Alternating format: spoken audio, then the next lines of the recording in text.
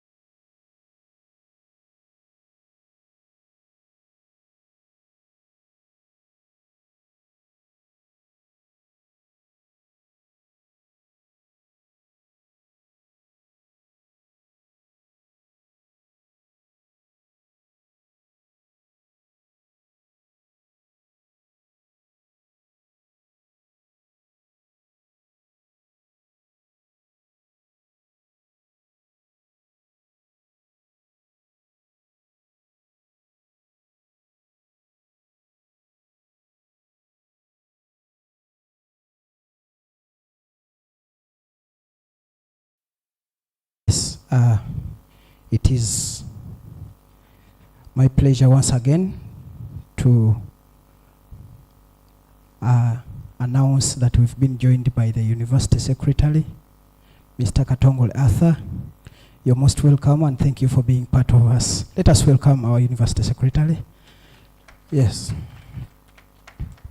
We've also been joined by our Senior Sports Tutor, Mr. Jojo Wagogo. You're most welcome.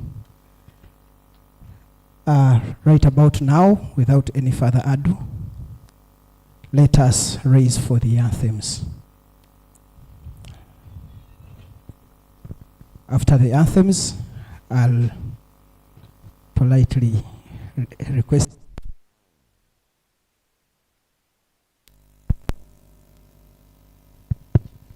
after the anthems, I request Reverend to lead us in the prayer. Oh, thank you.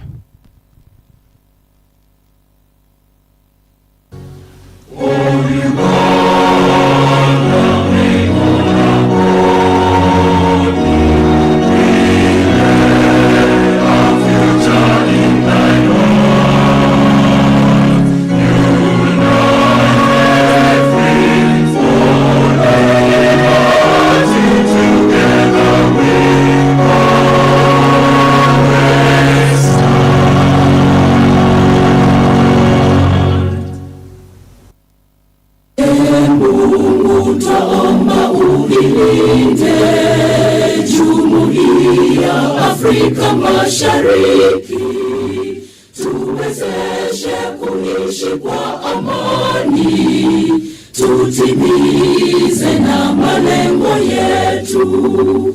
Jumuiya yetu sote tuilinde, tuajibike, tuimarike. Umoja wetu ni nguzo yetu, idumu jumuiya yetu.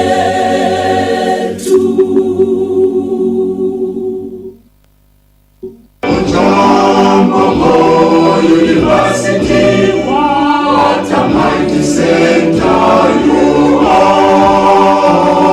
We owe to you in entrust our future today. Abound in skills and knowledge,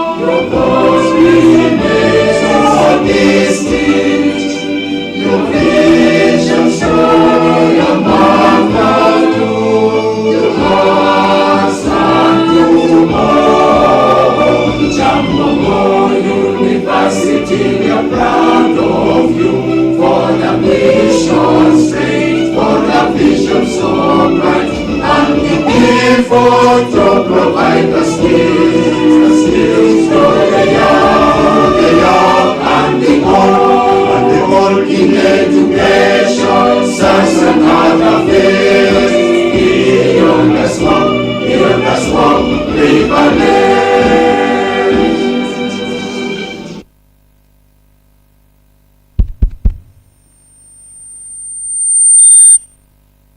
Let us pray. Almighty God, Heavenly Father, we thank you for the gift of life and good health, especially on this Counseling Open Day. We recognize you as Jehovah Rapha, our healer, and you use many tools you've given us to minister healing to your people. We thank you for the program that we have ahead of us. We thank you for this university and for the work of education, but also the work of community impact. And we pray that you will, through this day, minister to us, to this community, and through extension of the hands that are here, minister to many people in this nation and beyond. May you bless all the speakers, all those who will be coming to share, and all the interactions. And may we who gather today receive your healing and also receive your commission to go out and be agents of your healing among the people to whom you send us. Bless this day. And this we pray in the name of God the Father, and of the Son, and of the Holy Spirit. Amen. Thank you so much.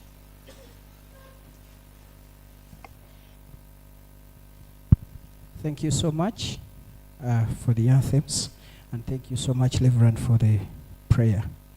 Without wasting any moment, allow me to welcome our principal counseling psychologist, Madam Winfred Chosaba Bidibonwa Awoli, to give us the theme and then the purpose for this 5th edition of the Open Counseling Day.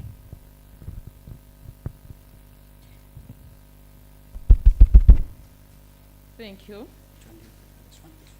Thank you very much, MC, our University Secretary, Chief Human Resources, Dean of Students, colleagues in the department, our invited guests, the staff and students. I welcome you to this 5th Counseling Open Day. Before I continue, I would like to introduce the counselors in the unit. Counselors in the unit, Counselor Irene, she has been spearheading this event. We can clap her. Counselor Nora, I won't mention the other names. She's part of this. Counselor Gladys, she will come at a time. She's at the table receiving, and her movement is not very fast. We have Counselor Melon. She has volunteered in the section. And we have an intern student, Barasa Sam. Please wave. Thank you. I will continue. Members online, you are also welcome to this 5th Counseling Open Day. My role is simple, to introduce the theme. The theme is from survival to thriving, and we would like to build an emotionally healthy university community. The university has many stakeholders. We have the clergy, they are also our stakeholders. We have students, they are stakeholders. The community around us, they also support us, our parents and our guardians. The staff, those who are here, I thank you. So as we continue in the university, as we journey in the university, life is not easy. There are challenges. I would have said more, but because of time, I will straight go to the purpose. The purpose of this Counseling Open Day is to create more awareness. We are well aware many of us are being challenged, but we do not seek help. So when we come out with the Counseling Open Day, we are telling people, yes, we have the guidance and counseling unit, and we belong to the Students' Affairs and Welfare Department. So we are here calling you upon to seek support, counseling, psychological, emotional support, such that you can strive through the challenges. We have not worked in isolation. My Dean of Students will say more about the magazine, which we came up with as a department and other stakeholders. We have the committee that has put that together.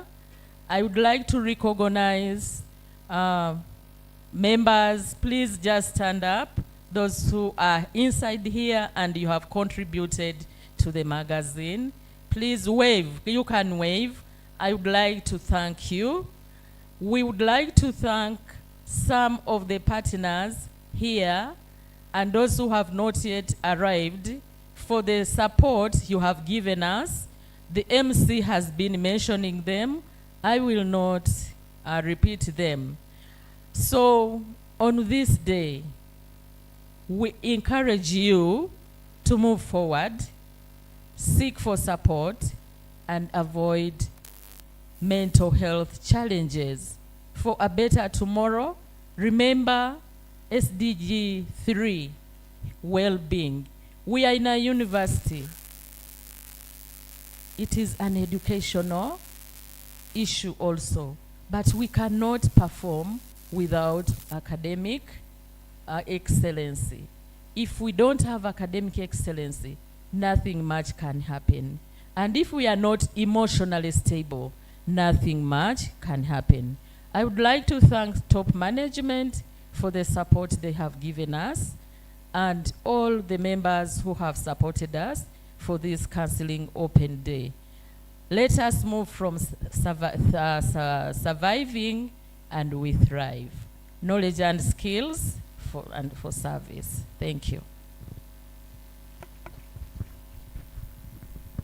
Thank you, Principal, for that overview of what the day is all about. Allow me right now welcome our dear Dean of Students, our mother. Yes, Madam Dean, you're most welcome. Let us put our hands together for our mother.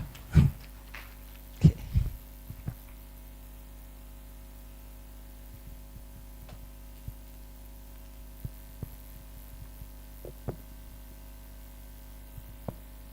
Praise the Lord and good morning. Good morning. The teacher in me wants to see people looking at me and smiling. A good morning to you all. There are people who don't want to greet me. The university secretary, members of the top management present, staff from the Students' Welfare Department, the 21st GRC executive headed by His Excellency Andama, who is represented by the Minister of Education, distinguished guests.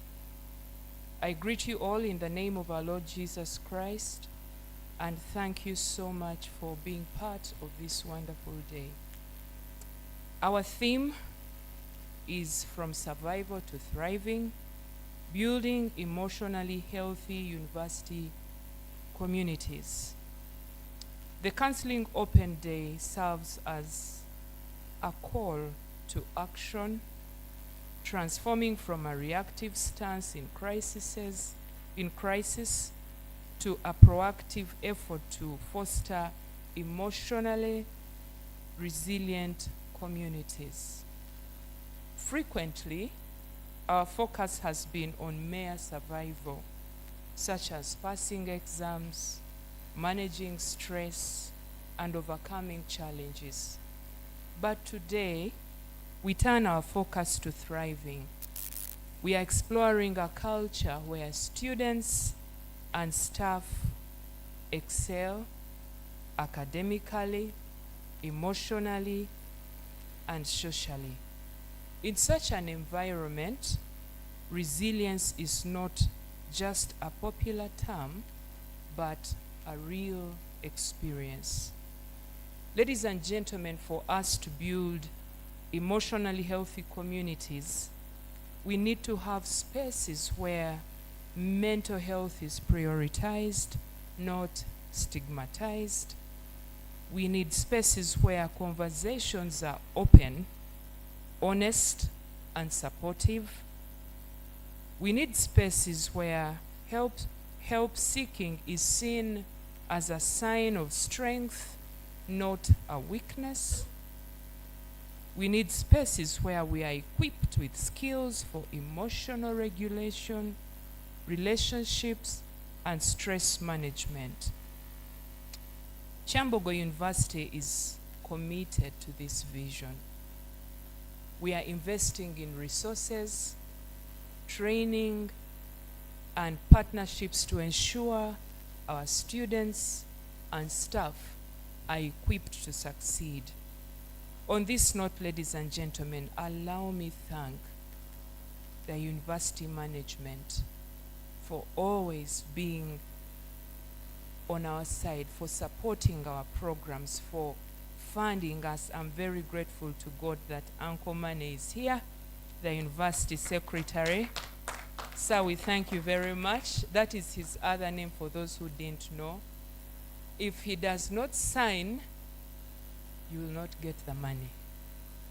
But Mr. Katongole, we want to thank you very, very much for supporting our psychosocial support programs. And please, we pray that this support will continue. Tusiima bwongerwa. I warmly invite you, ladies and gentlemen, to join this meaningful conversation today. Please feel free to share your experience, listen with an open heart to others, and take the first step towards caring for your mental health. Let's work together to create a community rooted in compassion, resilience, and support. By the end of our gathering today, we shall have grown from simply surviving to truly thriving together. Friends, I would like to also talk about the Counselor's Guide. This is a guide that I pray that each one of us will get. A copy goes for 20,000. We made sure that it is cheap, it is affordable. And I want to encourage you to buy one. It has very many beautiful articles that will help you.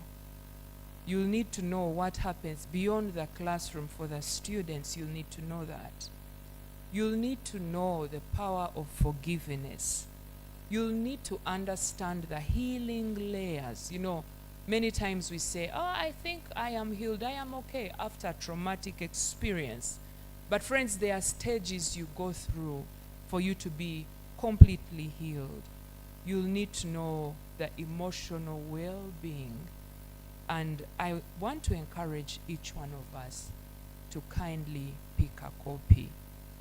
Knowledge and skills for service, for God and my country. Thank you very much.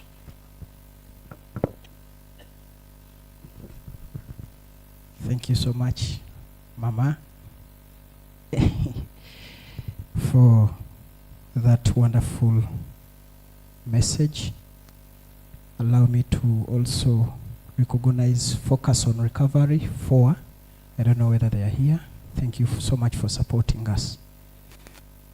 At this point of time, allow me to straight go to our keynote address that is going to be delivered by our keynote speaker for today, who is none other than the University Secretary, Mr. Katongole Arthur, aka Mr. Money. You're most welcome, our dear University Secretary.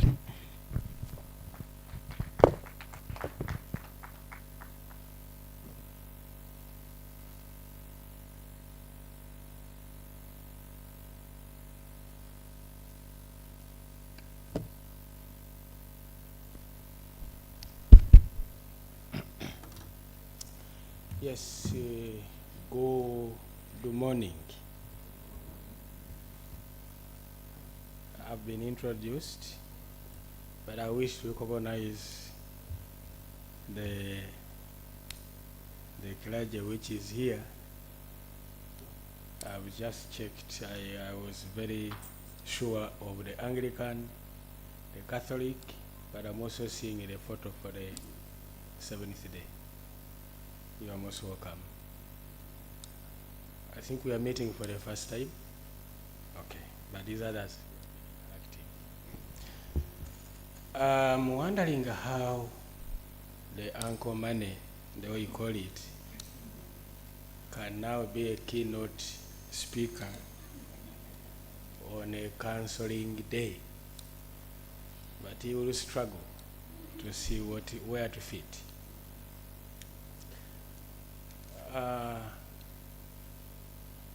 And I'm wondering why the principal, Madam, when she was coming to me, she delivered a letter personally, and she was praying so much that I attended. I tried to negotiate, but she couldn't accept, until when I had to accept and do something. My address is not going to focus on some of what you expect, because if you listened carefully to the remarks from the Dean of Students, they can as well be interpreted as keynote address. So I will not take that route. I will take another route, but I request that you become very attentive, and in case you want to ask anything, based on what I will talk about, I now will be competent to respond. As I begin, I'm informed that we have students, we have our partners, we also have the religious leaders, and also the staff. So I will just, whatever I'm going to talk about is going to be cutting across. And I will try to be a little bit cautious. But I know, as we are seated here, I will first of all request, it can be a question going to only students. I want to know those who are coming from the central Uganda. You can just put up your hands. Okay. Then those ones coming from the north. Yes. Eastern, Western, then outside Uganda. Good. So that means that even in this room where you are, you have more than 1 or 2 or 3 cultures. And if you want to understand the culture, there are basically 2 indicators. Whether you go to South Korea, whether you go to every country, it's basically the food and the language. That is what defines what a culture is. And there are reasons why it is like that. So when you sit here and when you come to Kyambogo, and I admit all of you, we have a diverse Okay? People come from different regions, and therefore they come with a lot of expectations, and I would say a lot of problems and challenges. Now, I was told that in my presentation, I focus on emotional well-being in higher education institutions. I also look at the hidden stressors, and also the cost of silence, and then together with the lady support, as well as the role or the responsibility of the institution. Now, all of us, if I'm not mistaken, we come from families, isn't it? Families have structures.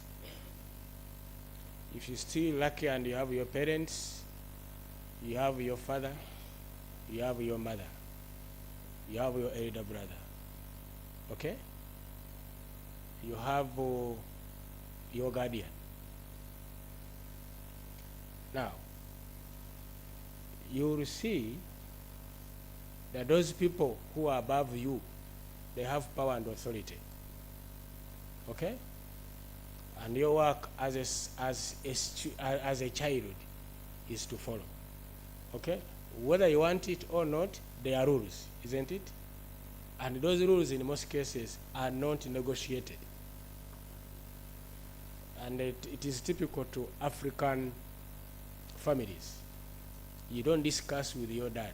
Leave alone the modernized one now, where you'll find the dean of students, where you find the chief HR, and our reverend here sitting with the children. That one is now, we are copying what is, but for us who grew up in those rural typical areas, you don't negotiate. You only come, you don't even negotiate what meals to have, even the rules, you don't participate in them. So, in a family, they are powerful people. And the same applies in a university. You may have been trained when you are being inducted by the same office. Basa may have talked to you. I may, but I think I sent somebody to represent me. For those ones who are in year one, we always do it for year ones. But when the officers come, whatever they tell you, these are instructions. These are processes on payment, attending lectures. You cannot even say, even if you ask, they will tell you that is the policy, isn't it? So you come and fit in that. So that's what I'm indicating here, that where we are, we have those who are powerful. That would be institutions, the organizations, parents, etc. Now for us, me and you, because even I'm lucky my dad is still there. When I'm talking to my dad at home, I kneel down. Much as I'm Uncle Man, but I do what? You'll never find me talking to him when I'm standing. I go down, we talk. Okay? And that's what it means, because he still has that authority. He's now 90 years, but I feel it that I'm supposed to go down. So as students, we are down here. Okay? We are down there. But let me tell you what is interesting. What is interesting is there, that whereas you are interacting, and the Reverend is here, Uganda Matters, he will tell you that when people come to you and they say, Gunsinze, Gunsingi Dedala, in most cases, they are not open. Okay? So what they tell you, I've been stealing, I've been a womanizer, I've been, as long as you mention any word, that now becomes public. It's for public what? Consumption. But in most cases, this is what is happening, and that's where the danger is. People have a lot of information they conceive. So you see somebody, you would even see, for us who are in offices, even students. One time I encountered a problem. and this was a graduate student. She was doing her master's. This student came. She had done her research with a supervisor. She was submitting the final document. Now, the head of the department says, we have changed the supervisor. When she took the other document to the new supervisor now queried the topic, started now going into the nitty-gritties of the variables, and this supervisor advised the student to repeat afresh. So she came to my office. By then I think I was still a deputy, and she cried. Do you know what I did? I told her, Madam, first cry. It took something like 5 minutes. Then I said, are you now okay? She said, yes, I'm now okay. And we were able to go into the gist of the matter, and she was helped. But I want you to see, she could not tell actually the supervisor that I cannot do this because of the authority the supervisor is having. But because of that authority, it is creating a lot of stress among us individuals. You find people working, somebody has got stress at home, office stress, and when it comes to us as a staff, and I've always mentioned this whenever we are in meetings, for those of you, especially students who have happened to come to my office, I always leave my door open for students. Whether you're on a point, I'm not telling you that please, there are statements that come which are totally abusive. They have not abused you, but you feel concerned and you feel annoyed. So we need to be so careful as counselors, as clergy, as whoever is in charge, always to pay attention to the other private information which the person is concealing. When he comes and tells you ABC, there is always something underlying. I'm known to be the one always asking why. I always ask why until I run short of the question why. But I always ask for those of you I have interacted with. The moment you ask why, you are able to go to the real problem. Okay? But as long as people come to you, in most cases, they don't tell you exactly what is affecting them. But what we are saying is, when you are able to speak, it is able to develop consensus. Imagine when you are in meetings and people are talking, others are keeping quiet. And I've always realized when you say any reaction, people keep quiet. You get confused. You cannot understand whether they have understood, they manage it. They don't want to hear. And this one is, but we need to see, what I'm trying to do here is, we may not be as open 100%, but for us to manage the crisis, to manage the stress, we need to be as open as possible. But at the same time, you cannot surrender everything, because sometimes it is also risky.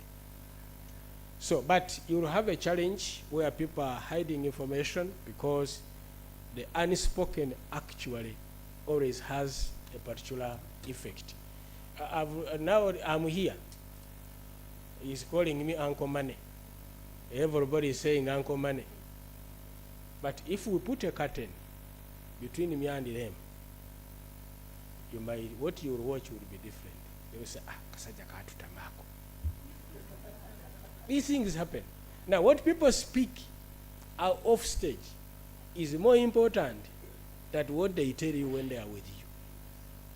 And so when you come to our offices, we already know. So as counselors, when you are meeting people, you are meeting your colleagues who have problems, try to interrogate. They might have an issue of hiding information. And for you might talk to them thinking you are getting a solution, you have helped them, they can even pretend to smile when actually they were not with you, because they have concealed a lot of information. Then, however, what is important here, and that's why I would like to applaud you, Dean, with your team of identifying counselors amongst the students, because those are the peers. They tend to be open to their colleagues. than to you. Because of the other superiority, that's why it is always encouraged. Now, there are 4 issues which are causing us stress, wherever we are. And these are the ones. The first one, which I was emphasizing, are the people we interact with on a daily basis. Okay? From the home setting to the lecture room, even in a taxi, even on a border. For those of you who are using a border, I don't know whether you have noticed this. Whenever you jump on a border, the border cannot keep, the border man will never keep quiet. He always has something to start a conversation on. Okay?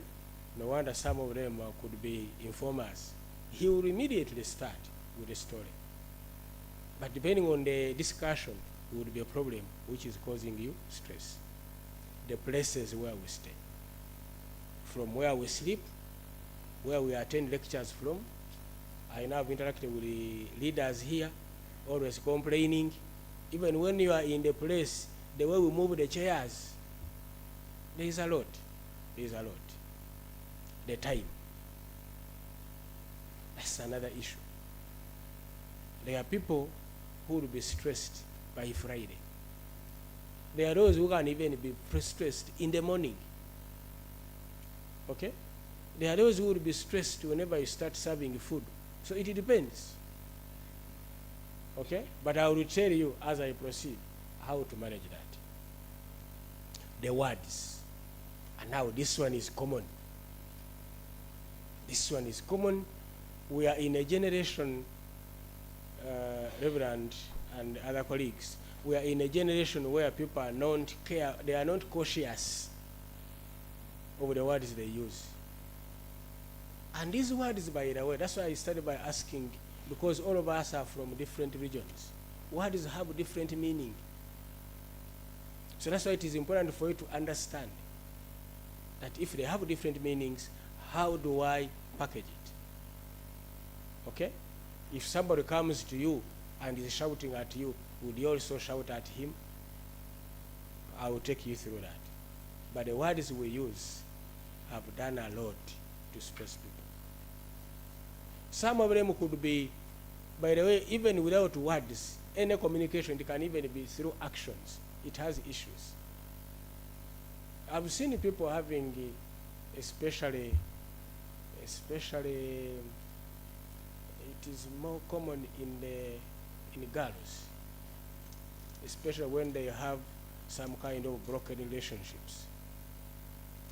But the problem is that you are not cautious. When a boy approaches you, you don't have time to discuss the terms and conditions.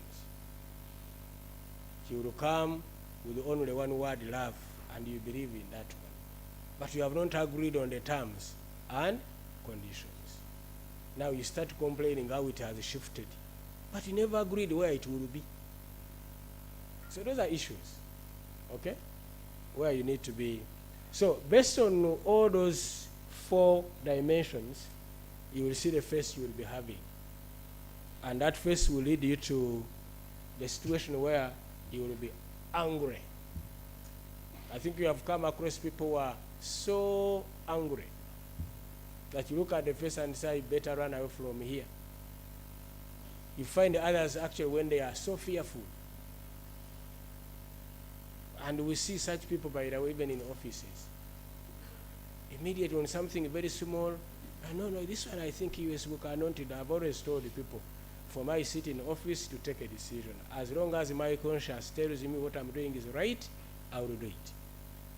But some people, you find them becoming so fearful, doing this. Others are so sad. But why this topic is very, very important? It is helping us to get number 4. Because thriving is where you are happy. Everything is now okay. So we need to ensure that we cannot do away with the problems. But as long as we have problems, let us manage them to ensure that at least we end up being happy. that you have that joy.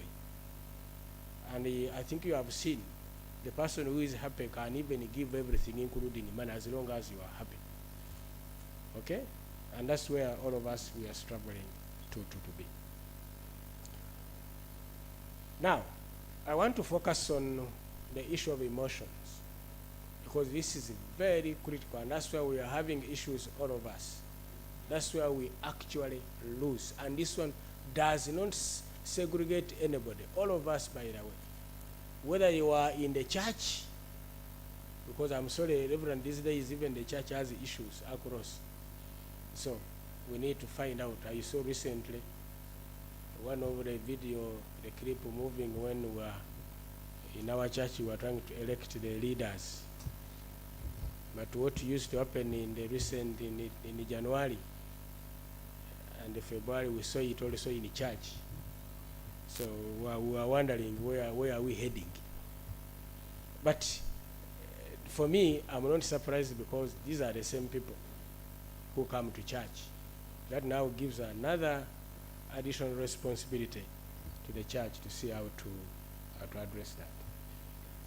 So what I'm saying is that when we talk of EI, it's basically we are looking at the competences which allow you to be aware and also to understand, okay, recognize, okay, so that you are able to understand, appreciate, recognize that there are emotions within you and in others, okay? The moment you do that, then it means you are now trying to become emotionally aware. I've had discussions with your leaders, especially the guild president, the guild speaker. I don't know if they are here. I know the guild president is out of the country. What about the speaker? Okay.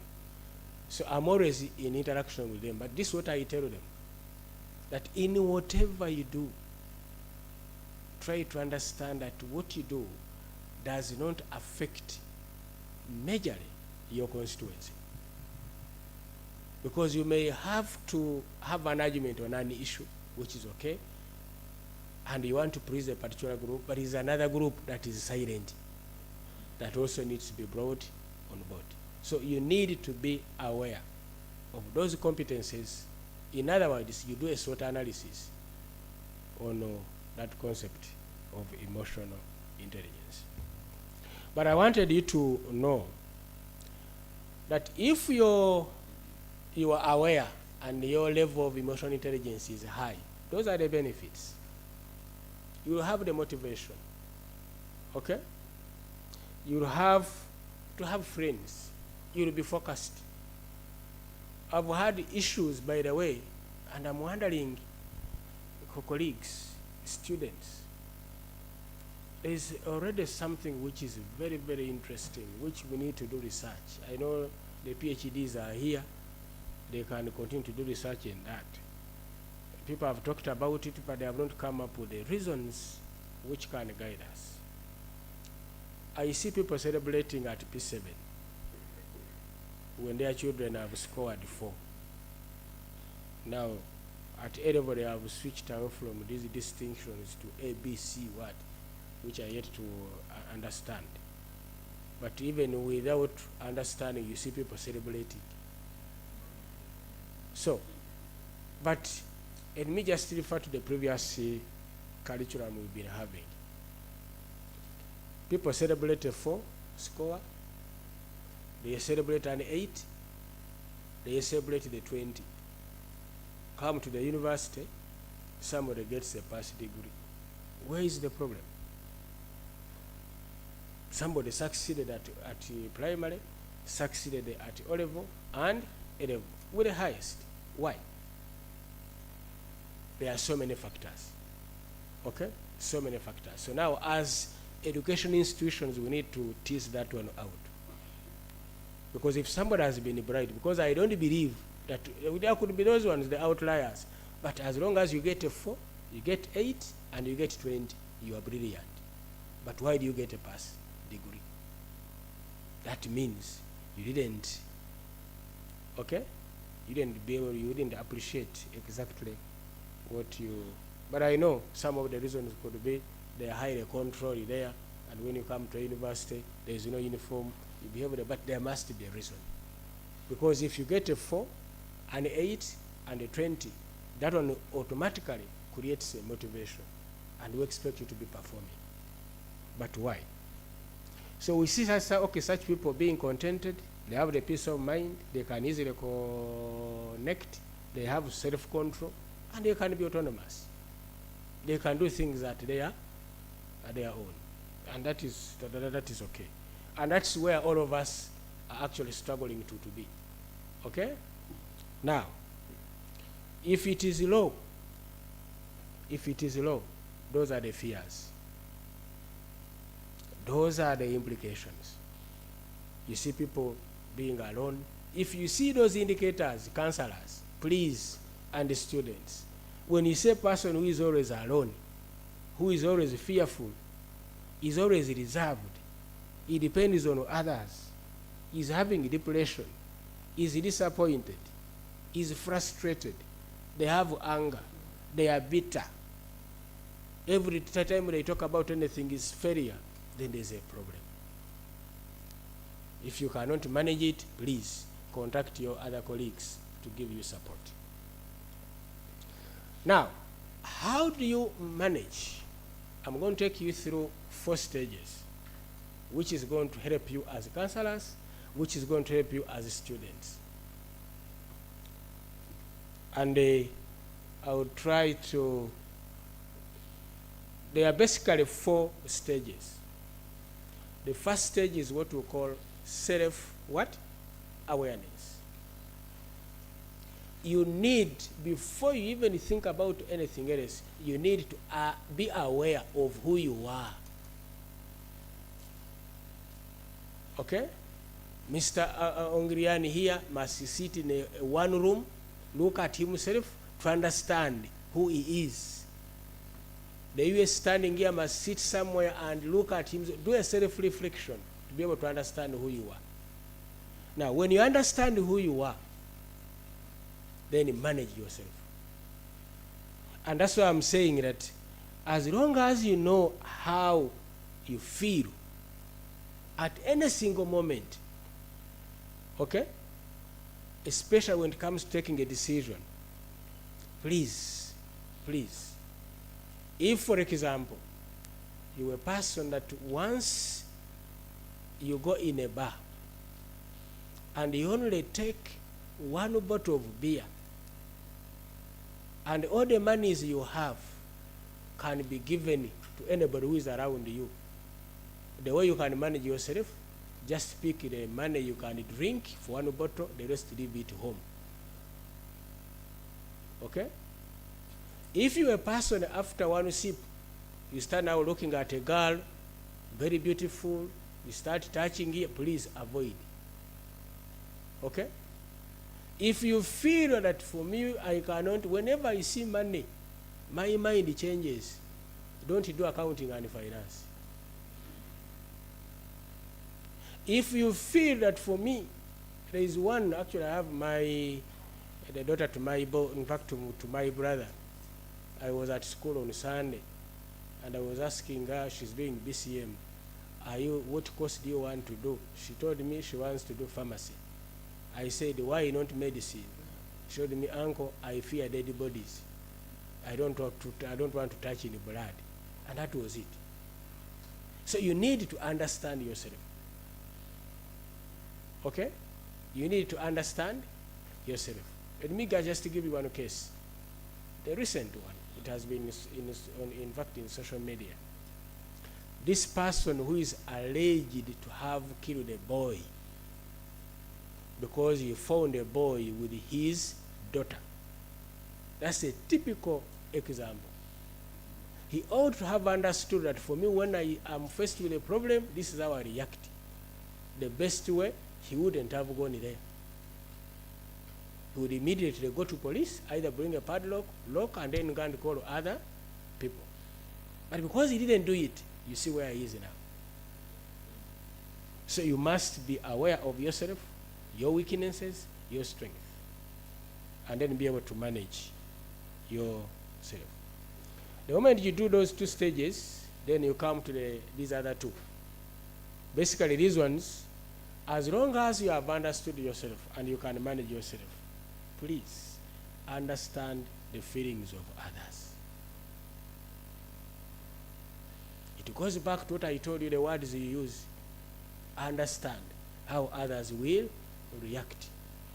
I'm somebody, and I've always discussed with my colleagues here, when I interact with you the first time, I'm able to assess whether we can mingle. The moment I see we cannot, I start dodging you. And that is me. Because number one, I don't want anybody who lies to me. So when I ask you 1, 2 questions, I was coming, I will come next day. Then you don't come, then I say, this is the wrong group. I just move out. So you need to understand the feelings of others. So you become mindful of how you interact with them. The moment you are able to do that, you have understood yourself, you have managed yourself, you also understand the feelings of others, then you can relate. There are people seated there, wherever they are seated, and you realize if any of you knows you, they will say, those ones are always seated together, isn't it? Even when you reach somewhere, you find a chair, somebody has not come, but it is empty. And somebody will enter here and is a person looking. Someone may have eyed to sit near a particular girl, and that's where he will go, because he has taken time to analyze.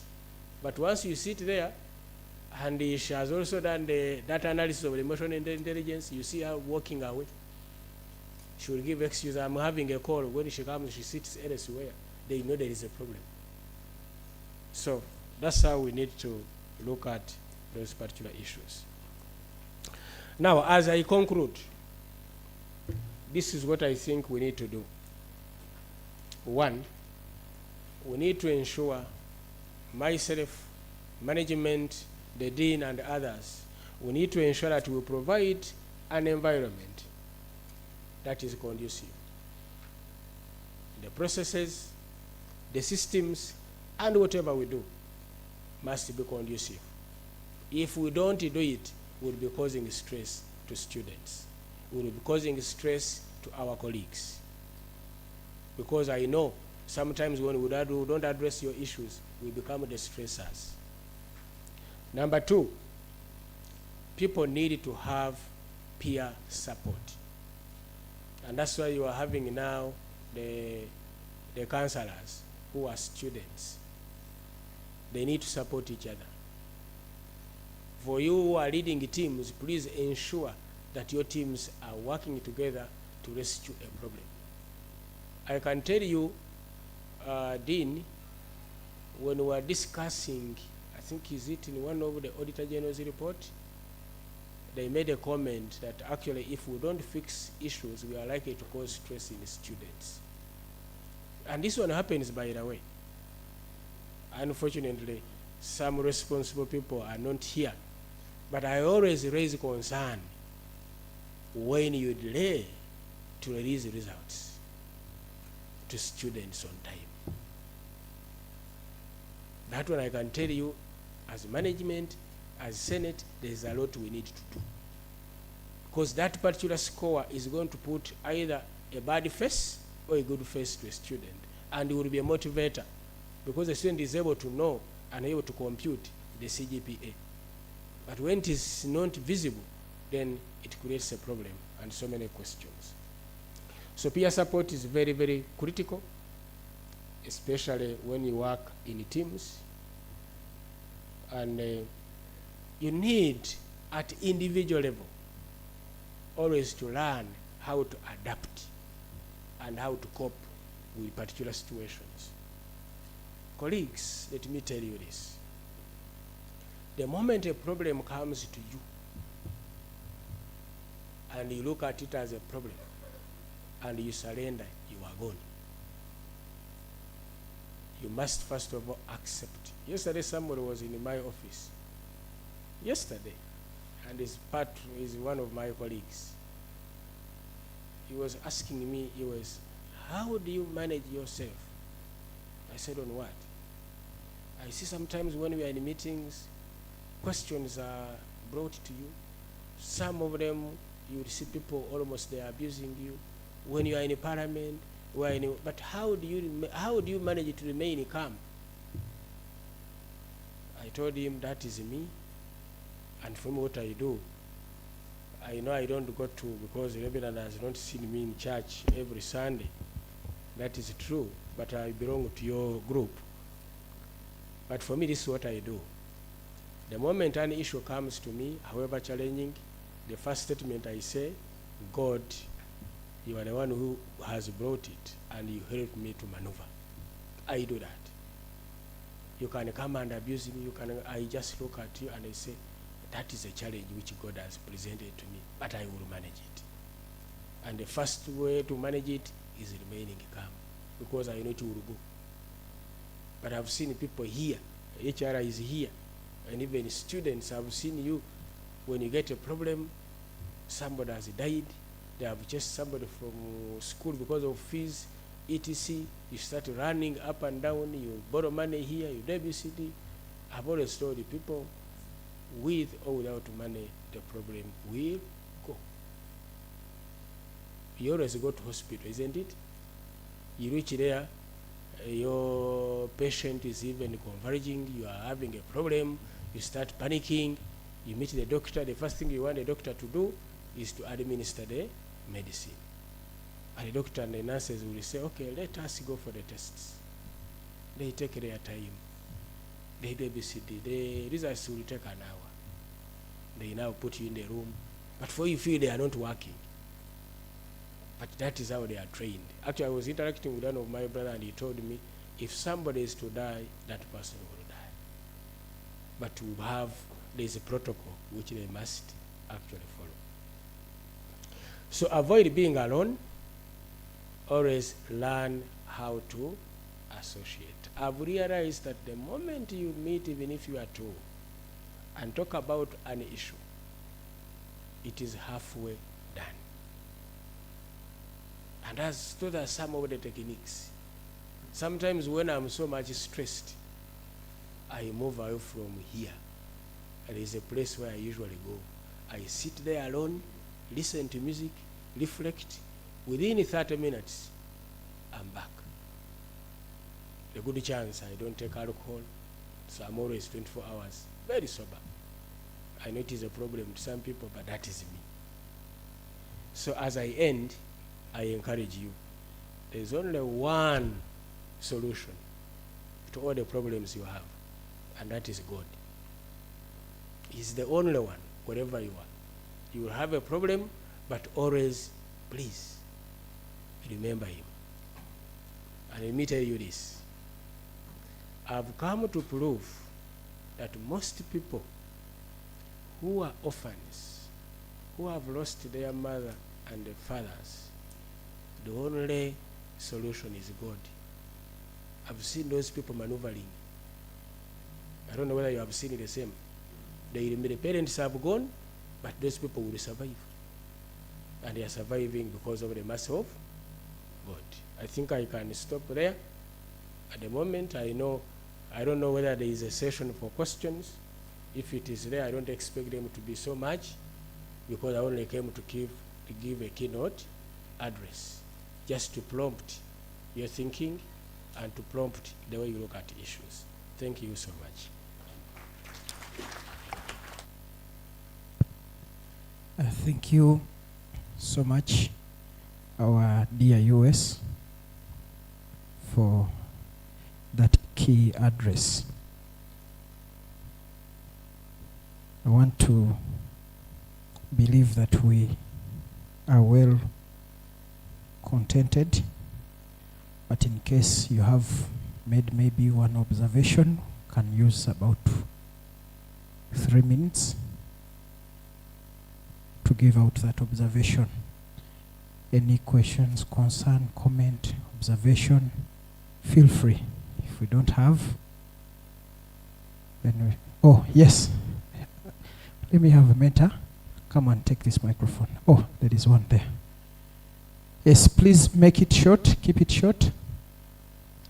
The name. Thank you so much. I'm Billy. I would like to first of all take an opportunity to appreciate the speaker who has been on the floor. There have been words of wisdom. Meanwhile, I don't know whether this could be like a kind of a support or an insight. While he was mentioning about some of the behaviors, and then like people who be alone, probably he cited that there could be issues with them. But personally, I've done a bit of research, and I've also come to realize that sometimes there are also kinds of people who are solitary, who like to live a more of a solitary life, and this is not all about being frustrated or having issues but it's about a choice that this is a kind of life they've lived, and that choice or that kind of life they've taken is what brings peace to them. I'm someone of a kind. It's not that I felt offended when he mentioned that there could be issues with them, but I'm happy that I've got a chance to talk about it. Thank you so much. Thank you. Let me have a mentor to help me move that microphone. Mentor, kindly go and take a microphone to Doctor. Dr. Mukwana is just there. Thank you. US, we shall have the questions and observations all at once, and then you answer. Thank you, MC, and thank you, US, for that wonderful presentation. My name is Nicholas Isaac Mukwana. I'm a teacher of languages, English language and communication. My take home that I felt I should say here is the idea of taming or being in charge of our emotions. Many times when we respond to the way the emotions send us to, we even create bigger trouble. My colleague shared with me a story of an uncle who found a man on top of his wife in his bedroom. So the first thing he thought of was to get a panga and chop off the head of this man. And then he did mention that it's now 15 years he's still in prison. And the woman he killed for is long married to another man. So you discover that our emotions sometimes send us to do things that will push us into more trouble, and then we regret. Take an example of a younger man who thinks his feelings are so hot that he wants to either defile or rape a girl. They are hot, you want to cool them, but then you will cool them forever in prison. And sometimes, even the way we react in words, they can cause us more trouble and disorganize our destiny. So, US, I was particularly intrigued by that part of controlling our emotions and also taking charge of how other people feels to be safe. I thank you so much. Oh, thank you so much, Doctor. Lastly, we shall have the last two, the lady and then the gentleman. Let us keep it short.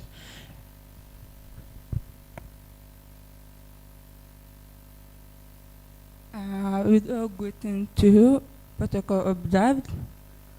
My name is Anna Chimba Travel, and I like emotional intelligence, and I'm actually grateful to be in this room today because I was able to get a lot from it. I want to supplement a little bit about my information or my understanding about emotional intelligence. That I love God, and I want to accept that He is there for us and He can do anything for us. But somewhere in each project, in each presentation, you mentioned about self-awareness, look into yourself and see what is stressing you, something like that. And I come to a conclusion that, okay, it may not be a conclusion, but it is a statement that is, don't put prayer where common sense is needed. Something like that. Because I feel like some people come and cry, and you listen to the cases, and you really want to help this person out, but at another point, you realize that the issue him or she is presenting is not a religious case. It might be poverty, it might be maybe violence, but somehow, somewhere, because this person is too religious, is too, you get the point. Like you can't point out the reality to that person, that you know what, your problem is poverty. You need to get a job other than going to church and pray. I hope that if someone is able to realize that, I think that is also another emotional intelligence, that you realize your problem and you go for it. If your problem is money, please go and work. If your problem is you're tired, please find somewhere to rest. If you're being stressed about maybe quarreling, what, maybe you can let them know that, you know what, you people are being dramatic, or go away from them and find a place that is calm. Thank you so much for listening. Hello. Thank you, Nachimba. Lastly. Thank you so much.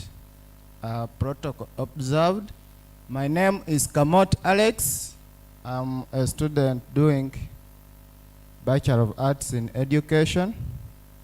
Mine might be a supplement and some question a bit.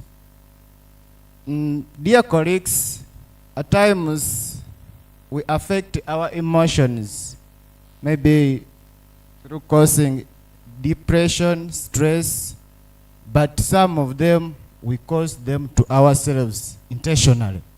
But how? If you don't manage to care about a particular girl, don't go to date her, because you'll get her with another boy, then you'll be affected emotionally. You see it. Secondly,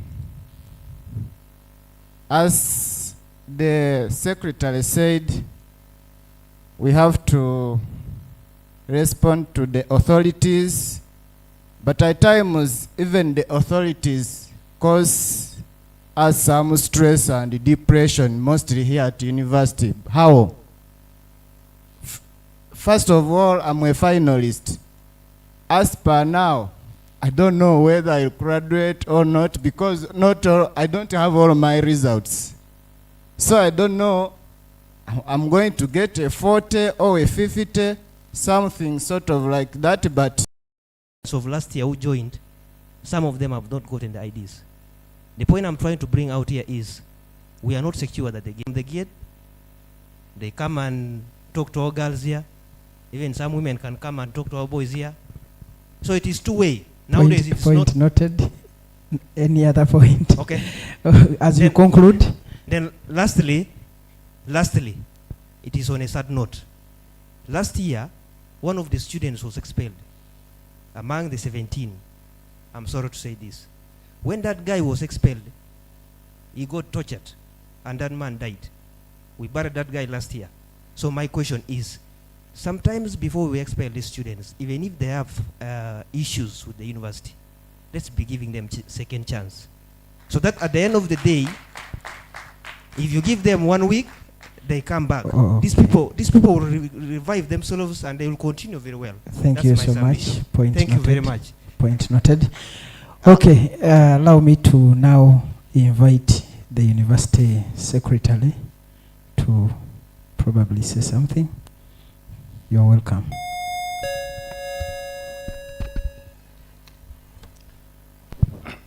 Yes, thank you so much for those comments.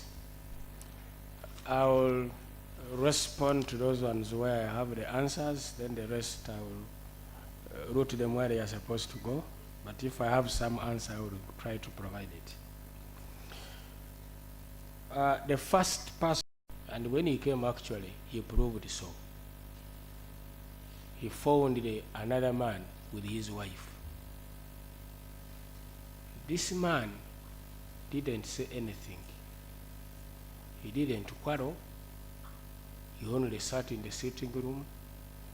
The gentleman dressed and had to move cautiously, and he ran away. The man kept quiet. The woman stayed in the house. The gentleman kept quiet as if it is business as usual. The woman also had to leave because she was scared of the silence. And the man never told anybody, but the other man had to migrate from the village. That is the power of silence. So that they would maybe have faced a similar problem, but how do you manage it? That's why I told you. Now, if for you feel that you cannot be emotionally, you control yourself, please don't go there. But if you know you can manage, please do it. What is critical, by the way, in whatever I'm talking about, is about you. You need to understand yourself. What makes you to be happy? What makes you to be angry? What makes you to be... You need to do that at whatever level, wherever you are. Chirabo gave an example, and I've always seen this, and I always discourage people. If you have not gone through challenges, it is always too early to take decisions. There are two things. There are people who have grown up from home, from childhood, when the family is 100% religious. So if a person comes through that, it is understandable. But in most cases, the clergy will excuse me, but I've seen the people who actually change, and now they are real Christians. These are people who have gone through problems because they have stories to tell. So sometimes what I've seen, when I tell you that please try to understand people's emotions, I'm not saying that when you find a person crying, you also cry. No. I know empathy is there, but it's not advisable. It is always good, at least for you, become strong, because the person is coming to you and you are the solution. So as well as we are saying, be very emotional alert, don't be so empathetic to be part of the problem, because you will not be able to solve it. And your comment is always, I've appreciated it, but let me reverse it like this. I always talk to people and tell them that every morning, if I'm not mistaken, some of you in the morning you prayed. And what you prayed for? God to give you life, to give you children, to give you money. Nobody has ever requested God to give him money or give her money. And when you open your door, you find a sack of money. It is not there. What God does to you is that as you move, you'll find a person Y, a person X, through which God has, the person whom he has used, is one who will tell you there is an opportunity here for a job. Okay? There is land being sold. And God is using those church channels, which you will never tap if you remain alone or even when you keep quiet. So I always tell people, going to church is okay, and by the way, when you listen to most of the verses and the preachings in the church, they are telling you God is there, okay? Let him, you mention your problems, but as they conclude, they will tell you, go back and work. That is what they usually do. So we encourage that as you go to church, remember that at least you need to fight for yourself. Alex, authorities are causing stress. I entirely agree, and I think I've talked about it. I've talked about the issue of not releasing results. HR is here, Chief HR, Dean of Students is here. I'm not happy. And I've always insisted, and I'm even busy, and we are struggling to see how to manage. But these days we have improved, because very soon I know Senate is meeting to discuss results. We may not go to the dot and be able to come to the exactly the pace where but at least we have realized that it is the biggest problem. And I talked about it. You don't have the solution is with us as management to ensure that those results are processed early and are able to be displayed to students so that they can also be able to take a decision. So we are aware of that, and we take responsibility of that as management. Victor, you have raised a number of issues. The first one, which criteria is used to select the counselors? That one, the dean will respond. That is their area. They will talk about it. They may not respond now, but when it comes to when they are having other presentations, they can talk about it and also take you through the process. But what I know, that in Kyambogo, our systems are basically transparent in most cases, across board. We would have other issues, but we are always very, very transparent. These corners are not always encouraged. I've taken note the issue of the billboards, and I've always had issues with that billboard, and I entirely agree with you. I want a billboard that is displaying current information. But if we finish the graduation, that one has ended. So let us look at other activities which are coming. And I will implore the principal and the dean to ensure that they use it quite often. And it is simple. Just have your information, take it to the ICT, they upload it, then to run. As simple as that. Because it is basically for information. And the information I can give you, that is a GAID project. There's a particular GAID leadership that actually had thought of that idea. And they use it part of their budget to put up that billboard. So it should benefit you by giving you that information. The issue of IDs. Yes, we had the issue of the IDs has been a problem, but I think it's not at the magnitude, because I don't know how much money I've sanctioned to do with the IDs. We have greatly improved, but we have a challenge still where IDs are printed, but they are not picked. And you know why they are not picked? Because students, they know the IDs are not there. So, but I'm going to present it to the Dean of Students, not to the AR, because this is a mandate of AR. But what I can tell you, the DVSF and A took his initiative to address this problem. Even as I speak now, I have statistics in terms of a report, how many IDs have been printed and how many are not yet printed. But there's a blame you are also taking. We cannot give you an ID when you have not registered. But most of you, what you do, you go in the system, you enroll. After enrolling, you don't register. You only struggle to register when you are doing exams. And yet we give you IDs to students who have registered. And there are processes you must go through. So as counselors, please talk about that. I know how stressful it would be. Even myself, yesterday I was stressed. I have my boy who is in one of the universities. I had cleared the fees to zero. Then he tells me, your daddy, last semester when you paid, you ought to have paid at least 200 within 4 weeks. So there was a surcharge of 120,000.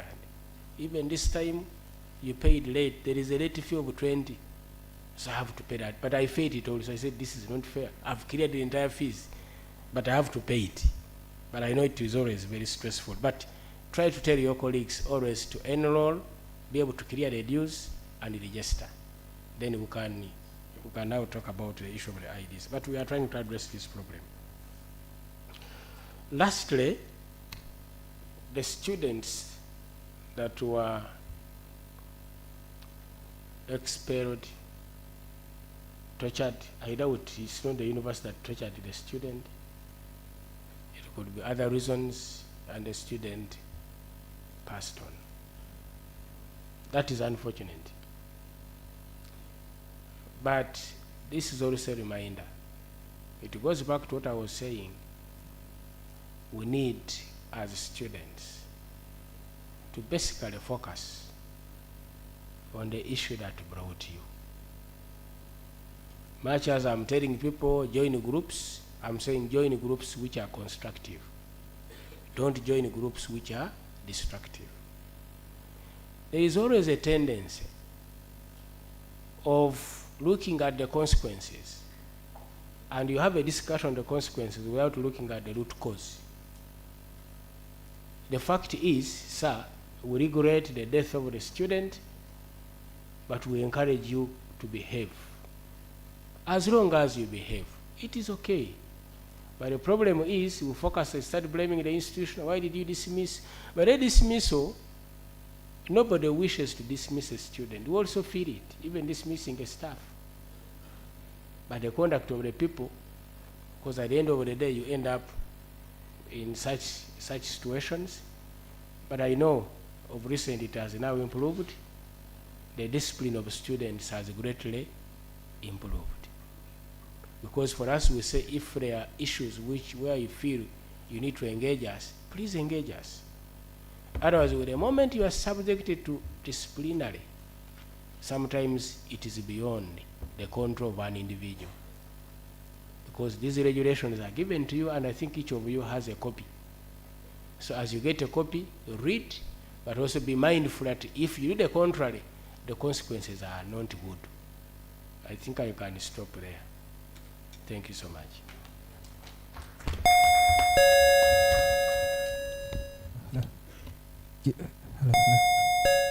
Hello. Thank you so much, US. I request we give a big hand clap to the University Secretary for such interesting session. It was engaging, and if I was a teacher, I would have said that US, you are an excellent one, because ideally people were following. The Dean wants to mention something. Thank you very much. My brother was asking what is the criteria of choosing the counselors. Every August, we always put out an advert inviting interested candidates for mentorship training. So those who are interested apply.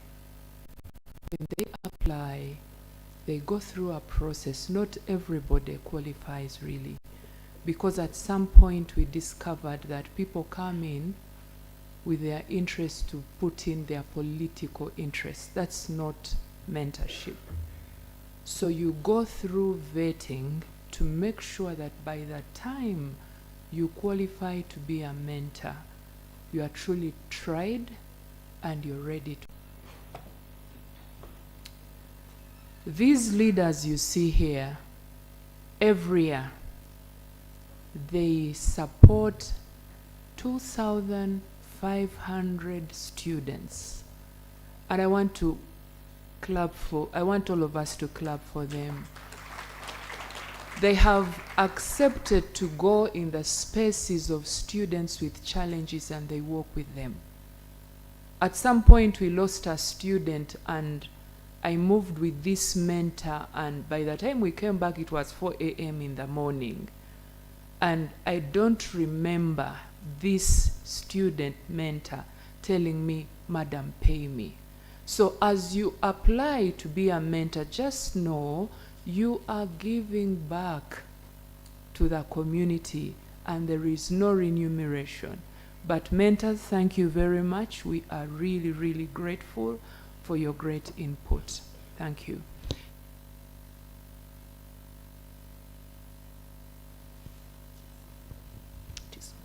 On the student who died, could that be Kiptul Ian?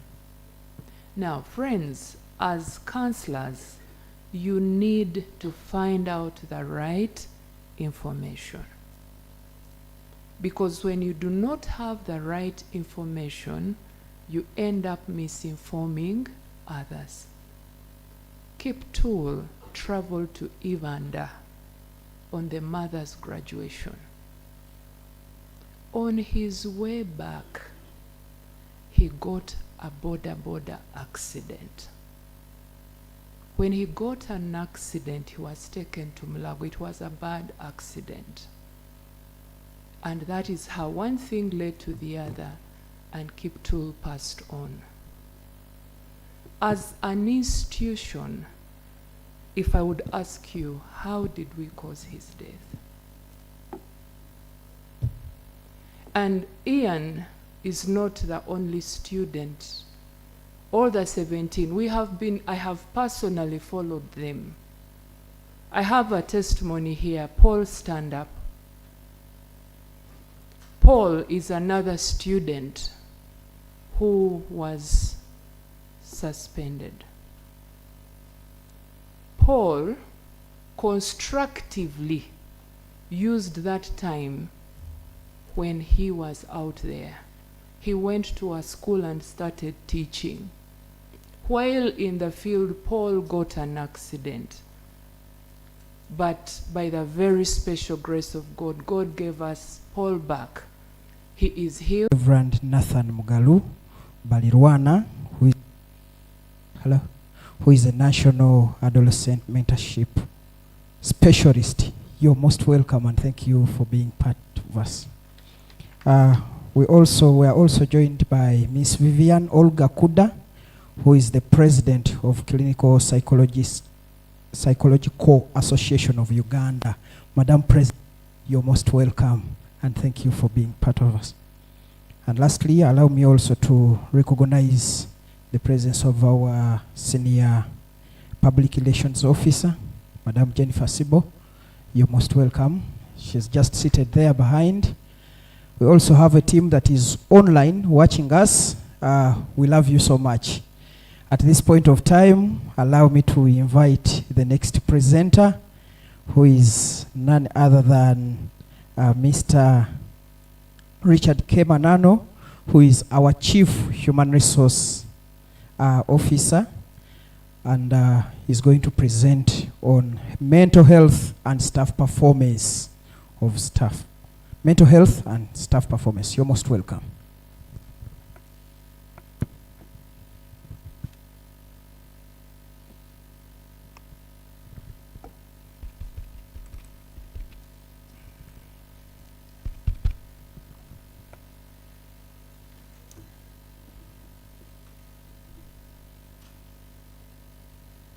Yes, good afternoon.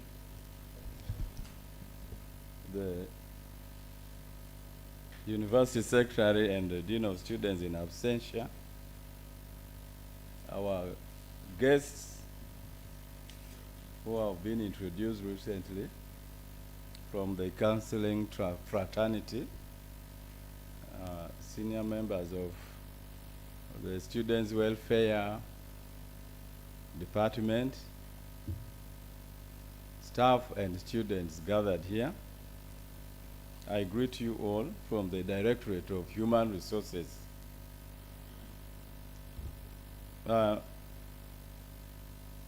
presentation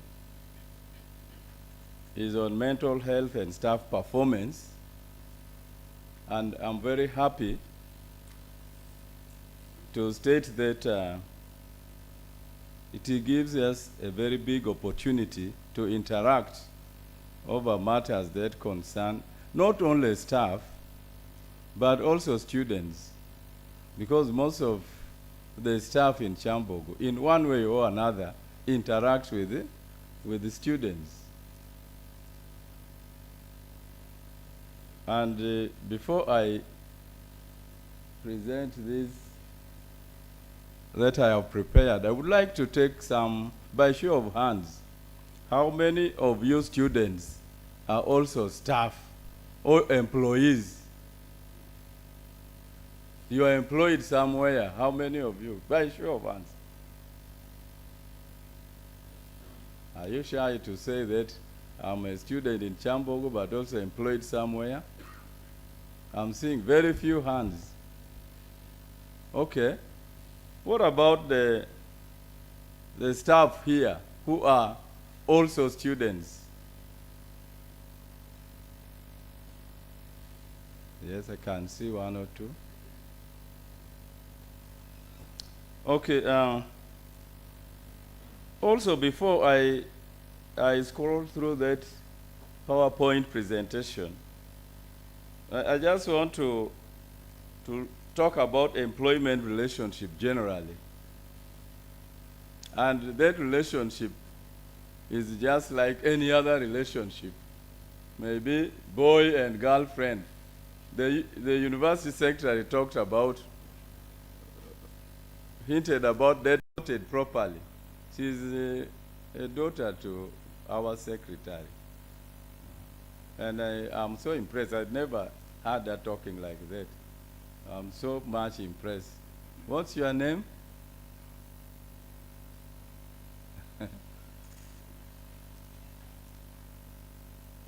No, she can. My name is Nachimba Lin Chuab. Ratio. Nachimba Lin Chuab. Okay, thank you. So she talked about very good things which we shall be covering. I'm sure everybody will speak, will appreciate that one. That you see, sometimes you find yourselves broke. Sometimes you find yourself very hopeless. Nobody, like now, you lack care. You think that you are hopeless. Nobody is taking care of you. You have no means to livelihood. You become depraved.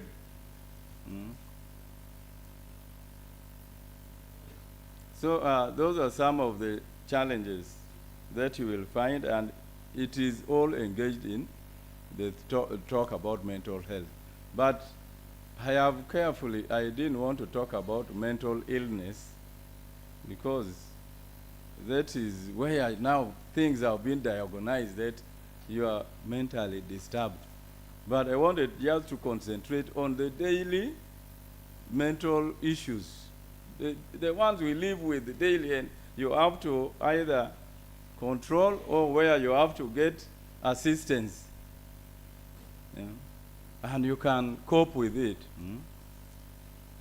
So we talk about then what is good mental health. The good mental health is where it is a state of well-being in which a person attains his or her personal potential. It's the ability to withstand the pressures. You know, in employment, you are supposed to work under, they say you want a person who can work under pressure, somebody who can deliver goal outputs in a short time. So if you are tested, you see, it means the stress that you have, you can address it yourself. You don't need, you see, maybe in the team that you work with, you can address it. Somebody who can work productively. You know, in the work environment, people who do work, but you know, sometimes the productivity is very low. In other words, the outputs vis-a-vis the inputs are not very palatable. They are not pleasing. And people with good mental health normally effectively contribute to community.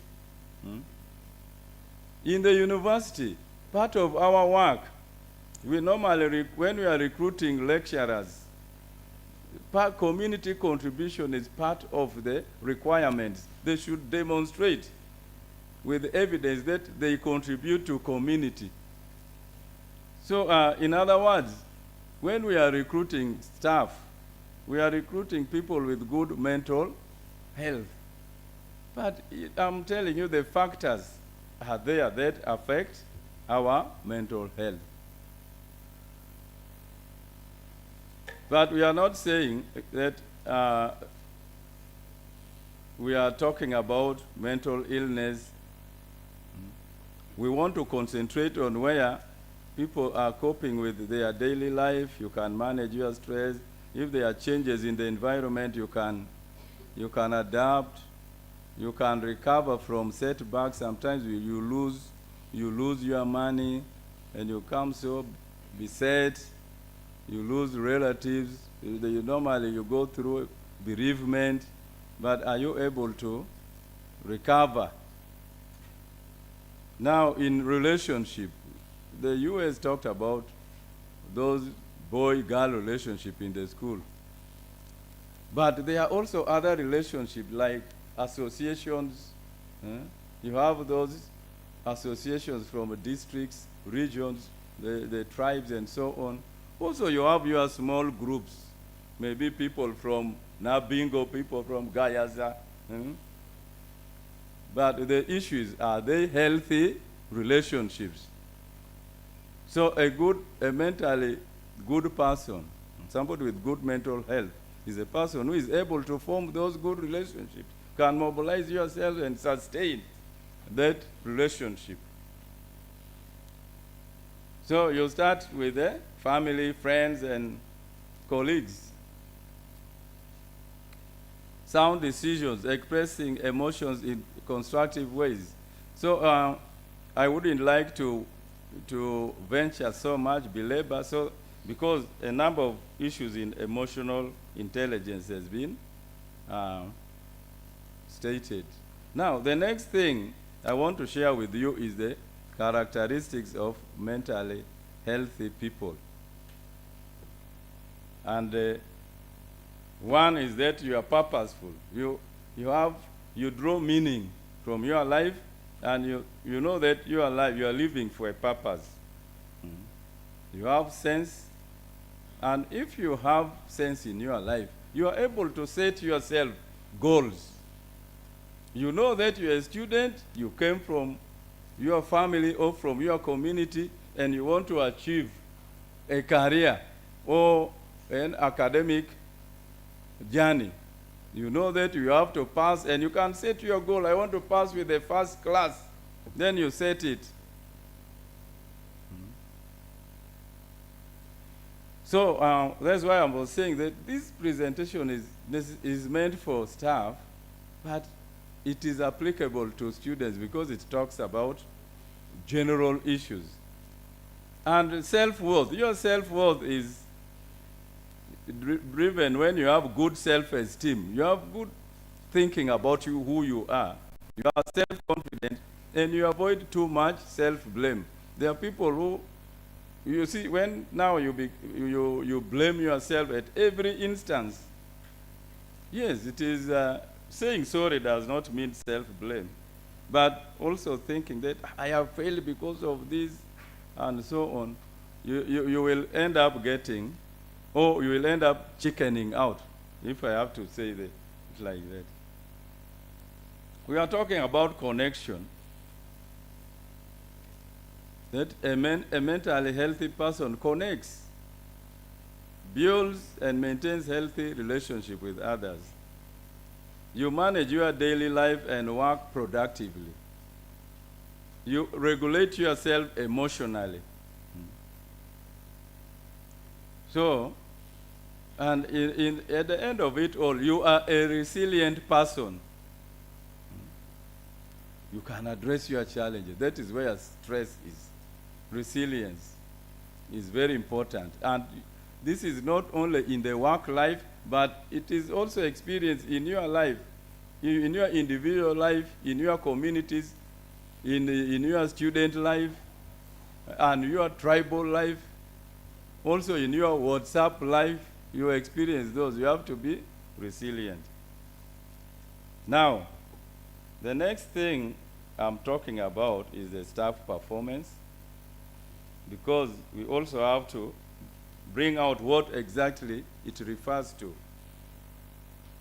Talking about performance means we are looking at how employees are effectively and efficiently achieving their set outputs and the targets within their duties, defined duties and regulations.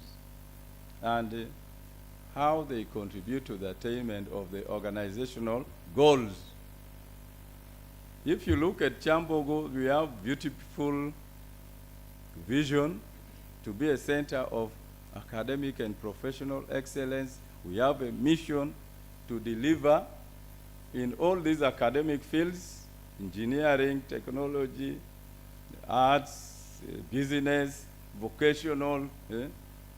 We have set those institutional goals, but it cannot be delivered with the people who have challenges in their mental health. It requires what we are talking about, good mental health. And this good mental health is achieved through the interplay and the activities of the individual staff and the supervisors who represent the employer. Okay? So in assessing performance, we also look at the quality, how much have you delivered and what is the quality of that work. We also look at behavior. What are the skills that you have input and the results achieved at the end of a given period? That is why our performance as staff is based on the financial cycle, the financial year, because that is when that is the cycle in which resources are provided. And some of the resources like money, tools, and so on, you can touch them. But there are others like leadership, the good leadership, the good mentorship you have as staff is provided by your supervisors. So what are therefore the components? Just to list them also, we are looking at productivity. You have to be productive. In other words, you should produce something. You are given tools, you are given space, you are given the work. Produce something. If you're a lecturer, you are given students to teach.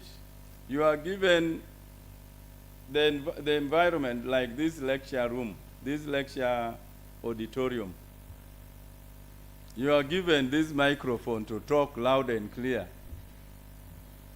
And you have your skill in the brain, your mental capacity. You are now supposed to produce a student who goes to the next year, from year 1 to year 2, year 2 to year. So you have to give them lessons. Those are the small output lessons. You have to evaluate. You give them assignments. You give them, those are courseworks. You give them tests and then exams. So those are the outputs we are looking for. Then you mark and give us results. The results determine which students have performed well and not well. And those who have performed well go to the next level. So that is what we are talking about, productivity, and it must go with the quality, because as you are working, you have to comply with certain rules. There are some standards. You have to be thorough and accurate in whatever you are doing. Otherwise, if you are just haphazard, you can't. There was one time we were attending a lecture. That lecturer, I think he was spending a lot of time with his waregi. So he would come, each time he comes to the classroom, he says, he was giving a lecture on planning. He was giving us a relationship between problem, need, and want. Needs and wants. The next time would come again, needs and wants, concentrate there. The third time the student told him, this is the same thing you have come to teach us. You know, the man walked away and never came back. The next time he came and gave us exams. And you know what? All of us passed. All of us passed. Nobody failed. But he never taught us. Those things happen, isn't it, you students? Some lecturers may come. I'm not saying that it happens because I've been hearing some stories. But there, you see, some people can be present. They are working. You find that they are working. It is called presentism. They work, but they will never produce anything. But the employer will say, I've been seeing him come to work and go home. But the 12 hours or 8 hours of work, the person has produced nothing. That is why we talk about producing output. Maybe if there is no input. And most people come from professional backgrounds, like a teacher has the teachers what? Those standards. The health people have also health what? Professional standards. So we have to adhere to those ethics and norms of our duties. We must be reliable. In other words, to be reliable, it means you're delivering as planned. Whatever we plan to do on a monthly, quarterly, or annual basis is like a promise. And it is based on, we normally put, these targets are based on deadlines. So we must be consistent with those deadlines. If you say, for me, I've been a teacher, we normally plan that in 1 week you are going to teach this. Even a lesson plan is planned that in my introduction. This is what I'm going to tell the students, and these are the answers I would want. So it depends on the deadlines you have set. You must be reliable.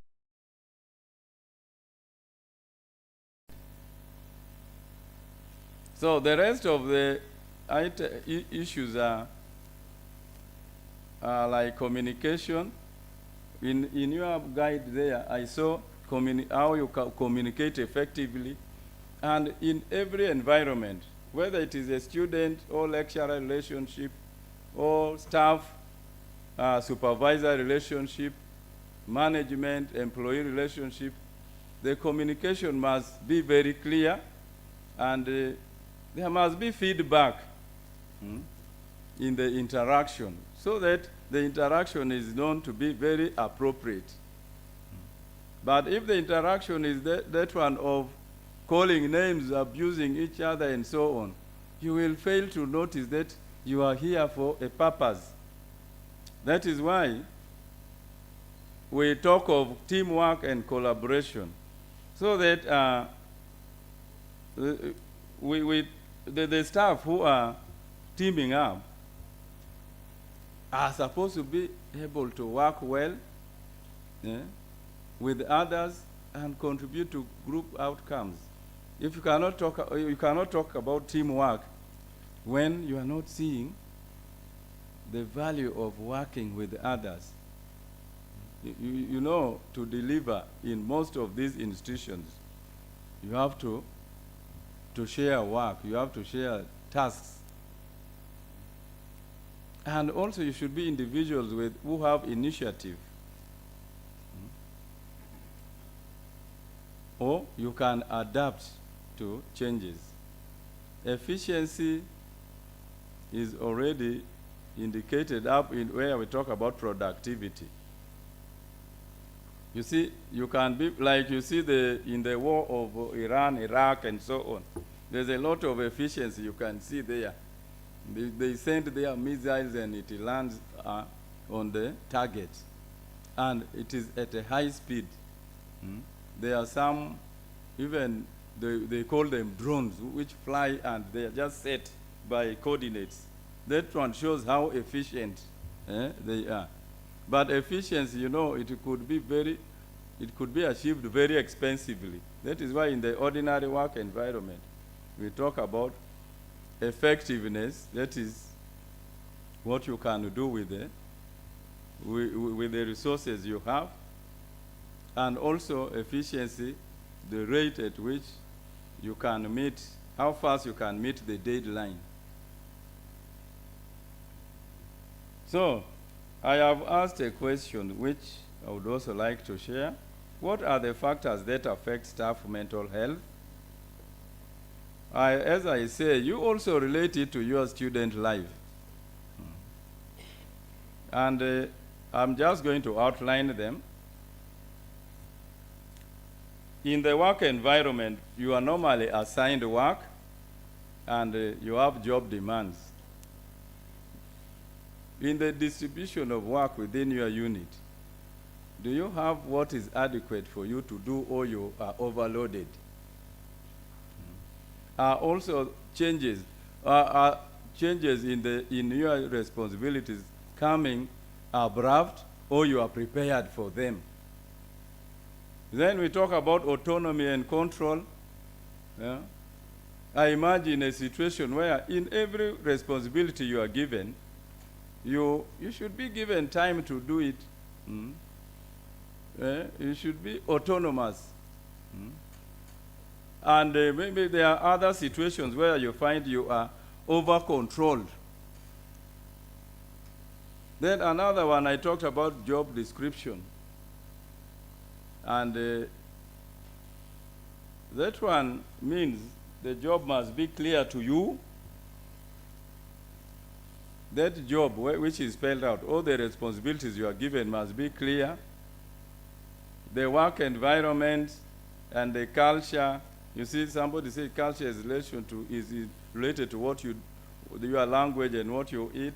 But in the organization, we also have ways in which we do certain things. The work environment is the physical, the psychological. Is it favorable to you to work? Do you have the social support within your group, in your team? Are you supported?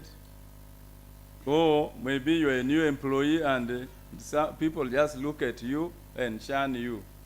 Some people are, when they join, they are bullied, like in secondary school. It also takes place in the work environment. The work-life balance concerns whether you have time for yourself, or there are certain situations in our work where you go home thinking about the work, you sleep even dreaming about the work, and you come back to that work. It means that work has preoccupied you, and you are not living a good work-life balance. In other words, in your work life, you should have time for rest, time for leave. Otherwise, you will start breaking down, and you will be getting a number of sick leave, and so on. Job engagement and meaning. Do you find meaning in that work? Are you engaged? There are some people who are just disengaged in their work simply because sometimes the supervisor does not lead them or mentor them into doing the work. So they find themselves having problems to deliver. I talked about physical work and conditions. It is similar to the workplace environment. There are changes also that come that affect our mental health, like restructuring, maybe posting, just this normal posting, changing from one duty station to another. There are some staff who are posted here, and they get affected.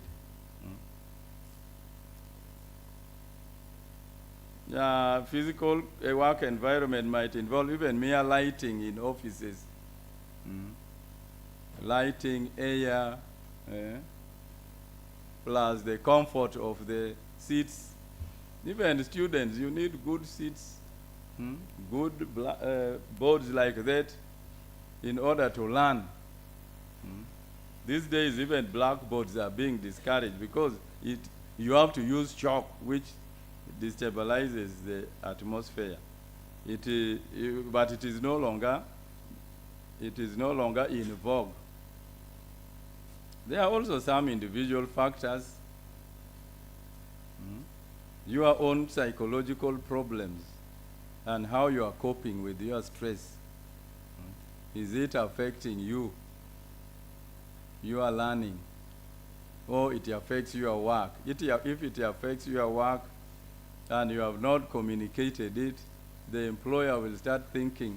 If the employer cannot detect it, your supervisor, you will start having running battles, and this exacerbates your mental well-being. The economy. These days, the economy is hard. And sometimes in the emotional intelligence, they talked about how you sort out if you're emotionally strong.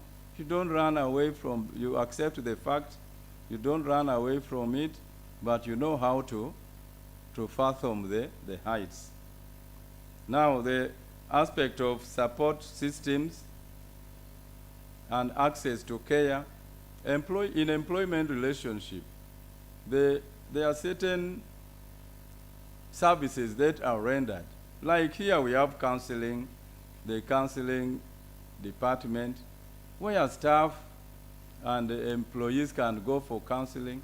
Sometimes when we identify those cases, we send those staff to counseling, the counseling unit, and they have ever been advised and counseled, and they come back to their normalcy. And in general terms, we have what we call employee assistance programs. One of it is like the medical insurance scheme is part of that program. In advanced institutions, you'll find there are very, very modern facilities where employees can go for assistance, professional bodies. But here, I'm happy that the counseling department plus the students' welfare generally is liaising with very many bodies here to provide those services to staff and students. So those are some of the support systems that we need in employment as well as our student life. I'm about to end. Just a few slides. Now, just to summarize, the effect of mental health on staff performance is that it affects our productivity. In other words, you start, if you are mentally we are challenged, you slow down. Usually we see those people not working very well. They are slow, their performance is slow. They have errors in their work. You find somebody types work and say, but you close, say, what is the problem? The person will not answer you. And the quality of work decreases, absenteeism sets in, decision-making becomes a problem because you have some impairment. And if those things are not addressed, it will affect you forever. You could degenerate into now what we call now mental illness. By the way, the mental challenges we are talking here has not yet gone into illness, but in a supportive work environment, it can be addressed on a day-to-day basis because all of us are affected. If you are mentally challenged, it affects how you interact in your team. You become unable, you withdraw from your group, that loneliness that people start seeing in you. You become even very aggressive to your colleagues. So when you do not collaborate, you do not communicate, and you have conflict in yourself and in your group, it affects performance. engagement we talked about is much to do with the motivation, commitment, and belonging to any institution. If it is not there, then it means there is nothing you are doing. The safety, you will become careless, you don't follow the SOPs, and yet some of these, in all our work, we are supposed to follow safety regulations. So you will start getting accidents, and the cost increases to the organization because some people start resigning and you have to replace them, and you have to take them for health care at a cost. So this reduces productivity and hence the performance. But I have already talked about that we can strategize.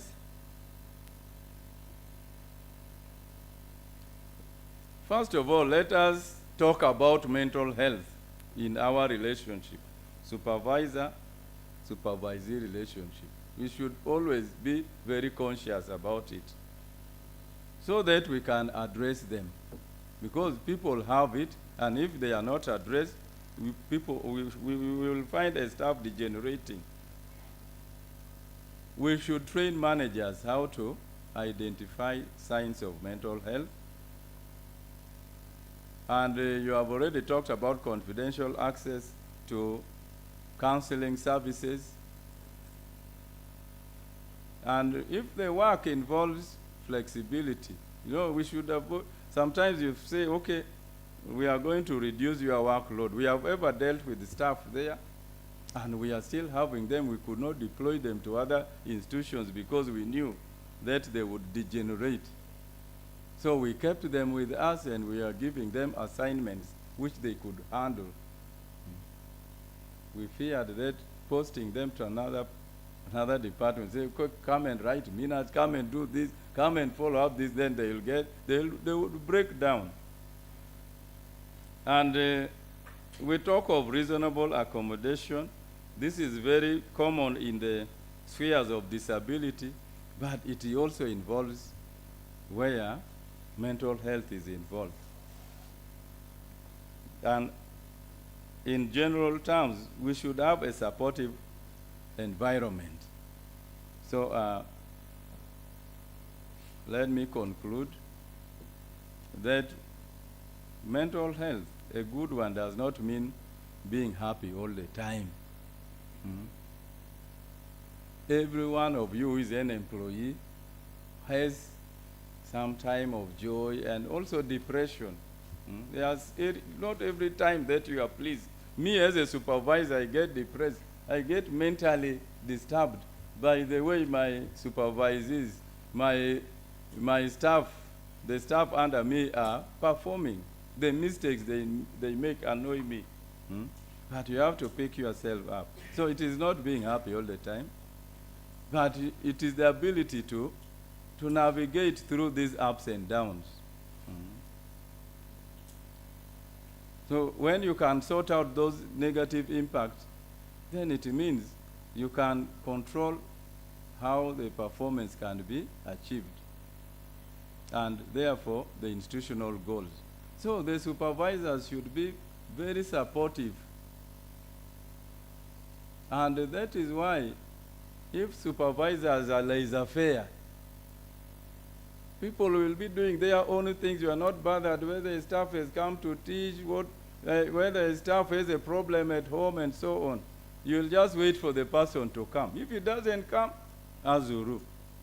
No. In an employment relationship, when your staff is not coming to work, 8 o'clock, the person has not come, you call, what is the problem? You might find somebody got a body accident, is now, the legs are hanging in Mulak. That for you, you don't know. Or you might find the person was boxed by the spouse, and the mouth is now like this, and cannot come and teach before students. So we have to give supportive environment.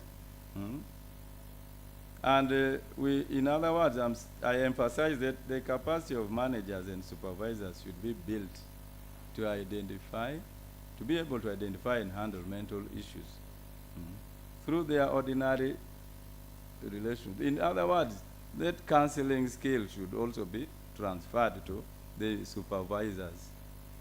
But they can achieve it through effective supervision, not necessarily micromanaging, because micromanaging can also stress. But the underlying thing which we as Kyambogo is to look at the employee assistance programs. That is what I end with. Thank you very much. Where is my...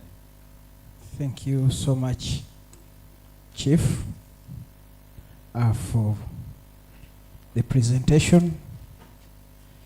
Mental health doesn't mean that you should be happy all the time. I've at least grasped that. We can have just strictly 2 questions. Strictly 2 questions. One is there. Can I have a mentor here? One from this side, and lastly, we are going to keep it brief because we are already behind schedule. That is one. Number 2. Oh, please come closer. Come closer. Come closer. Yes. The protocols observed. My name is Alice Merinda. I'm in year 2. I first of all want to thank the speaker for talking about mental health and staff performance. I have one question and then one suggestion. My question goes, in relation to mental health, I'm going to put it in line dealing with the students, not the staff, because we are here. There's a friend whom by last semester, a situation happened whereby he was betrayed by his friend. And then his friend used his portal to enter in.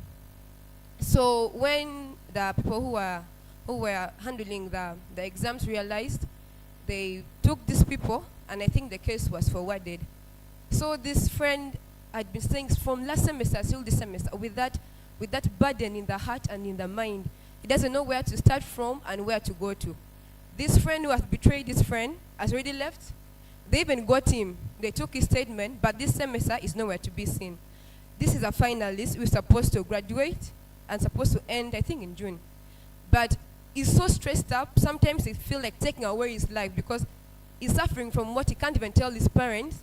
He can't even tell anyone because he feels like it's going to be some kind of shock to the family. So it happened to be this semester when he came back, they handled the issue.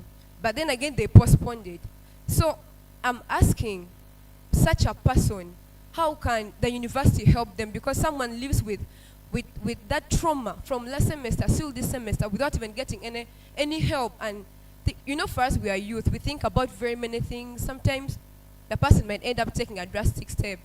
Then my suggestion is to the university, if at all there is an issue that is presented, maybe to the Senate or maybe to a disciplinary committee, I kindly plead, because for us we know once your case is there, you are gone for good.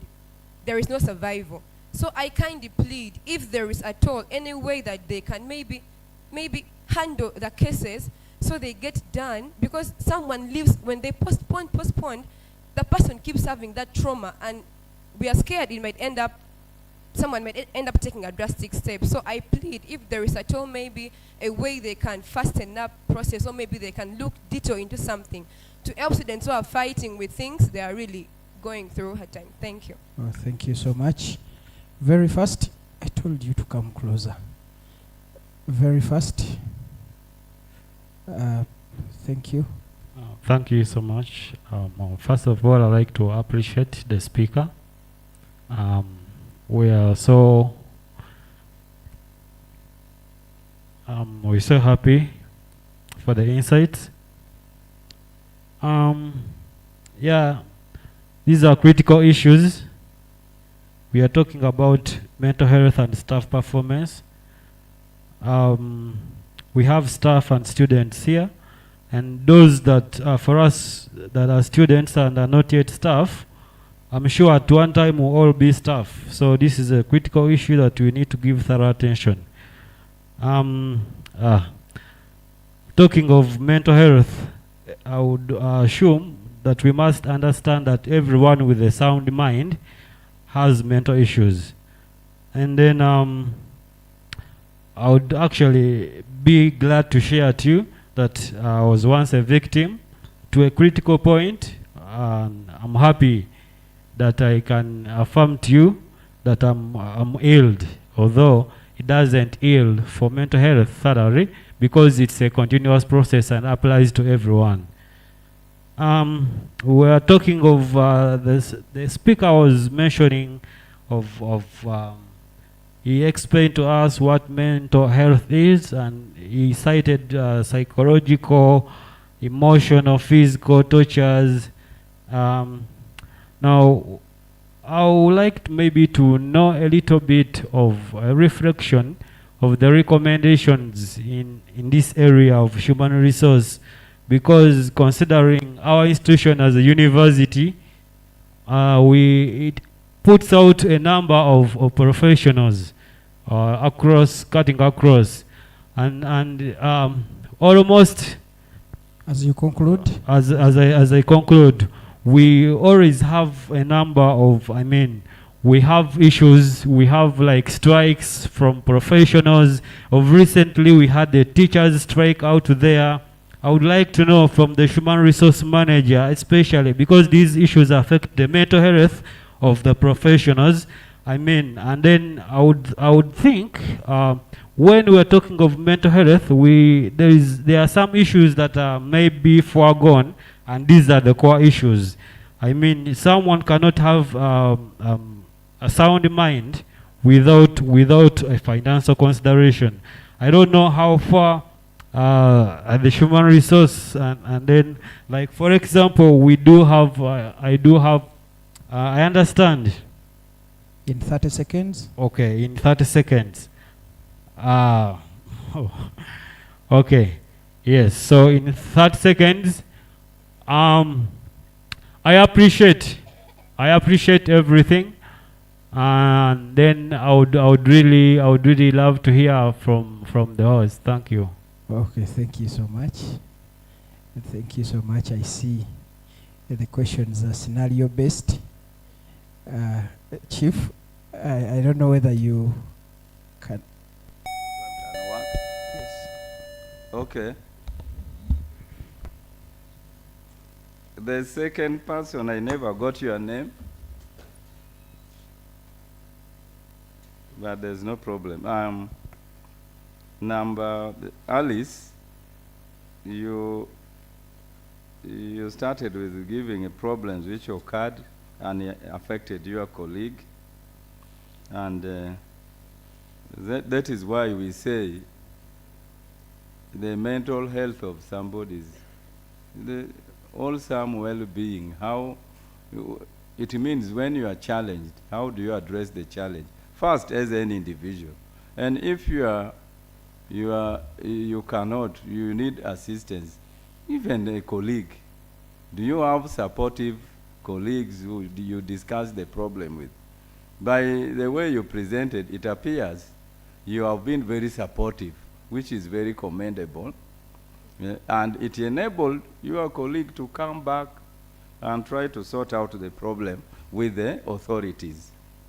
Now, when I started my presentation, I was talking about the spectrum where there are terms and conditions under which we operate. Humanly speaking, just like you remember the previous speaker talked about getting into a relationship blindly without defining the parameters. But now, what I understand from this is that the student got entangled in a disciplinary problem.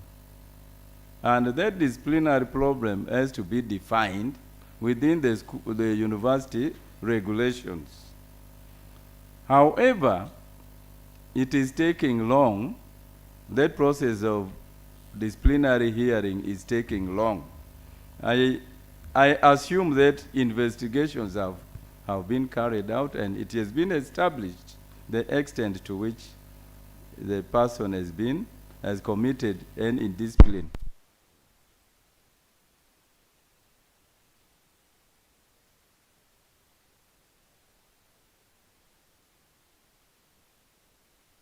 Long.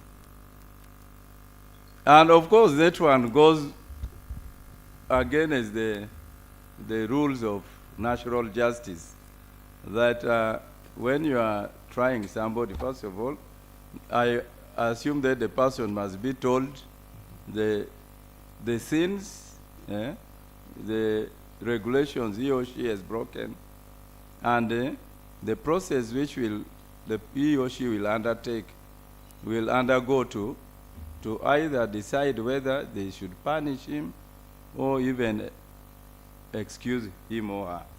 So that, in fairness, I agree with you that the disciplinary process should take shorter than expected, because justice delayed is justice denied. And I can inform you that it has already been expressed in the Students' Exams Committee, the ones that handle disciplinary problems of students, that at times they take too much time, because you find if somebody has to be maybe disciplined, the decision has to be taken in a semester, and it transcends into another semester.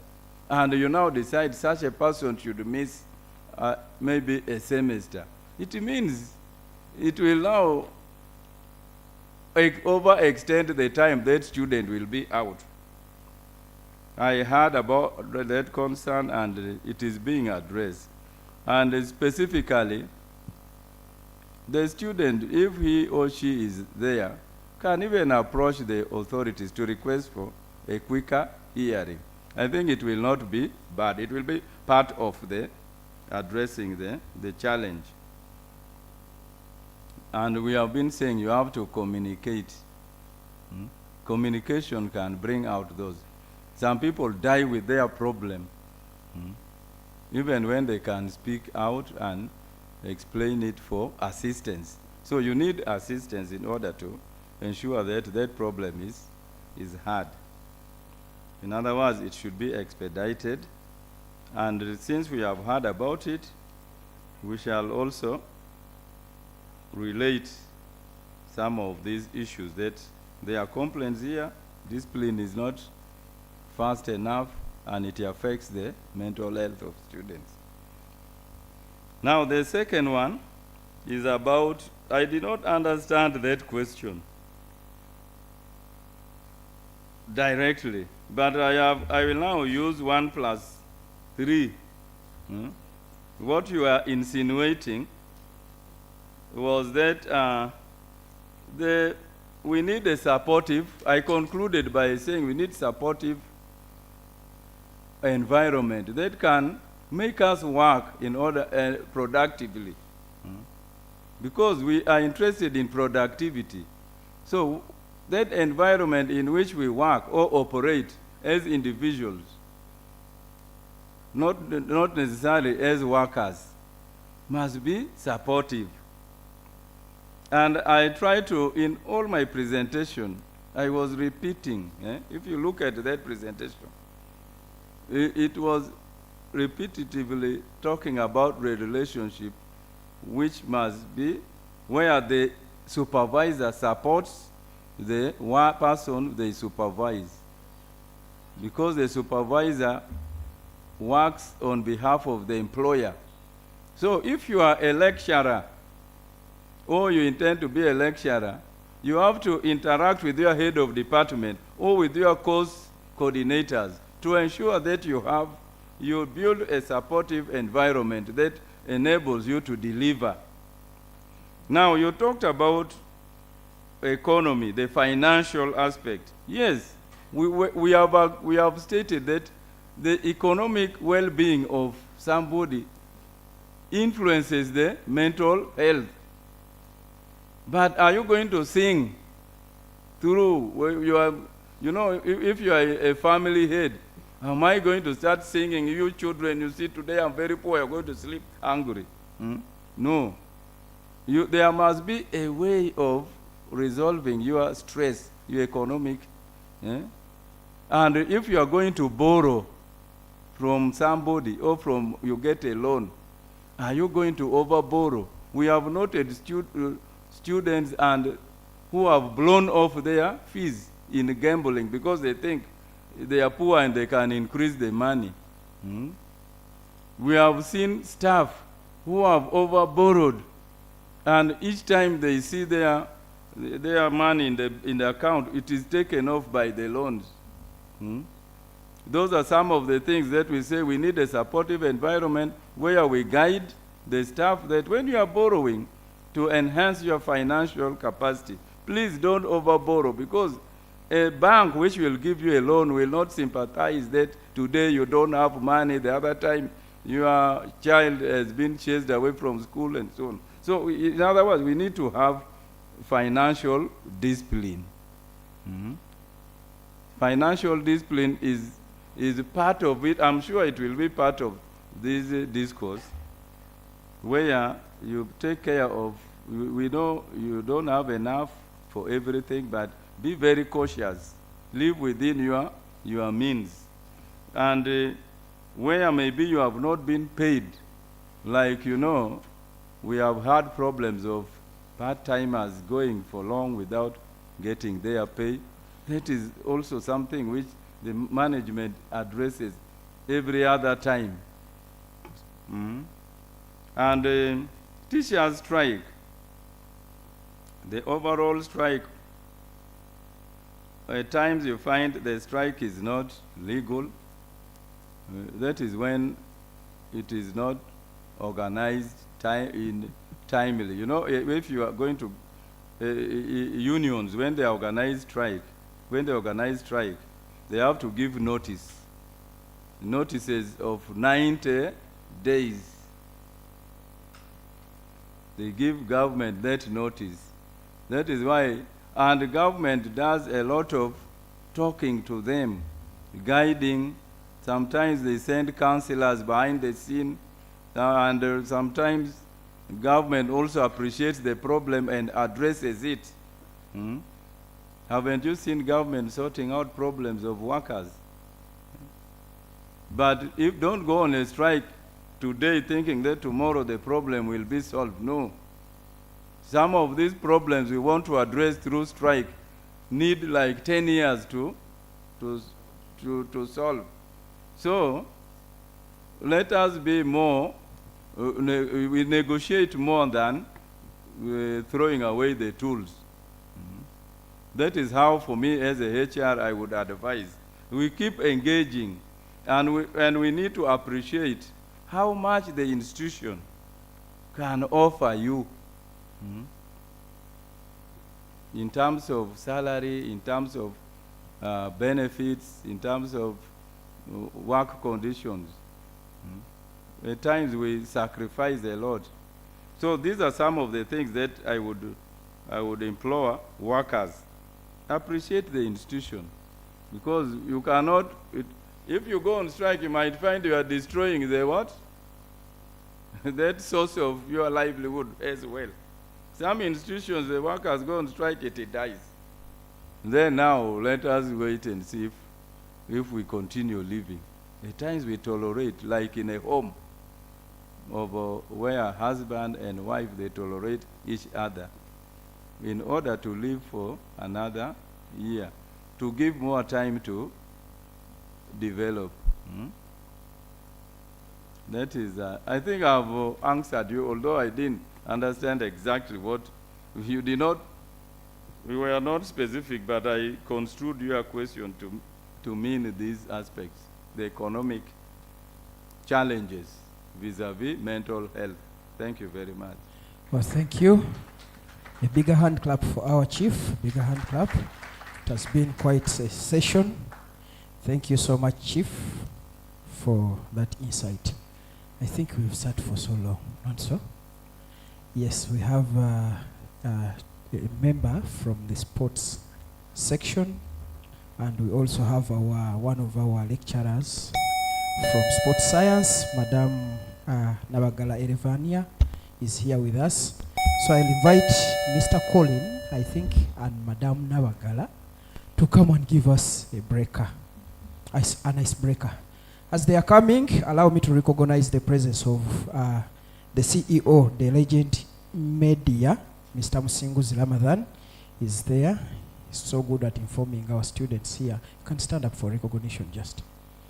Oh, thank you for always working to see that you paint a good name of Kyambogo University. You're most welcome. Microphone. This one, how do you put it off? Thank you very much. Can we stand up? We have sat for long. DJ, I need some interludes which can keep people energized. Are you feeling cold? Hey, people are not standing up. You see, people have been seated for long. Yes, we are standing up. DJ, sound. We need some sound as we try to stretch a bit. My name is Joseph Collins Semanda, the sports tutor, and I'm going to be Madame Nabagala Evangelina, right? Elvania. That name is interesting.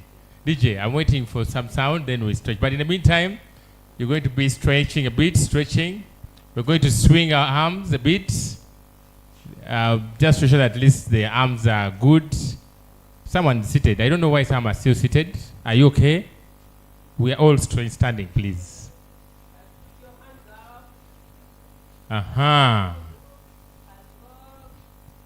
Yes.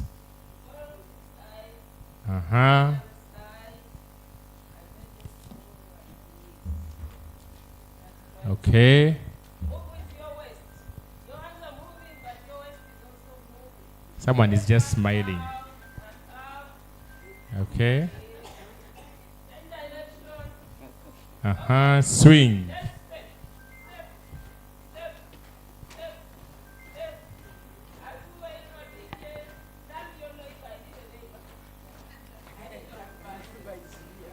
Okay. This is one of our custodians. So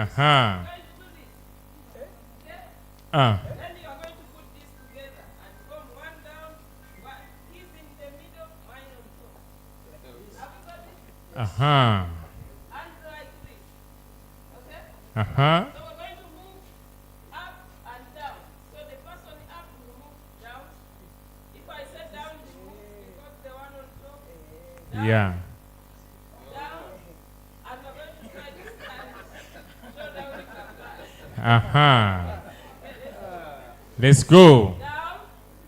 Down, down, down, until you go down. You're going down. Up, up.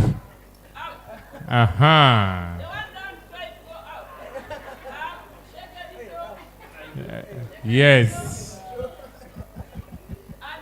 Make sure you don't release your hands. And pull. Okay, thank you very much. That is just for now. Over to the MC. Thank you for that icebreaker. Yes, that now, as we settle, that will take us to our next presentation, which is by Mr.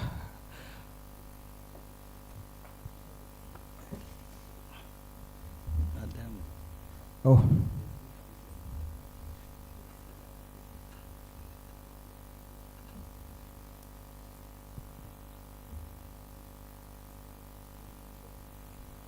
So I can have our speakers join this side. Madam President.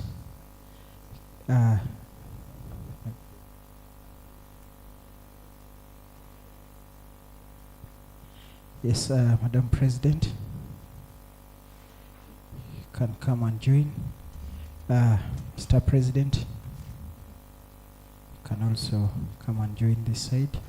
Mr. Elwa Albert. Mr. Elwa Albert. Oh, is there? See the one? Oh, please come and join us.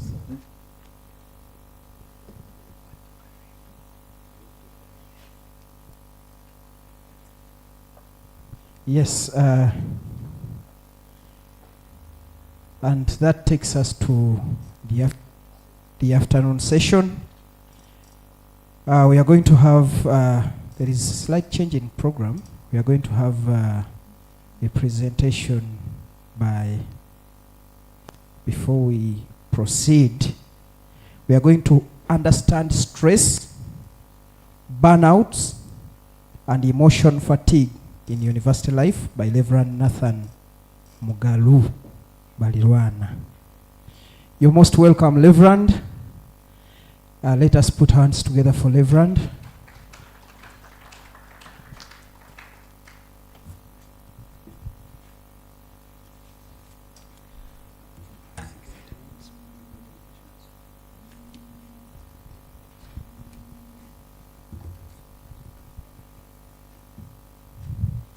Good afternoon, team.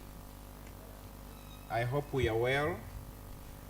My name is Reverend Nathan Mugalu Balirwana. They'll fight. Balirwana.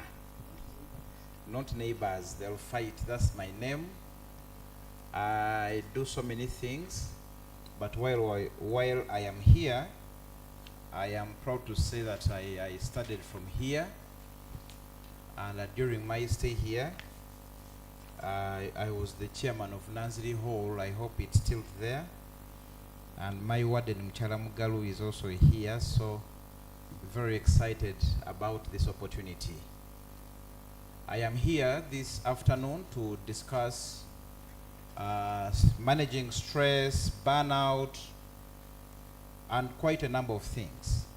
But I'm excited that the previous speakers have almost done justice to the entire topic. Stress, burnout, emotional fatigue in university life. I am a student myself, and I study in about 2 universities currently. So emotional fatigue is a lived reality here.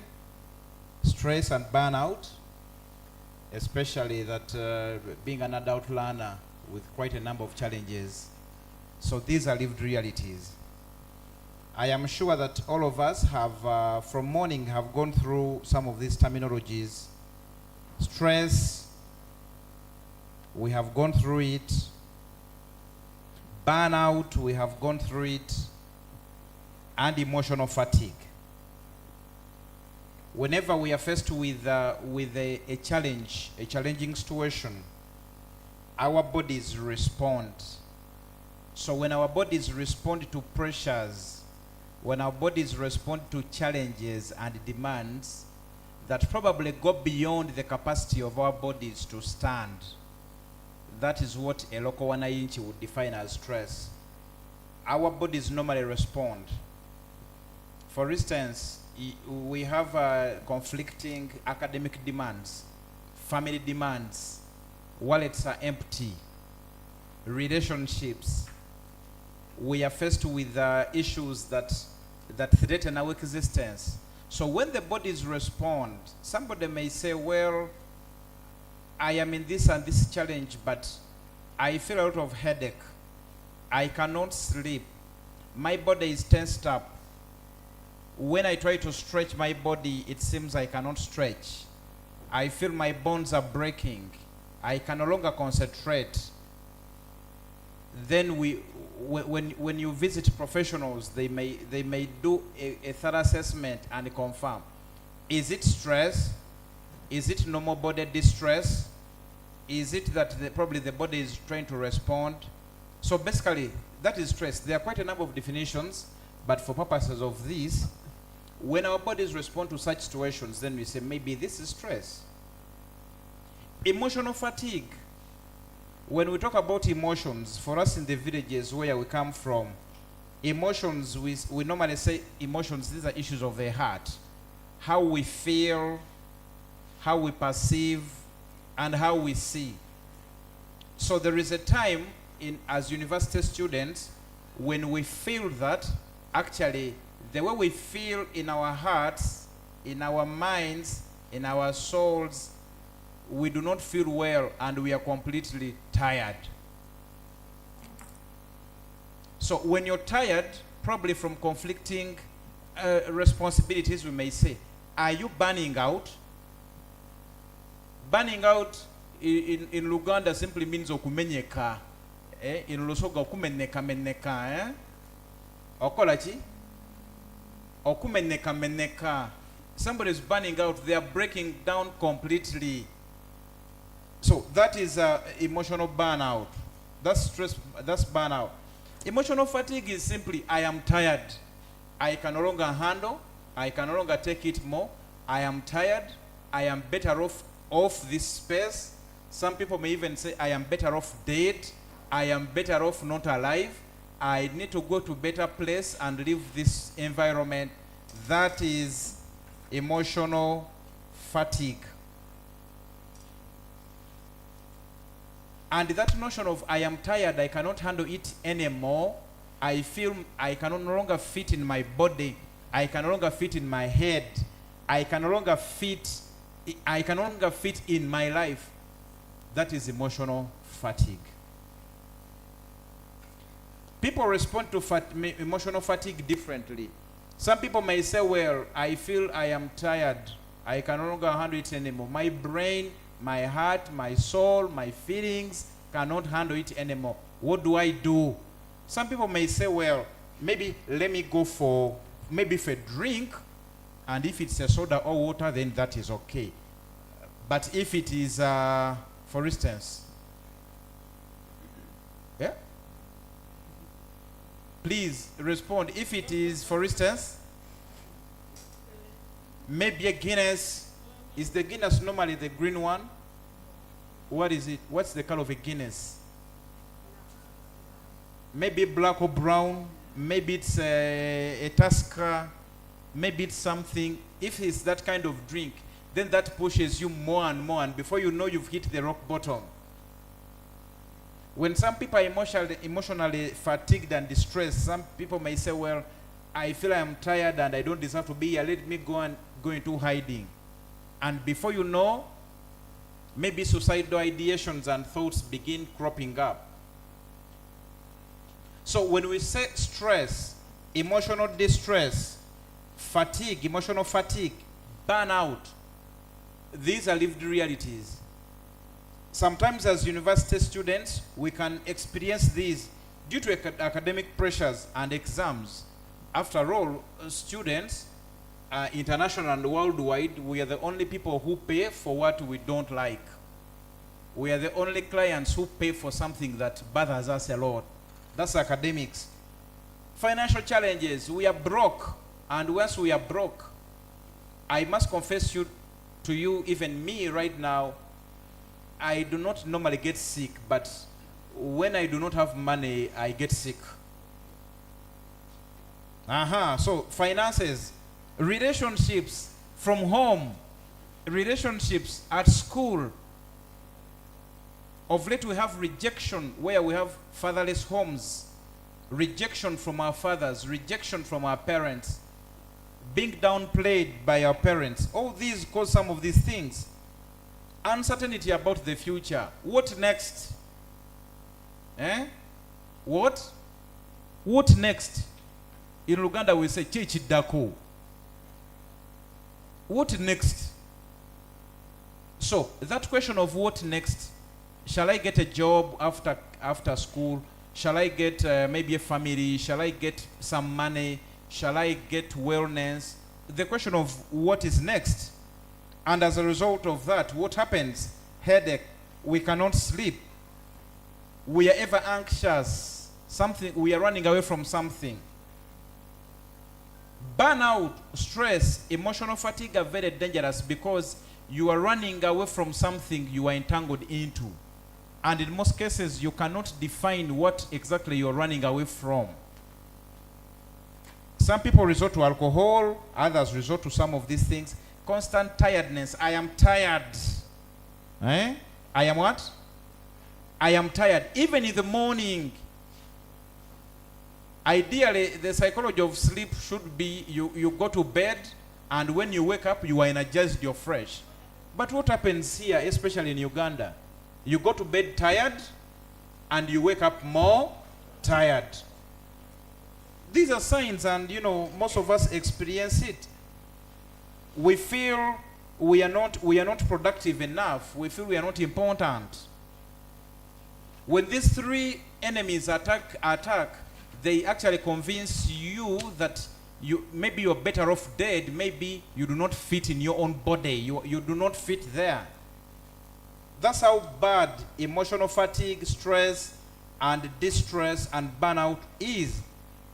Now, so many people finally get up from emotional distress, from emotional fatigue. Some don't, maybe due to many factors that are probably individual or communal or anything. However, with emotional distress, emotional fatigue, burnout, and stress, we use a lot of empathy.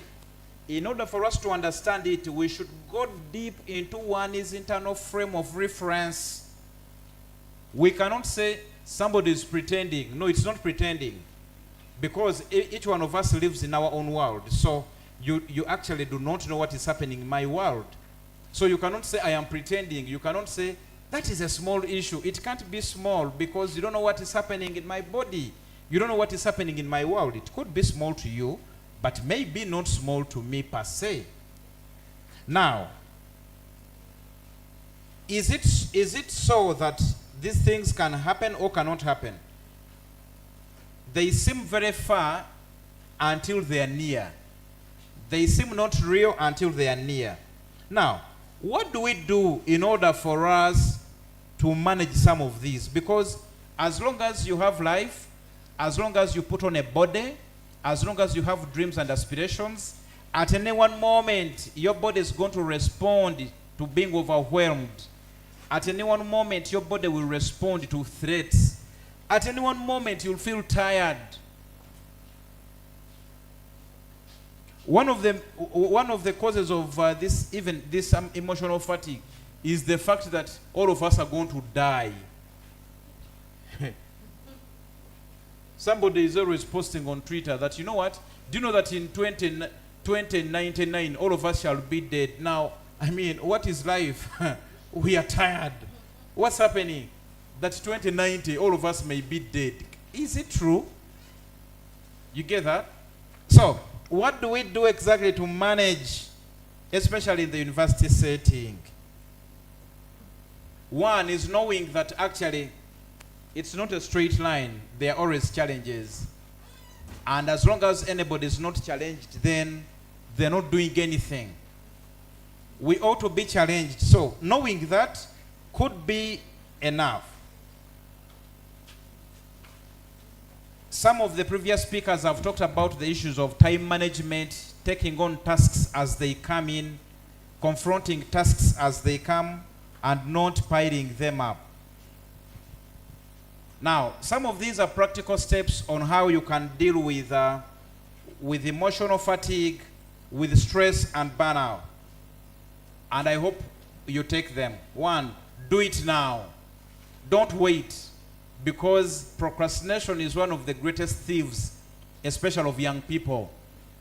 And as a mentor for young people in the country, I have noticed that as long as I'll do it tomorrow, as long as I'll do it the other day, as long as I am still young, then that's a sure deal to breaking down, by all means.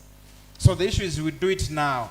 Number two, doing our best, because sometimes conflict in expectations versus effort normally causes emotional distress. Therefore, doing our best, knowing that probably when we do our best, as long as we do our best, then we can leave others to the Lord. The other issue is, as university students and probably people in the university environment, taking one day at a time. Sometimes it is too fast. And when it's too fast, it means we are wasting time on issues we have no control over. For instance, but shall I ever get a job? Okay, first get the degree, as long as you do your best, because it can't be all things at a time. Yesterday is gone, tomorrow may never be mine, therefore I have today. So if I do my best today, then probably tomorrow issues may be well. Seeking for support. Seeking support is not a sign of weakness. All of us need support. And those of you that we have talked to you previously, we have said each one of us needs an inner circle. An inner circle, a circle of people that can support you when you're challenged. Some people have drinking buddies, some people have academic buddies, but we don't have emotional buddies. That's the inner circle. We take the example of Jesus Christ, who had the 12, but Jesus had the inner 3, Peter, John, and James. In the midst of a lot of distress, in the midst of challenges, even Jesus retracted to the 3, not to the crowd. So many things that bother us, especially as young people, can actually wait. So many things can wait. And this normally we say, some of the causes of some of these things is, but can this thing wait? So many of them can wait. Cars will come, good jobs will come, money will come, good spouses will come. You know, some of these things will come, but for now, what am I supposed to do? For now, my job is to study and doing my best. Some of these, so they can wait. Take a break when you feel overwhelmed. I must confess you to that the day I learned that all of us are highly replaceable is the day I chose to always take a break when I am distressed. Take a break. You are not a bulb to die on job. We have bulbs here. The president here will tell you, unless this bulb dies, it cannot live. You are not a bulb. You are a human being. Don't die on the job. Tofira kumulimu. You get? Learn to take a break because, I mean, when you die ultimately, people will come for your body and say, if you are Muganda like me, they'll say, tufiridwa omuntu atazikao. But is it true? Huh? It is not true. All of us are replaceable. Even a parent is replaceable because when we lost our parents, people say, oh, Manang, oh, now this, how will this one survive? But they have survived until now. So you are replaceable. And being replaceable means don't die on job. Be part of your to-do list. Sometimes everybody else, we have a to-do list. Now like me from morning, this is my second engagement. I have another meeting. My to-do list was from Fairway to Kyambogo, from Kyambogo to Chireka, from Chireka to Mperere, 4 to-do list. The question is, am I part of the to-do list? Have I done self-care? Have I eaten? Have I done introspection? Have I taken care of my stressors? Am I taking care of the triggers? Be part of your to-do list. Don't work for all other people. Don't be a slave of all other people apart from you. You cannot take care of all other people apart from you. We have a session on self-care and we are going to go through those dynamics. Be useful before becoming visible as young people. How do we manage some of these things? Be useful before being visible, before presenting your physique. First work on yourself so that you are important and useful in one or the other. Because when you present yourself before being useful, then mental distress, stress, emotional breakdown may be your take home. That means you work on your value very fast as things proceed. As we are in the university here, as part of dealing with stress, burnout, and emotional fatigue, target connectors and not simply celebrities in the university. As a young person, you target connectors. Which people add value to me? Which people can stand out for me when I am distressed? Which people can stand in the gap when I'm going through hard time? Not simply celebrities whose job is to simply show up and take selfies and do Instagram and do maybe TikTok and do whatever, but when you're challenged, everybody vanishes. So it's very important to target these connectors. Then as you do that, we have the principle of mentorship versus sponsorship. In most cases, so many people say, well, we are mental health professionals, we give support, but are these guys mentors? We have mentors, eh? So for us, in our world, we are progressing from simply having mentors to sponsors. A mental health mentor may say, well, sorry or whatever. A sponsor will link you to support.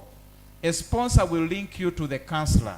A sponsor will follow up. So the principle of mentorship versus sponsorship is very key as you deal with stress, burnout, and emotional distress. In Kyambogo here, we have emotional ladders. Use the institutional ladders. The counseling office, our colleagues, professional bodies, and the course of offices, such that we can deal with our mental health very well. Master your social fluency and frequency. Master social fluency and frequency. Because when you do that, as a university student, then you can know, when do I give up? Sometimes we said never give up, but actually giving up is a mental health strategy. Especially when you are the price to pay. When you are the ultimate price, you give up. So when to give up is very important. And it does not mean that when you don't give up, you'll make it. For instance, you have somebody and they are bothering you, maybe they are either boyfriend or girlfriend, they are bothering you, but you fear to give up. I mean, what do they bring on the table? Sometimes giving up is the best alternative for your own mental health. When you master social fluency, that means you can actually choose yourself over others. We're not saying that be selfish, but choose yourself. Hello? You are not a matter. Choose yourself. We're on there. Now, some of us who do some work, some of the signs that you are choosing yourself, you know, as you take care of other people, you take care of us. That means you're choosing yourself. Choose yourself. And if you're to forget everything, choose yourself, because you can't just imagine yourself dead, broken down, or completely given up. As we conclude, somebody said last weekend that kids from comfortable families use education to discover themselves, whereas as the poor, we use education for running away from something. We are running away from our past, we are running away from trauma, we are running away from violence. That's what we use education for. So I am here to challenge you as we talk about stress, emotional distress, and burnout. Please, please, please, please discover yourself, like it has been explained by the previous speakers. 5, walk your journey. Like this is how I conclude when speaking to young people. Walk your journey. Stay in the line. Don't get off the line, because off the line there is mental distress, burnout, even death. Walk your line. Mwana, tova ku line yo. Kwata line yo. Walk your journey. Don't get off the line. Number 2, tova ku line. Number 3, don't lose yourself in some of these things. And lastly, when you choose yourself, the sky cannot even be the limit. Asanteni sana. Wow, wow, wow. Thank you so much, Liv, for those words of wisdom. And you know, I cannot add on anything. Questions? Hello. Questions, we shall have about 3, if you can move very fast. If we can avoid scenario questions, better that way. Let us, yes. Good afternoon, everyone. My name is Nabitongo Robina, a student of Development Studies International, and I'm in 3rd year. Thank you, Reverend, and protocol to everyone. So my question is, you had said that do your best, and as we are doing our best, we shouldn't think of maybe tomorrow what will happen. But of course, when you're doing your best, for example, you're at campus, I'm at campus, I'm going to get done within this semester, and you're telling me I just need to do my best. Of course, I have to do my best, but why don't I have to think about tomorrow? Because if I think about it today, as I'm doing my best, that will help me lay strategies on how, if tomorrow it doesn't work out for me, like as I think, as I'm praying to God, do I have a plan? Do I have a strategy? For example, as we are studying here, we are doing our best, but you know, you can't predict the future, of course, but you can, of course, lay the strategies and be like, okay, before even campus ends, I can start up a small business. Because, you know, when we are still at campus, to those who have support from our parents, we've got to in funds, and that will enable you, like, maybe start up a small jewelry business, so that even though you get a job, still this will be, you know, your side, you know, job, that, because, you know, you have a lot of bills still, even though you have that salary. So I think we should also think about, you know, our future as well, and Leila's strategy. Thank you so much. Okay, the question is, why don't we have to think about tomorrow? I think it is important we think about tomorrow. Please use this opportunity to talk with the Reverend. Thank you very much. Protocol being established, and my colleagues, the students. I have one question to the Reverend. In relation to guidance and counseling, in most cases, other churches, quote me right, other churches, towards the end of the year probably, they tell you that you're going to get married, and then the year elapses, somebody is not married. Eventually that guy, that lady or gentleman gets frustrated. How best can you advise these young people who want to get married, not giving them condition that in such and such a short time you're going to get married? These things confuses the youth so much, and it is caused by some of the churches, quote me right, some. How best as a Reverend can you advise the young people? Thank you very much. Oh, thank you so much. Lastly, if there is no one, there is one, that is the warden of Pearl Hall, Madam Rebecca.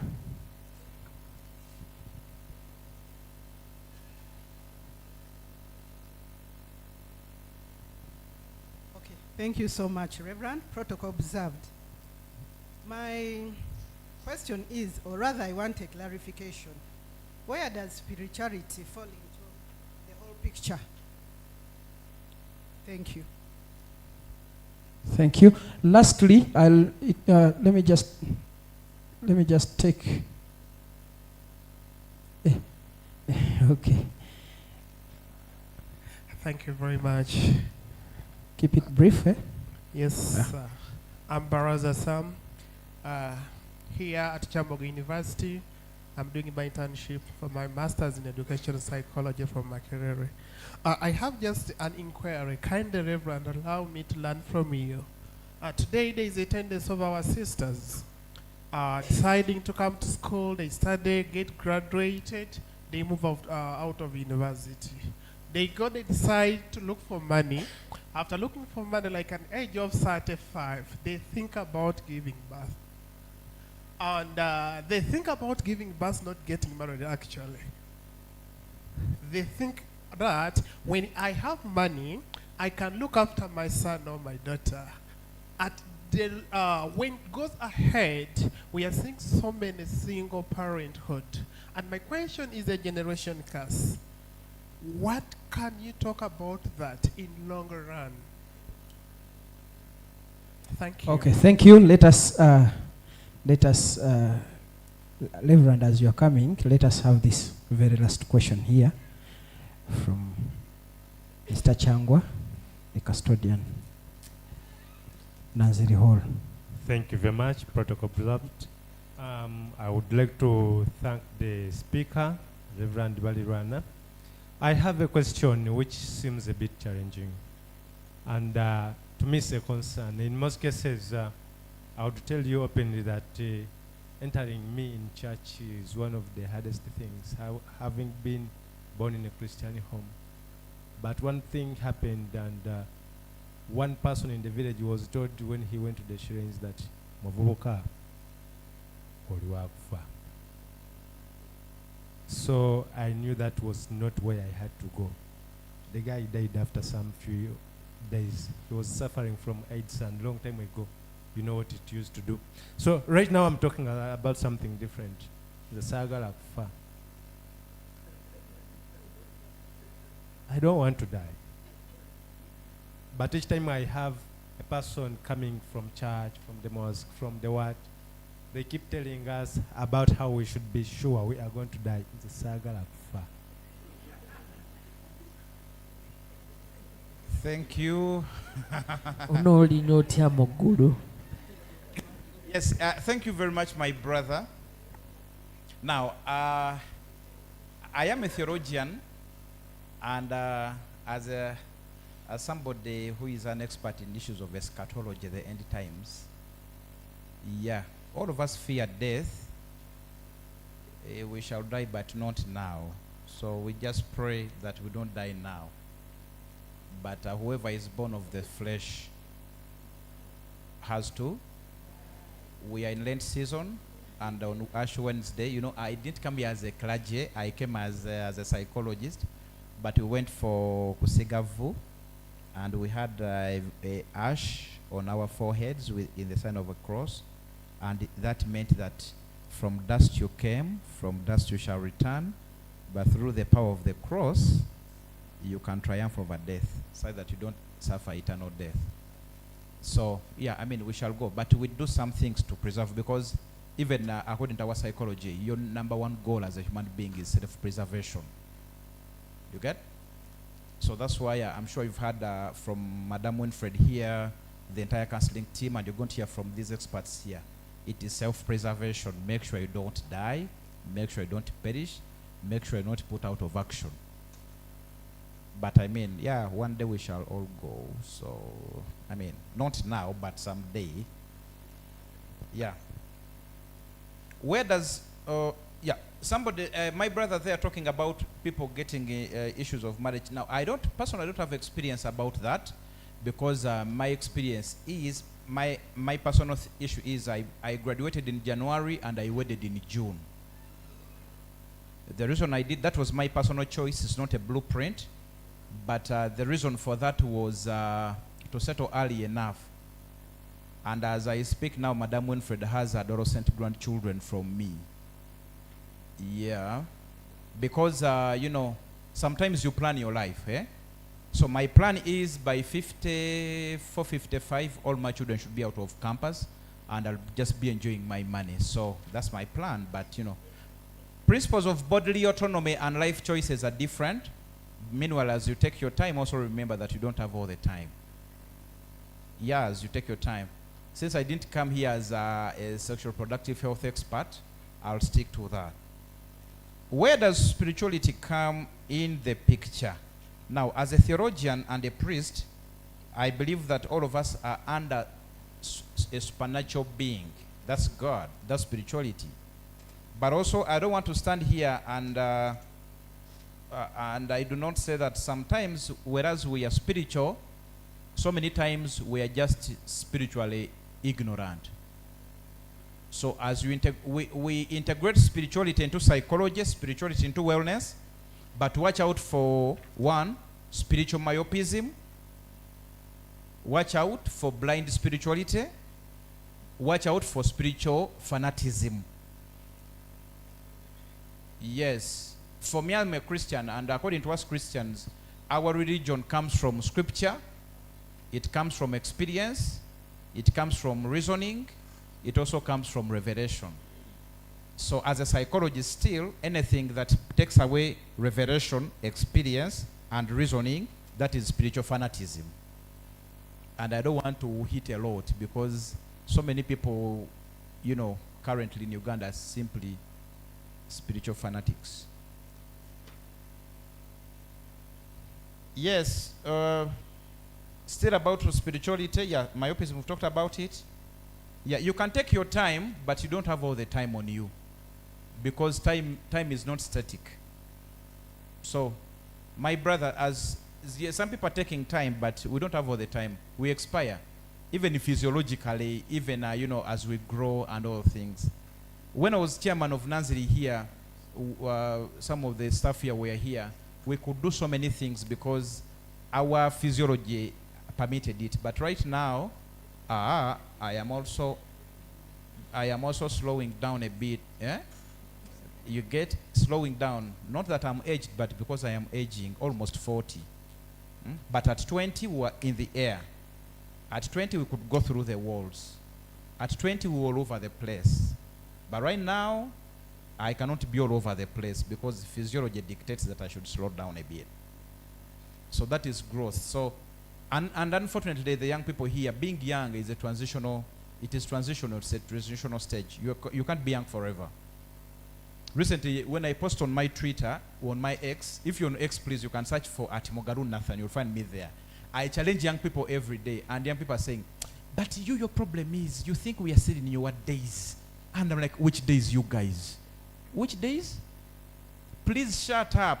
You think we are in your days? You know you old people think that everything should be, and I'm like, what? You mean young people are telling me that these are not my days? Sometimes I want to respond to them and I say, but please, I'm not so old. But you know, you say, so sooner or later, even you who is sitting here, the young people below you, these ones in senior and senior 2 will say, please, you are old, get off. So it's better to know that, being young is transitional. And so, shouldn't we think about tomorrow? You should lay strategy for tomorrow, and you should actually do your best because tomorrow is there. What we are saying, there's a difference between thinking about tomorrow and worrying about things you have no control over. When I was in the university, I could think, but shall I drive a car? But shall I get a job? But shall I do what? Some people lost it in those thoughts. Some of us simply strategized, did our best. And yes, we do not have it all, but we are no longer as broke as we used to be. So kindly do not take overly worrying. Even the Bible says, do not waste time worrying about tomorrow, because worrying takes away today's joy, but it does not solve tomorrow's problems. Some things we have no control over them. For instance, I can do my best, I can do self-branding, I can acquire my skill and be top-notch. But thinking about tomorrow does not mean that I lose sleep because I'm thinking about how I'm going to get a job tomorrow. Because we do our best as God does the rest. So don't say, hey, I am even aging. I am aging. Panangi. What am I going to do? No, don't lose yourself. Think about tomorrow, strategize about tomorrow, but please, take it slow. For us seminarians, we say, go slow. Take it, genda ampola. Don't overly think. But also, as you do that for tomorrow, please, you, like I said, you walk your journey, right? You can't be all other people. You can't compare yourself with all other people that you know nothing about. And also, you cannot try to compete because you are overly worrying. You cannot worry about becoming other people that were working when you are breastfeeding. You get? Me, I left here 2014, and definitely you who is here, you can't be like me. Hello. I have worked for some time. So you can't see me and say, well, I want to be like Rev Nathan. You can't be. You don't have the connections. Take it slow. You get? When we came here around 2009 to 2010, we found Madame Winfred here. She was also our mama, but now she's a grandma. We can't be like her. She has worked for some time. So don't we think about tomorrow. Don't worry about tomorrow. Because when you worry about tomorrow, the principle of self-preservation, you're going to go through all these. You'll even lose your mind. And when you finally lose yourself, for us as the priests, we shall get jobs and we shall come. We shall come at your home. Then we begin. Fuwa, fuwa, egulu yempera, fuwa. Mwe mugenda wabanangi, benda banga bayisi, feto kote muluge. Think about tomorrow, don't worry about tomorrow. You may lose your today and also lose your tomorrow. Thank you. Thank you so much, Rev. A bigger hand clap for Rev. A bigger one, a bigger one. Thank you so much, Rev, for responding to people's worries.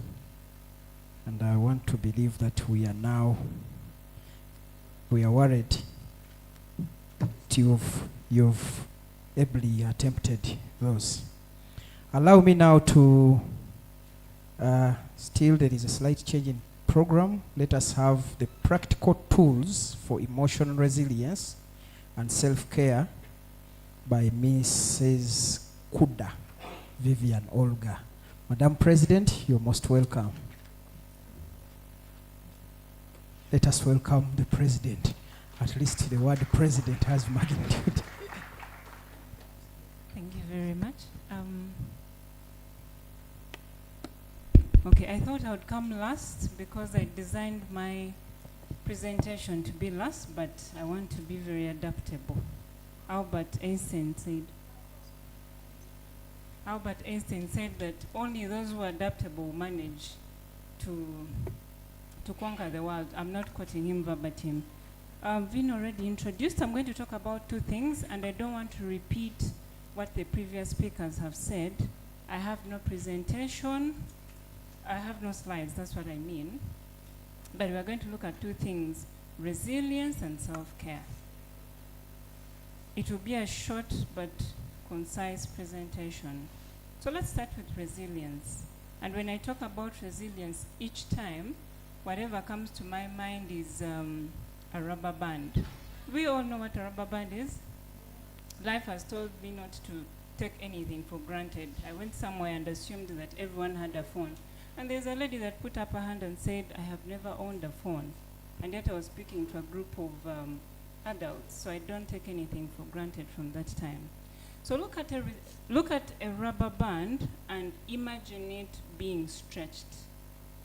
Just take a moment and imagine a rubber band being stretched.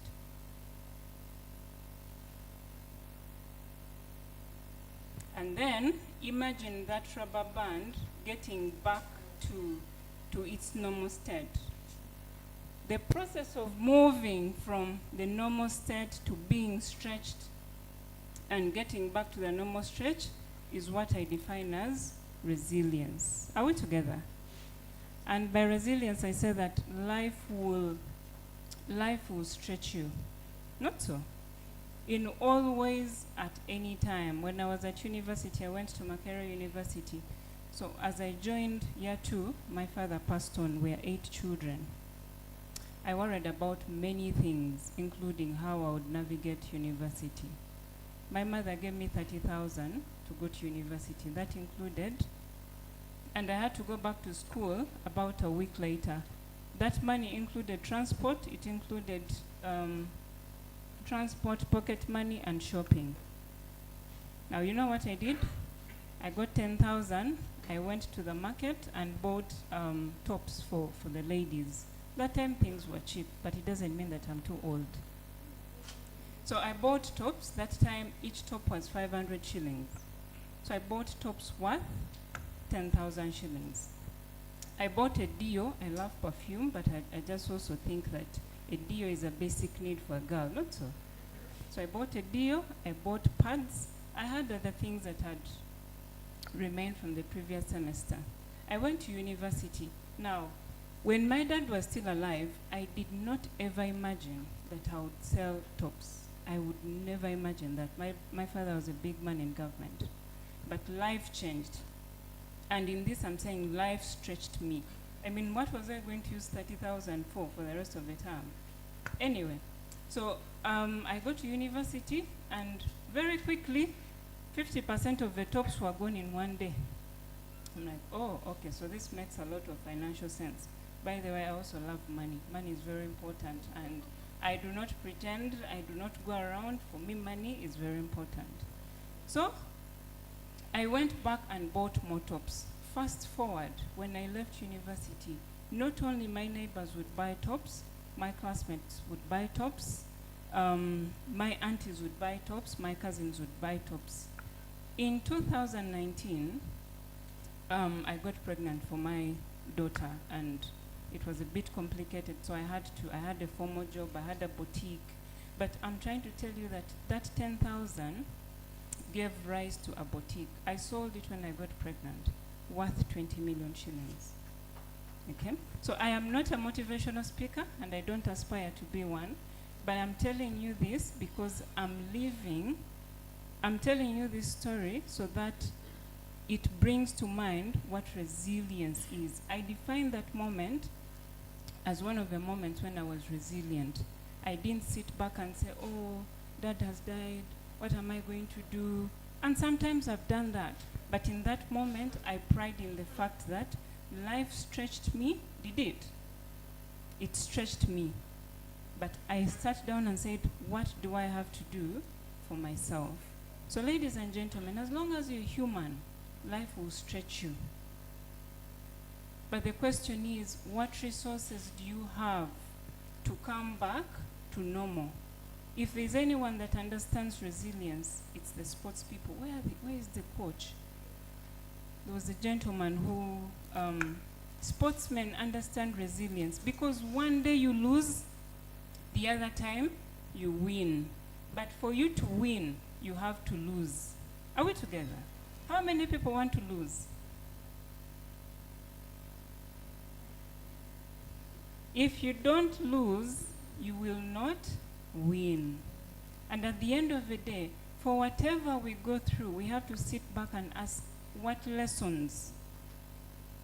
I went to a school where if you violated any of the rules, they barely beat, but they would ask you to write a reflection, because they were more concerned about what lessons you had picked from that experience rather than caning you. Because also we had kids, no matter how much you cane them, they will get up, dust, and move. And 2 days later, they make the same mistake.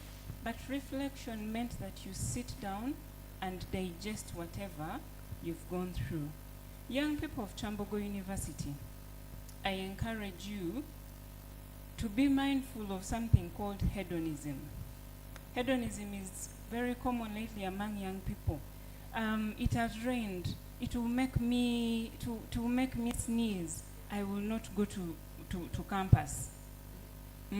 I don't feel too good. I will not do this. That is hedonism. Okay? Life is not going to serve you strawberries every day. One day you'll get strawberries, tomorrow you'll get lemon. Carrying the phone, not so. So you're actually carrying something that you deem more precious than you, right? Not so. Does that make logical sense? That you care about something more than you care about the owner? Does it make sense?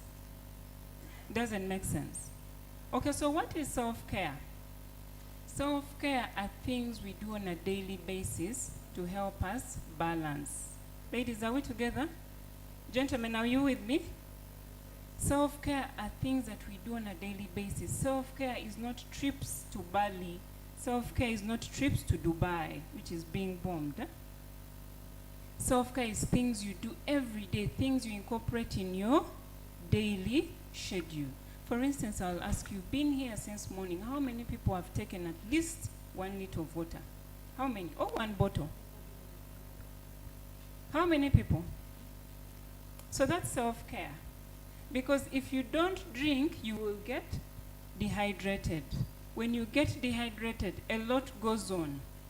First of all, you look older than your age. So you tell people, I am 20, and they're like, nah, there's no way. But most importantly, how many people know how to prepare a posho? Okay, so we have some. We have some. Now, what happens to your body when you're dehydrated is what happens when you're trying to prepare a posho, but you have little water. You know how much energy you use, right? Now, that's what your body goes through.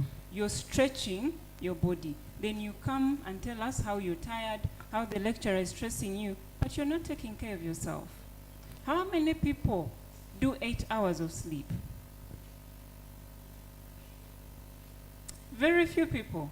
And yet, the entire day, you're using up brain energy. But what's happening lately with young people is, again, if you have a smartphone, whatever you're seeing, including that, that is blue light. It comes off as white, but it's blue light, including what is coming off here, including what is coming off your phone. That's blue light. Blue light interferes with the production of melatonin. Melatonin is the hormone responsible for your sleep. So then you struggle and you're saying, but I'm not sleeping. But you're on the phone all the time. How is that supposed to happen? And then many young people sleep with their phones. Okay? Today they sleep at midnight, tomorrow 3 a.m., and then there's something called series. There are psychologists in this world.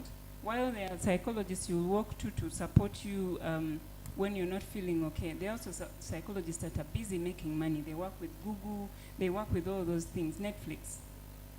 And they have prepared those series and reels in such a way, TikTok, that before you finish one, there's another one doing what? Popping up. So while you're getting addicted to the screen, someone is making money. Okay? So we have young people whose sleep cycle is very disorganized, that the brain does not know when do I start secreting melatonin. Because melatonin should help you relax. You can't sleep when you're tense, can you? So melatonin should set in. I have a friend in Juba, she works in Juba. That girl, whether it is the 1st of January or the 31st, she goes to bed at 9. So at 8:30, she's already sleepy, and that's how it's supposed to be. So train your brain, which is a very powerful tool for you in school, to be able to rest. Also, if you want to improve your focus and memory, you definitely have to sleep, because there's something called rapid eye movement, and it only happens when you're deeply asleep. So if you sleep at 3 a.m., when are you going to get it? And then you keep saying, I am failing exams, but your memory, your memorization is already messed up. So self-care is those little things you do for yourself. Okay?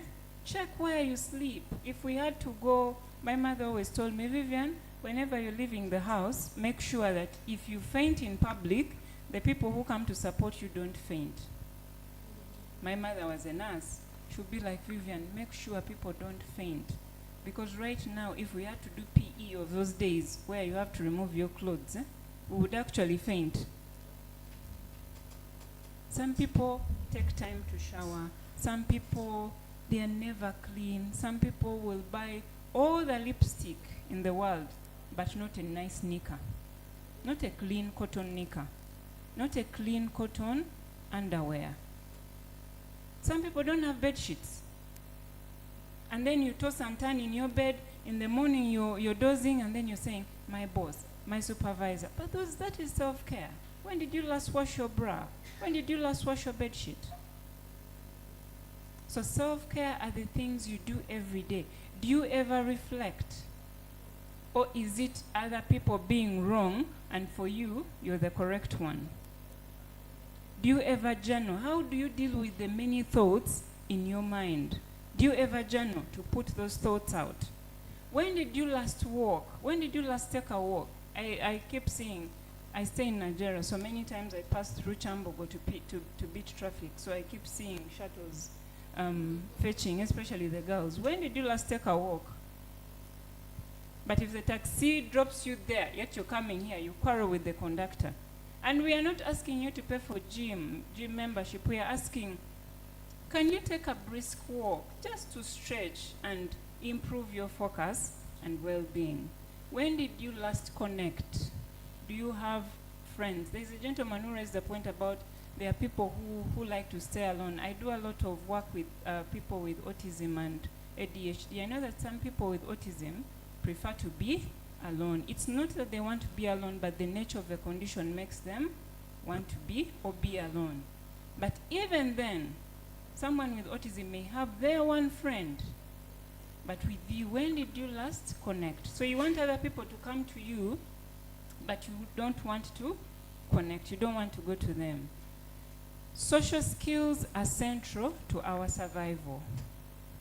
Okay? So I encourage you, this list is endless. We've not talked about eating. When did you last eat something with fiber? When did you last eat a fruit? When did you last eat cabbage and greens? So all that, we are not asking you to buy liver every day, but we are asking you to eat nutritiously. Your brain needs it. Feed your brain, feed your body. Okay? So ladies and gentlemen, in summary, look at resilience in terms of life will stretch you. In terms of self-care, look at your phone. And I ask that, may we change the narrative. May we change the narrative to look at resilience as a survival skill, and may we look at self-care as something that we do on a daily basis, not only in December. Thank you very much, ladies and gentlemen.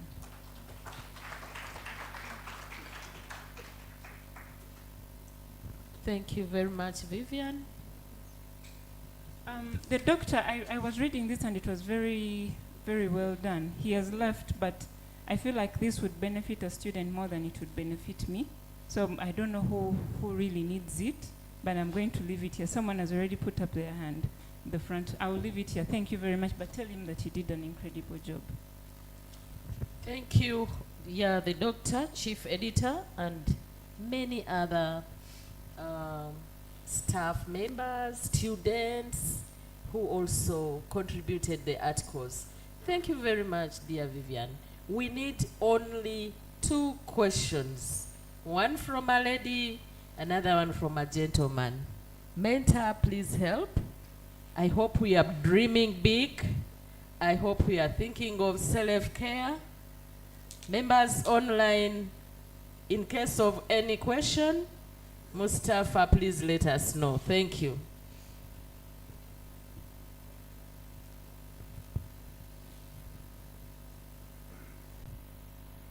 I think reducing on hours of using the phones, but sometimes, or to me, I don't know, but when it comes to sleeping, I think I need to watch a movie so that I can get what? Sleep. Or be on TikTok the whole night so that I can what? Gain sleep. Then the other one, it's about like giving yourself what you're supposed to. But currently the economy, I don't know, one would wish to eat well, drink well, sleep well, but your inflow, I don't know, is it inflow income? The income is not equivalent to what we would wish to do. So how can one balance that so that he or she be able to gain that self-care as well? Thank you. Thank you very much. Back to you, dear Vivian.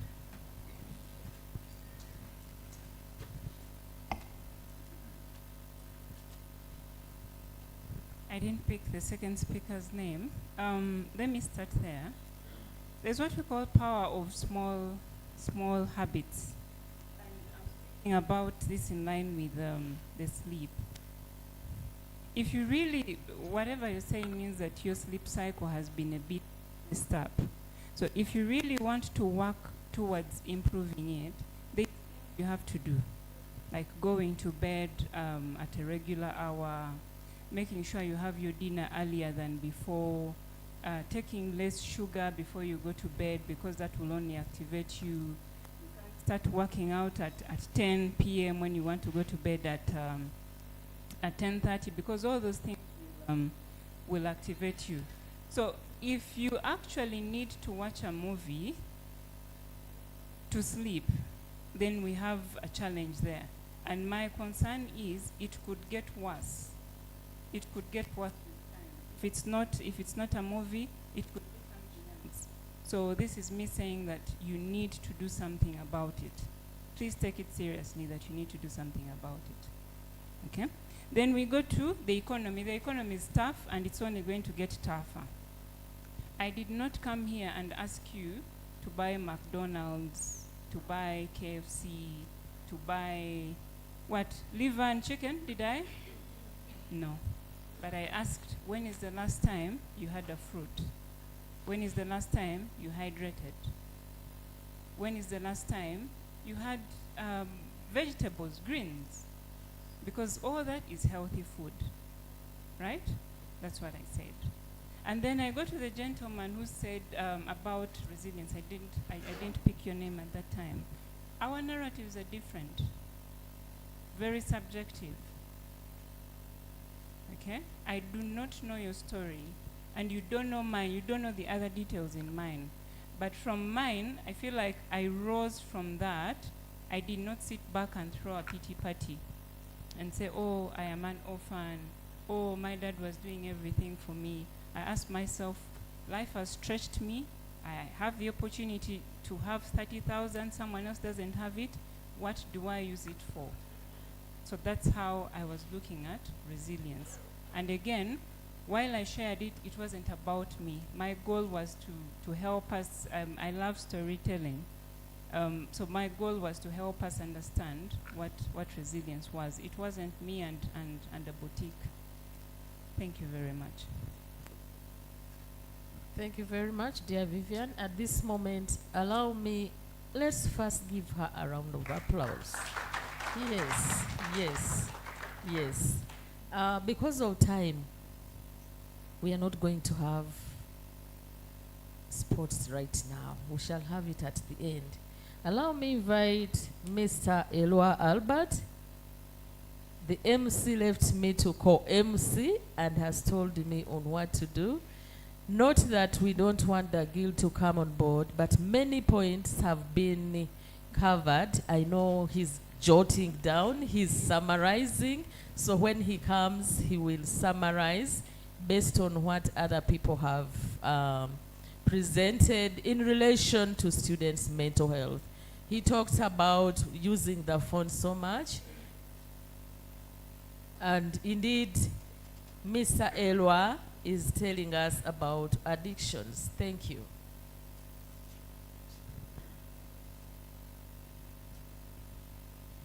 Thank you. Good afternoon, ladies and gentlemen.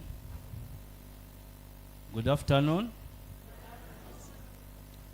All protocol observed. Albert Elwa.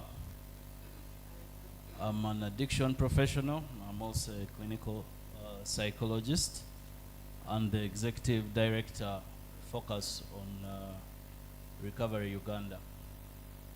So today I'm here to discuss my favorite topic, and that's for many reasons. One, because I'm in recovery. You could call me a survivor. I also battled my own demons with addiction. I have been sober for about 18 years now. So my topic today is addiction among university students, vulnerabilities, and coping strategies. Do we have any Churi members here? Do you guys even know Churi? Madam Winifred, Churi died. Churi is a club that we started together with the Dean of Students by then. That was, I think, 2017. It's a Kyambogo University Rehabilitative Initiative. And this was just basically intended to help students and other members of the community around deal with issues to do with substance abuse and behavioral dependencies. So it had a revolving pattern of incorporation whereby each outgoing cohort trained the incoming cohort, and once in a while we came to train. I think we even were here last year or the other year. I think the other year. So I encourage you guys to look out for Churi. So addiction is a word that we all throw around every day. It is commonly used, but what's our understanding of addiction, if I may ask? Most of us may say it is a habit that is hard to leave, yes.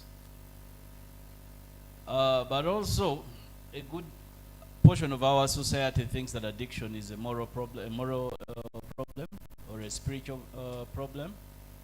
If you go to most families, you will hear stories of someone being bewitched, that's why they can't stop drinking, or someone being stubborn. But I'm here to tell you today that addiction is not a moral failure.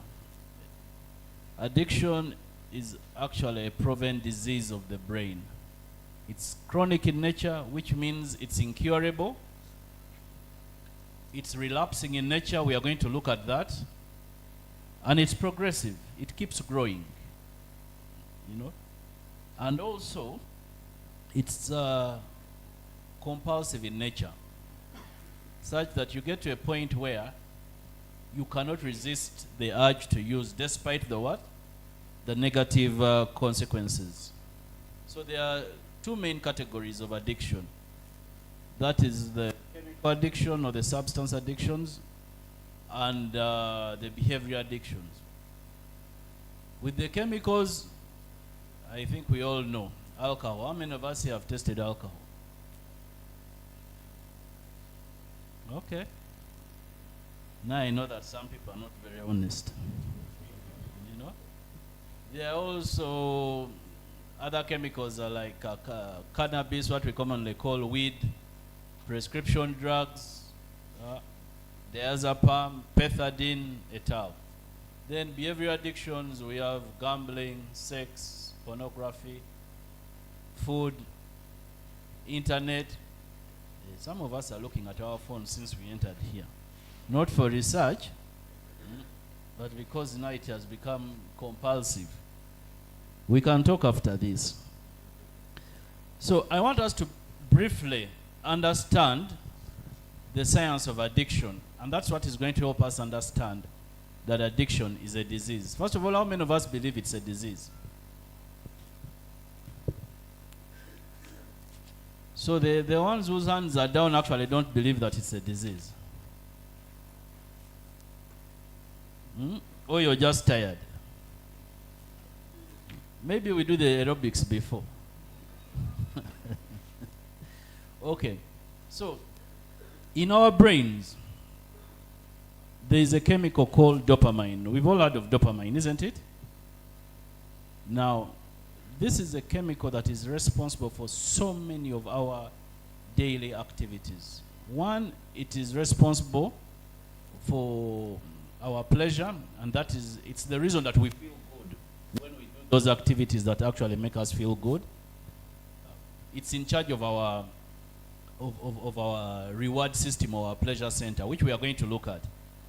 And then it is also in charge of our emotional regulation. It's also responsible for your motivation and for your executive functioning. We all know what the executive functioning is, huh? Thinking, decision making, you know, reasoning, judgment. Those are your executive functions. Now, God created us with 4 biological functions that make us feel good. That is food, when we eat, when we drink water, when we have sex, and the things that we nurture. Under nurture, maybe like on your graduation day. Is there anyone here who will cry tears of sadness on grad? It will be tears of joy, isn't it? Yes, on your wedding day, when you buy a new shoe. All these activities trigger the release of this chemical called what? Dopamine. But out of all the biological functions that God created us with, the one that gives us the greatest pleasure, or the highest amount of pleasure, is sex. Now, some of the substances that we take are about 10 to 12 times more powerful than sex. And that's why you find that there are some chemicals that you take once, and then you're almost hooked up. You'll feel like what? Taking them again. We have some of these drugs, you know, especially the opioids. Now, every time you take a chemical like alcohol, weed, tobacco, your brain releases this chemical called dopamine. But at the same time, these other biological functions that you're involved in every day also trigger the release of what? Of dopamine. So, if the food and all these other activities are triggering the release of dopamine, and then the drugs are also releasing, triggering the release of dopamine, what do you think is happening to your brain? Your brain gets to a point where there is too much dopamine than it was created to what? To use. Because now you're increasingly taking these drugs, and yet you're also involved in these activities. And when there is too much dopamine in your brain, what your brain is going to do, it is going to create channels to suck out the extra dopamine. And when the brain sucks out this extra dopamine, your percentage of people who are battling gambling addiction relapse. They end up going back to what? To the gambling behavior. And so there is a chance that before you fully recover, you will go back to the active using stage and go back through the same misery. But now you know what to do. You know that there is what? There is help. So those games or whatever betting shops you're going you're visiting. There is no free money. It's a recipe for disaster. The previous speaker talked of a lot of these industries working with psychologists. Do you really think that they come up with these betting apps for you to win? It's a business. It's a business. So if you hear that Albert has won 42 million, now that 42 million Albert has won, there are about 2 million Ugandans that have probably gambled 15 or more billion shillings. And then they give 42 million. And all of us read about it. It is heavily publicized and all we run. So look at 42 million shillings out of 40, let's say 42, how do we put it? 15 billion divided by 42 million. Get that, then one out of that is your chance of winning. Does it make sense? Yeah. So we go to internet gaming and social media addiction. Now, this is a problem that I think so many of us are struggling with, and yet because we are still functional, we think that we are safe. Yeah? It's been, the research shows that students spend about 4 to 6 hours of their time every day just scrolling through their screens. Then the rest of the time is dedicated to studies and the other, quote unquote, normal activities, which disrupts concentration, sleep, and our studies. Are there people here who wake up in the night and the first thing you check is your phone? And there are times when we don't go back to school after what? After checking our phones. There's also what we call doom scrolling. You know what doom scrolling is? Yes, just scrolling your phone, looking for content. Then you keep encountering negative news which stresses you, messes up your mental health. Why? Yeah? Because you support Iran, you cannot allow that America is winning. So you will scroll so many channels, up to 2 a.m. Allow me to share with you just a few things. Madam Dean, you had a complaint from one of the students, most especially for that one student on a disciplinary issue, on Senate issue. As a Minister of Academics, I got those complaints personally. I want to tell you that I am even the one who signed for a police bond for the other one. This is what happened actually. That student, they are very close friends. So he took advantage of his friend being, a close friend, and because he had not completed tuition, decided to get a friend's what? Permit. And used it, so they discovered it, and actually a friend had to arrest him. This very friend who's now appearing in what? In Senate. Had to arrest him, put him in police for 2 days. So when I got the message, actually himself came to me and I went. When I went to police, we said, okay, this is still your brother. It is true he has messed up. He did a very bad thing. But also we still need the future out of him as we solve other things. So I personally went with him and stood and even signed out for him to come, such that he comes back, continues doing exams, as the disciplinary action will now what? Take place. It is unfortunate that the gentleman we are talking about cannot be traced, cannot be seen right now within the university vicinity. And indeed, the boy is traumatized, is deeply stressed. I have had a number of times talking to him, but I have assured him that your case is very clear, but that is the process. The process has to take its cost, but you can't be convicted on the case that you have been taken because there is very clear evidence that you didn't associate with the gentleman, you didn't have that intention, like the lawyers say, did you have actus reus? He didn't have the actus reus. So that means a boy needs to be really helped, Madam Dean. Thank you. I just wanted to throw something small on that. Now, my dear lovely students who are my colleagues, You have heard from several speakers talking to you about several issues that affect your health. And I am here to present to you mental health for students. And you know our student things.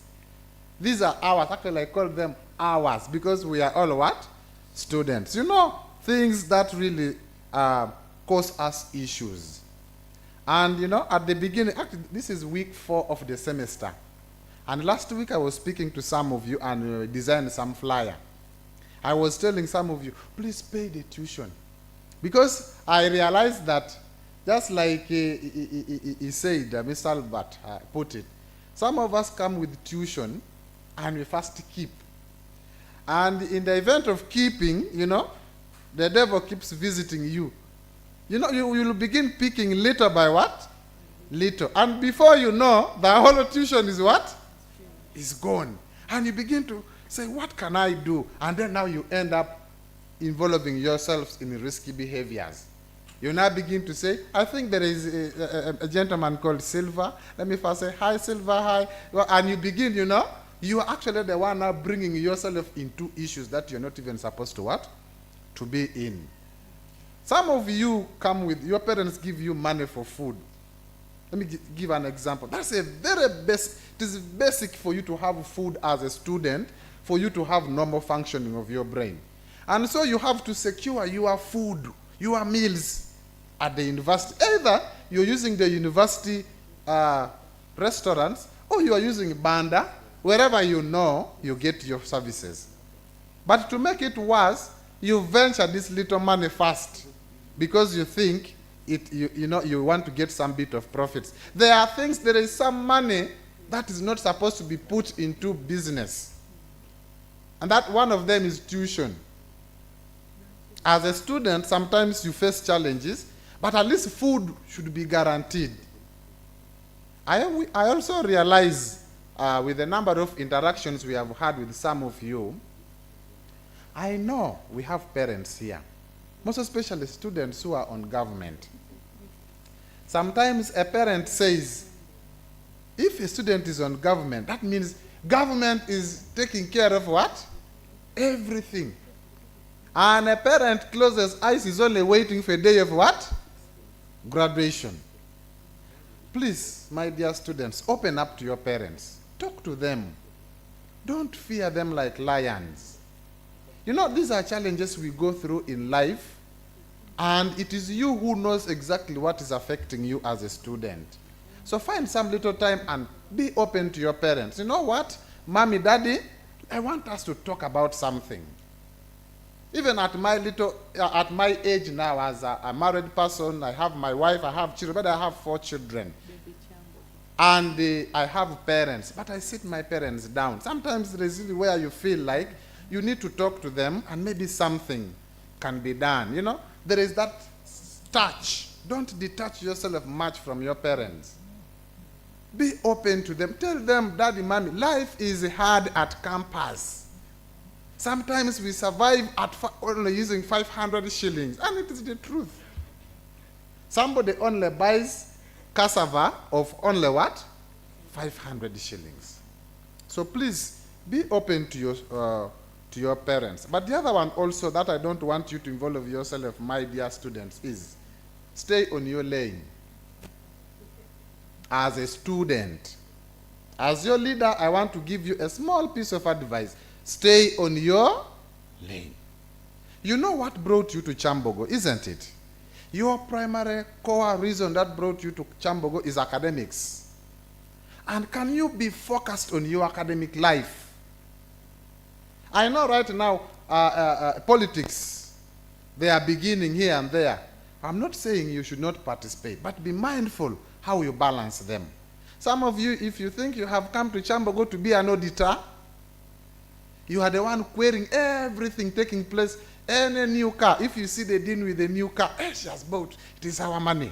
If you see any little change that your lecturer is having, you see, you know, it is our money. They are mismanaging our funds. Any little thing you see, any little change among the people we live with, that is wrong. Is that the primary reason that brought you to Kyambogo? No, as your leader, I ought to tell you and open your eyes. And that's where we go wrong. By the way, it's good to be assertive. It's good to be what? Assertive. But be mindful of where you are assertive sometimes. Your assertiveness might lead you into doom sometimes. You are the one who says, for me, I'm very open. I can speak. I can say the way things are. But where are you mentioning your things? Be very careful. As students, you stress yourself over things that you're not supposed to stress yourself over, which is really not good. But also a small one, I know. This one we are just whispering to each other. Now I even want to reduce the voice. My students, I know issues of relationship, isn't it? Boyfriend and what? Girlfriend. I know. Some of you think that when you reach at campus, you have to try things. That is actually what people say. You have to touch here, touch there, jump here. You should not miss anything. As university passes through you, you also pass through the what? The university. I want to tell you some of these things can lead you nowhere. If you have a high libido, let me use that's the best word I can use now. Speak to your small thing. Yes. If it is your small boy disturbing you, undress yourself and say, my friend, where are you about to lead me? Things may not be right. And by the way, I want to tell you a small secret. Whatever you do, our mind, everything, every reaction in our bodies is governed by the brain. What you tell your mind is what your body will what? Respond to. Even myself personally, there is a time I saw a very nice, beautiful looking, I said, God really took time. God really took time making this lady. I think other ladies, God did not take much time, but this one was special. Everything you can talk about a lady, this one had all the qualities. So I was now imagining inside my heart, that, you want the best. I am one of the people who wants those good things, So I found, I said, how can I manage? But when I talked to myself, I said, this is not what? Yours. Please, Osiga, this is not yours. You're not meant for everybody. And the thing was responding. Indeed, I found it was responding. And I was cooling down here and there, and I saw things worked out. So sometimes we really have to talk to ourselves, students, and see how best can we handle our issues, because it is very important for our health. Otherwise, you stress yourself for nothing. Issues of marks, like Madam Dean you had. By the way, it stresses us a lot. Marks are not there. They have delayed to upload marks. Parents are calling. Sponsors, actually some of them lose sponsors. Some of these students are stressed because they have lost their what? Their sponsors, because of just simply delay of upload of what? Marks. Now, when I was during a holiday, I am in a certain group with the Gulu University students. During a holiday, and I have a student I pay at Gulu University. I saw all her marks during a holiday.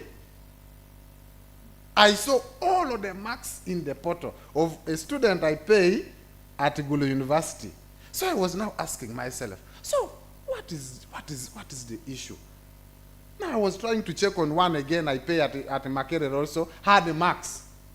Then I looked at my own portal, and I had no what?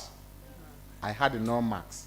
So you can imagine such stress. I know we are coping up, but there are really some things that go beyond. As a university, we really need to style up and see how to harmonize them. We're actually using some simple words. If there is a way you can do it, because sometimes if we rise up and say, way, things may not be what? Well on our side. So which we don't want also to what? To come in and be there. Please, then lastly, as I conclude, I want to advise you, my dear students, to manage your time. Time is a resource, and each one of us has equal time. Now, this stress that makes you to go to Senate examination committee because you were caught cheating, if you started managing yourself and your time early enough, you would not find yourself there. Imagine right now, we have, by the way, last minute readers association. When it is last minute, they send those messages, wake up, let's begin to what? To read. Please, this is the right time. You have ample time, 15 weeks in a semester. Vis-a-vis that little, sometimes very little content, by the way, that you can master. Create your time.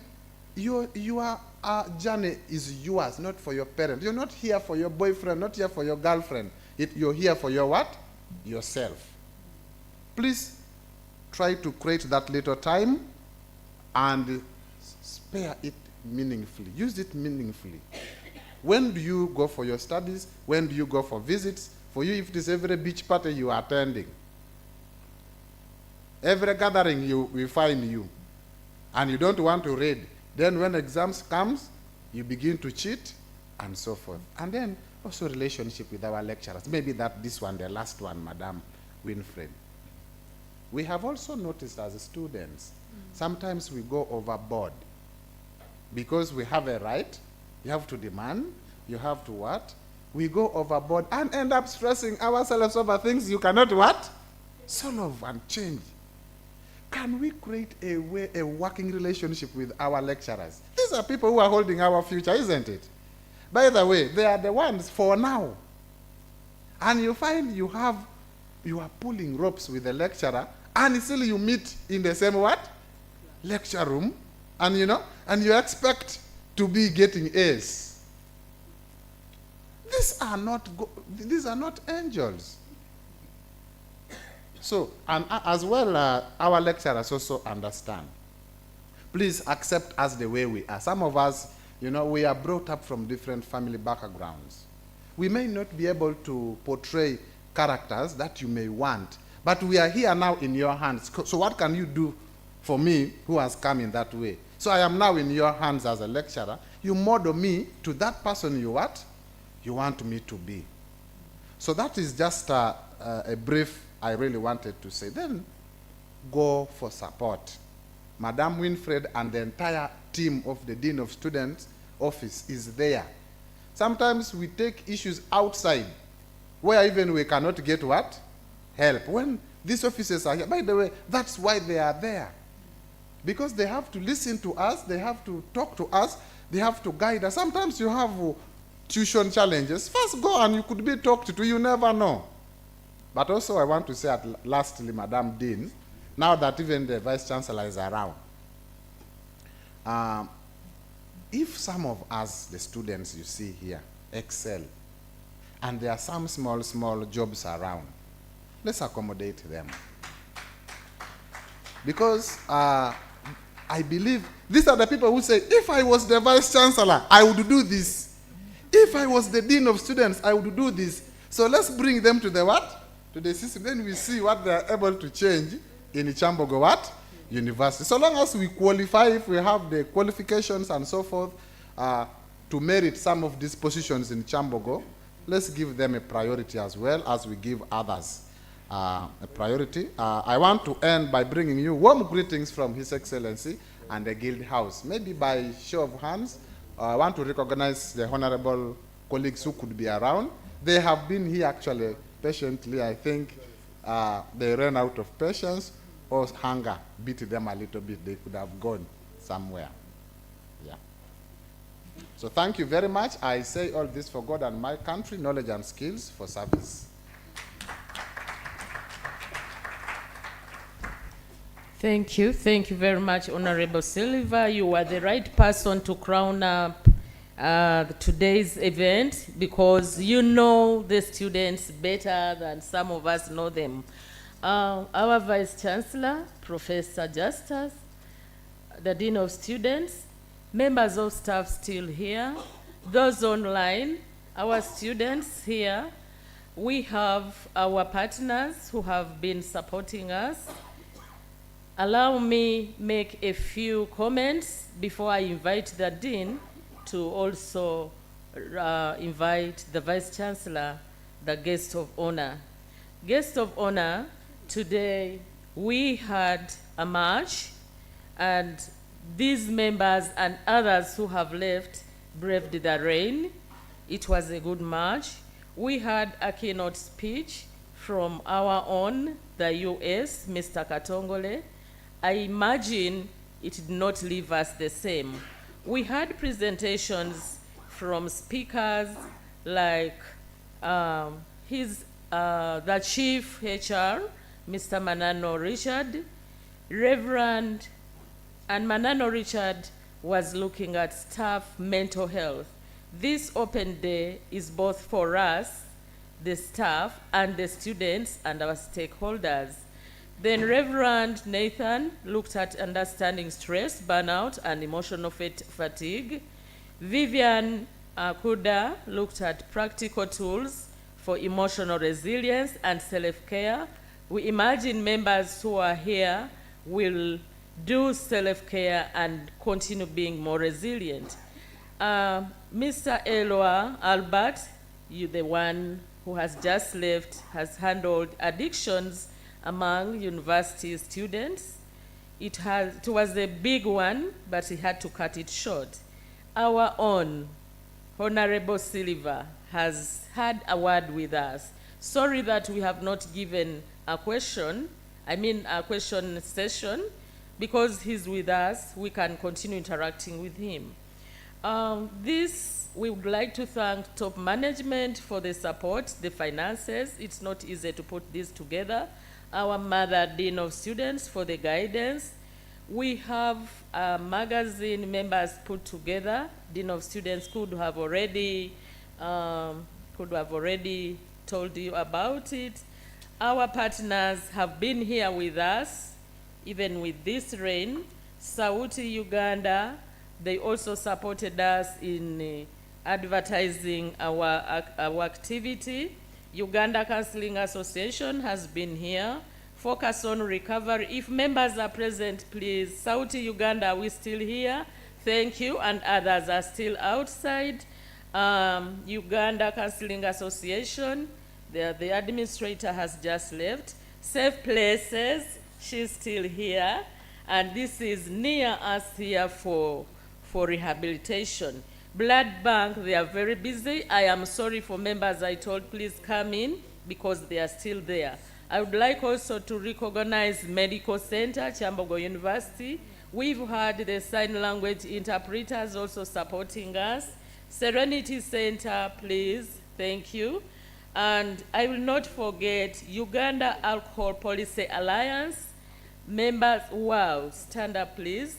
And note that I don't recognize the rest, but this organization has supported us with cash. A little of what we have shared is from them, and accountability is going to the Dean of Students. Thank you very much, all of you. May God bless you. Madam Dean, I have the honor to invite you. Please invite our VC to speak to us. Thank you.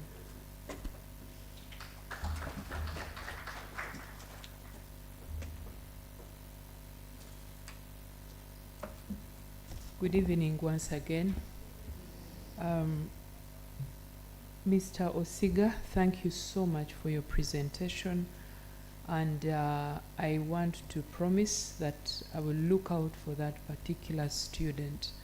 When she shared, I felt her pain, and somehow I knew you knew the issue, but we promise we are going to look out for the student and he will be helped accordingly. Friends, disciplinary matters are handled with a lot of care because there are legal implications on every action taken.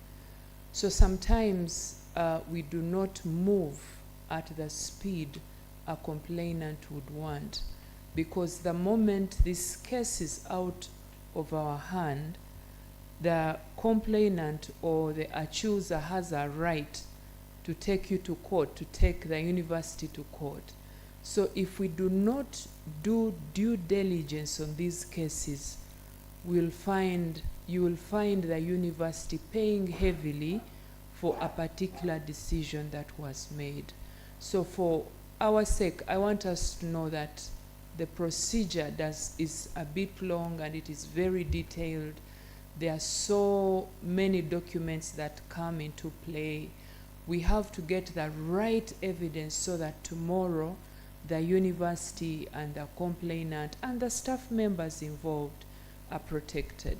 So my little girl, we are going to meet your friend and we are sure he will be helped. At this moment, ladies and gentlemen, allow me invite. I need to say something about him. Professor Kwetejeka is one person in Kyambogo University who has a very, very soft spot for students. If there is anything I want to have passed in top management, my soft spot is with Professor Kwetejeka. I make sure I go to him, consult him, and he guides. Professor, we are honored to have you. We are honored to have you up there because you understand what my people go through. And we are really, really, really blessed for the many interventions you have made. For those who have IDs, I want you to know that this mighty man here worked so hard to have the IDs, and I know more IDs are coming. Before the year ends, people are going to have their IDs. Please clap for him. Professor Kwetejeka is our Vice Chancellor in charge of finance and administration. When I say finance, just know he has worked so hard to pull the financial mountains that we have been having, and he has whispered to me that students need to be taken seriously, which we do, and the next counseling open day, things are going to be much, much better than this. We thank you so much, Prof, for coming, and I would like to invite you to speak to us, Professor.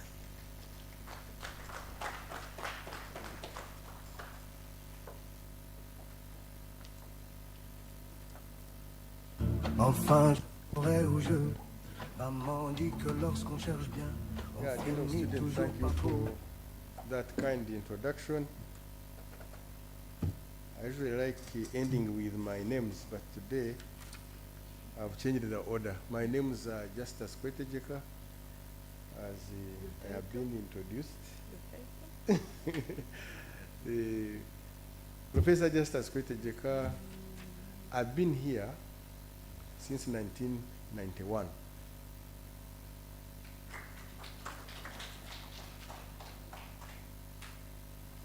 I'm now the Deputy Vice Chancellor of Finance and Administration.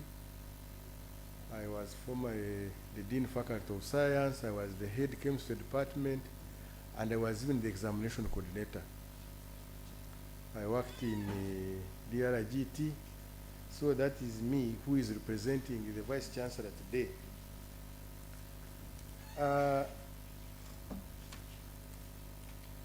I will stand on the protocols of the previous speakers, but in a special way, I must also thank the partners, because when I look here, I can see this has been the work of Kyambogo University with the assistance of the partners, and we really need to recognize them and really thank them for this work well done.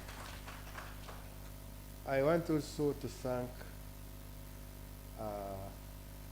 the senior counseling psychologist. I've been away for a week, but even when I was away, we were communicating. When she went on leave, she let me know that she was sick. And I was always asking her, who counsels, who is the counselor? The counselors. Eh? I usually ask that question, and she gives me very, very, very good answers. I really want to also recognize you. I also want to recognize the dean of students. See, as much as she's talking about money, she's the one who clicks on the money for the students. I know you have not been able to increase the funds as we would have wished, but I really want to thank her, because whatever little we give her, it goes the right use. I also want to recognize those who work with them. I want to recognize the guild leaders, students, and all of you who are online and who are here.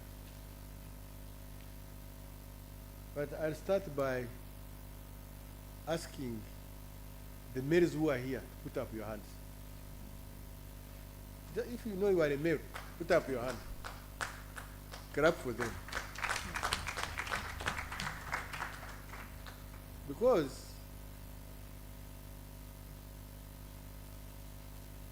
this is a group of people who are suffering quietly. Maybe including myself. I didn't put up my hand. Yeah, I bring greetings from the Vice Chancellor, who has not been able to be here.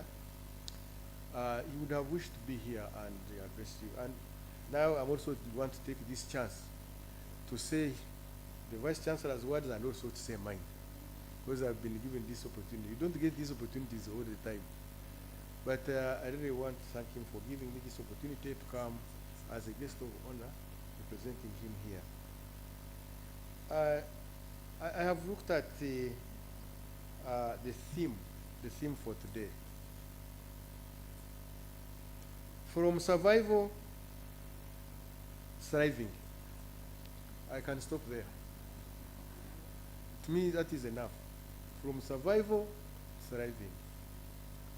I know how many of you, I know that many of you are thriving, are really thriving.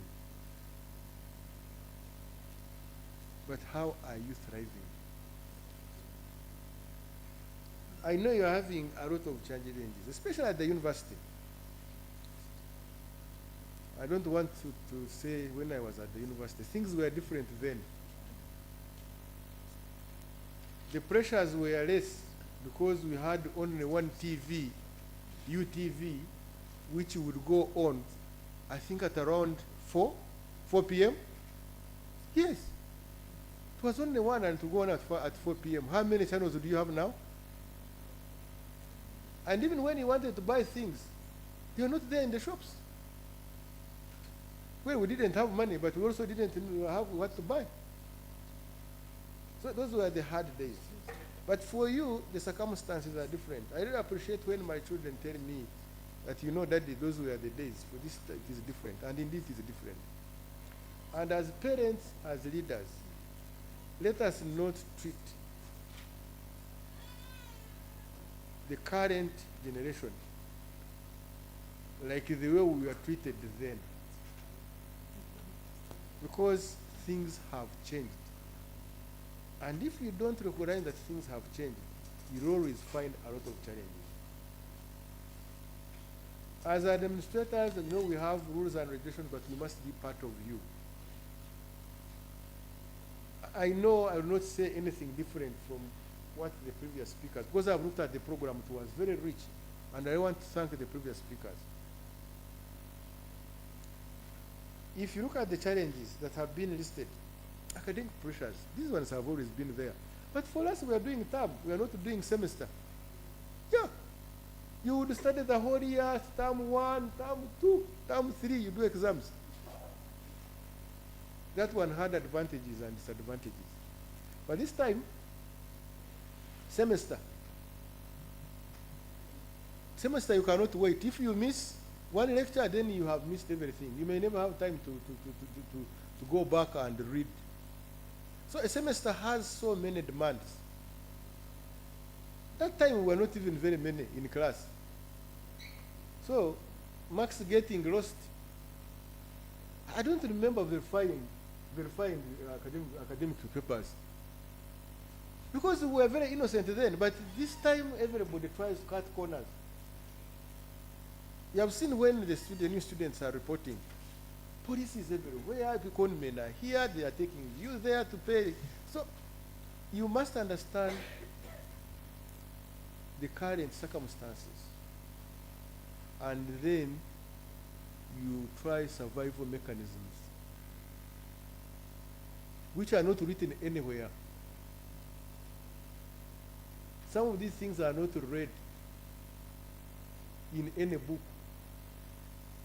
But you should always think and tell yourself, am I doing the right thing? What are the consequences? Whatever you do. Because at the university, you are free to do whatever you want because you are mature people. But always remember there are consequences. Whatever you do, think about the consequences. But don't think about the consequences when they have already happened. And I think that's where we really get it wrong. Then you have these financial challenges. I know you don't pay. When I'm chasing you from lecture rooms, those people you see chasing you from lecture rooms, I'm the one who sends them, I must admit. You know my title, I'm supposed to collect university money, and I usually tell you my office doesn't have a human face. Because me, I'm implementing what I was given. Otherwise, I usually tell people who come to my office that if I don't do it, and I sign to do it, then I must be answerable. So when I send them, at the back of my mind, we are also human beings. At the back of my mind, I'm thinking myself, these are people who also ask for money. It's not like you're a minister who pays for himself. For you, you ask for money. I remember when I was a dean, I would even reach an extent of calling some of these parents from their homes to wake them up that your daughter is here. If your daughter doesn't do exams, anything can happen. And you would see a parent now waking up, let me go and borrow money. So sometimes it is these financial challenges, you need somebody who can talk to you. Those who have come to my office even now, I call their parents or guardians and try to explain, to add the voice to yours. Because we know it is not easy. Well, sometimes we can be a little bit hard, but we are also human beings. So some of the problems are self-inflicted, but some of them, they are also beyond your control. But this world, you have to struggle. You have to struggle. You need to have the faith, the little faith. I've told the students, go. It is still 1 week, and they have come to me and have told me, you know what? With the little faith I had, I've managed to get some money. And we celebrate together. So these financial challenges we are talking about.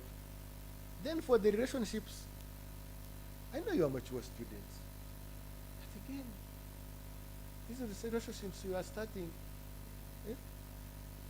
You know how many ladies come when they have enlarged after internship. Eh? There are always very many. And again, what is really pains me is you see the ladies suffering, but the men are not there. So these relationships, and but there are also some of these boys cannot manage. I don't want to tell you this, the ladies who are here. Many of these boys suffer because they are never told that if a person says no, they have the right to say no. If you say no, it's like it is criminal. Who tells you it is? Many males, they don't know what rejection means. They don't want to be rejected. And they take it as offensive and they start quarreling. Eh? You know, for the girls, you grow up where people telling, yo, we love you, you look beautiful. These boys, nobody tells them. If you tell a boy, I love you, they will not sleep. They are just finished. Yes. Because nobody tells them, I can tell you, and you girls don't play around with those words.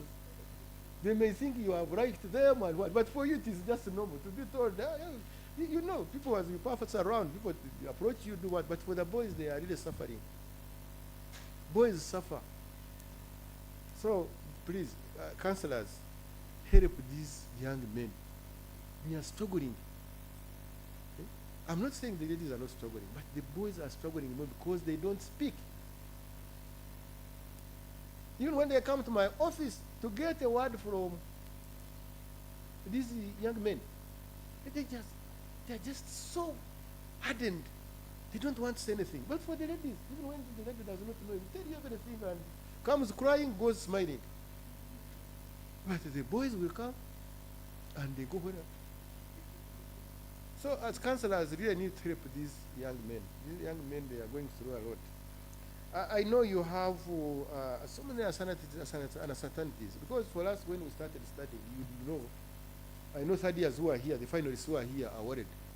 After here, where will I go? For us, we had jobs.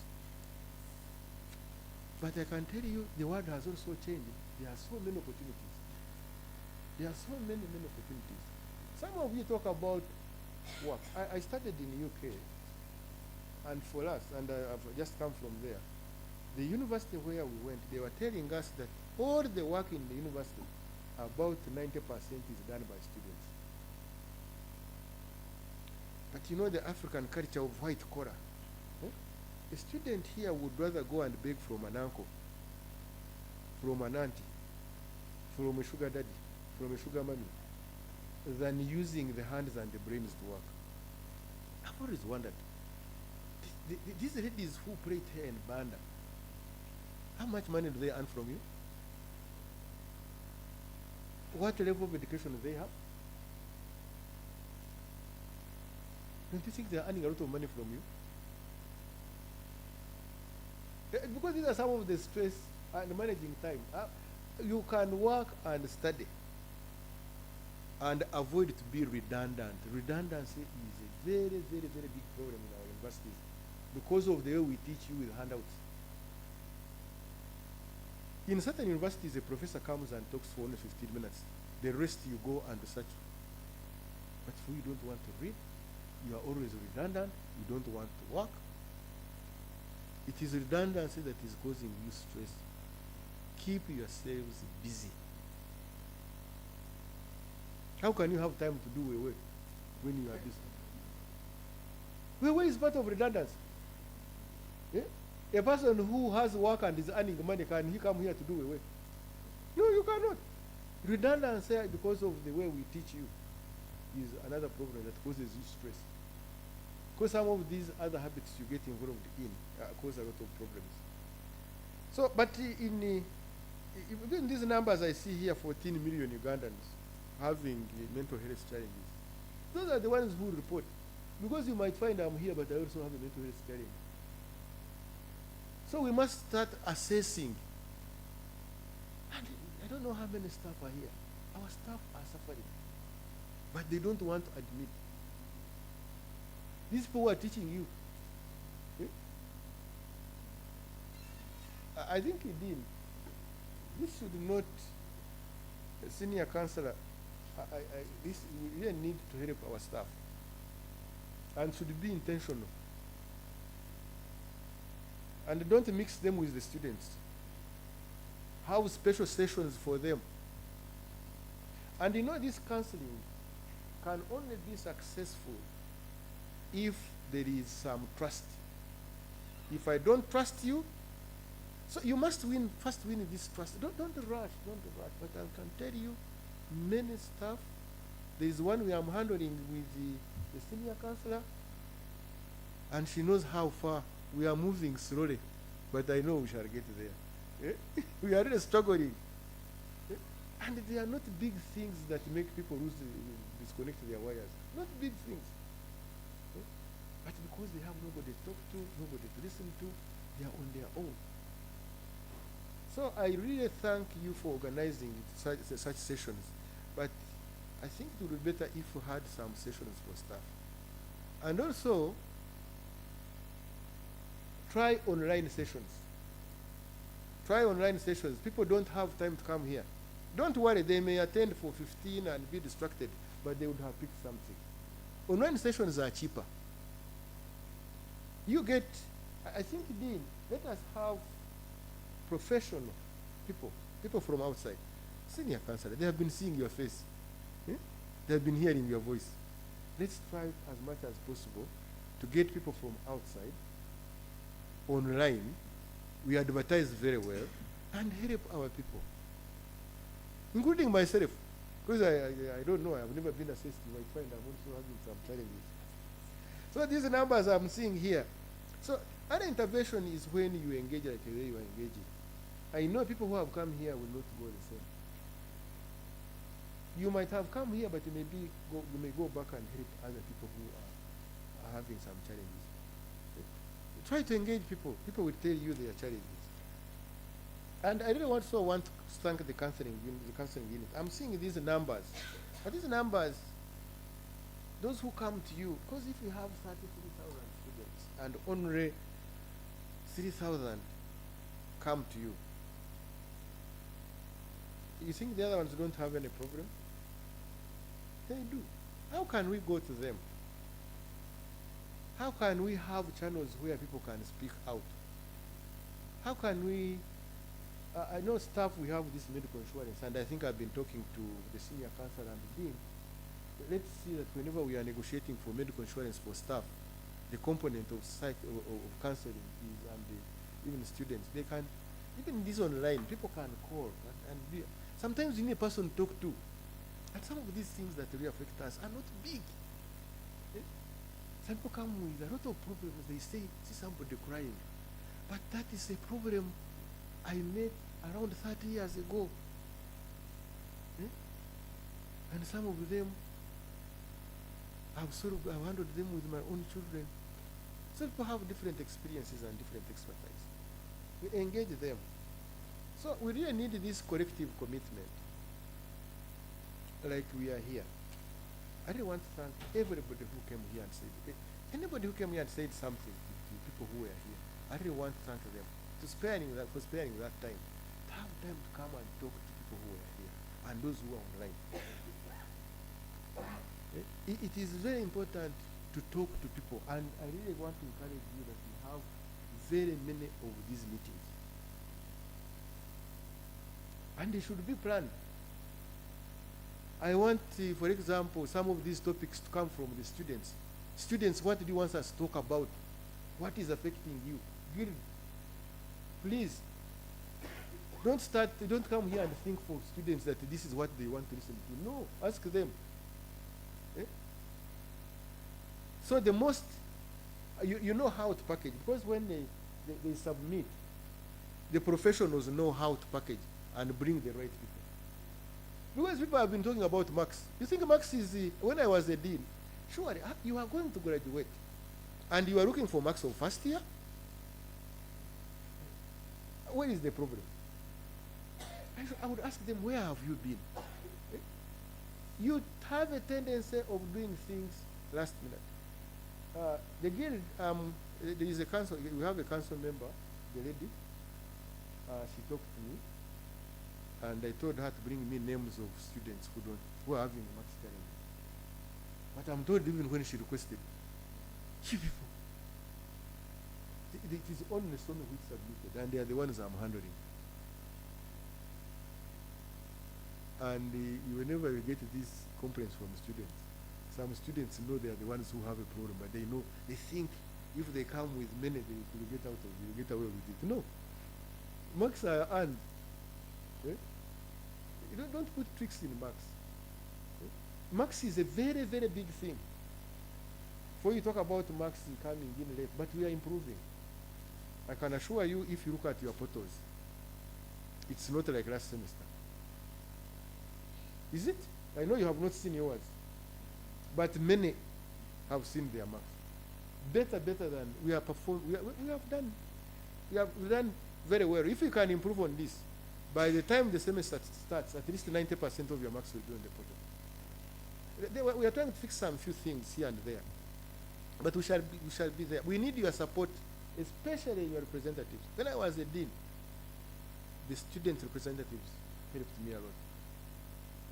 They were the people who were doing the work. Because I was also mentoring them. Eh? When you offer yourself to lead, please, you must make time to lead.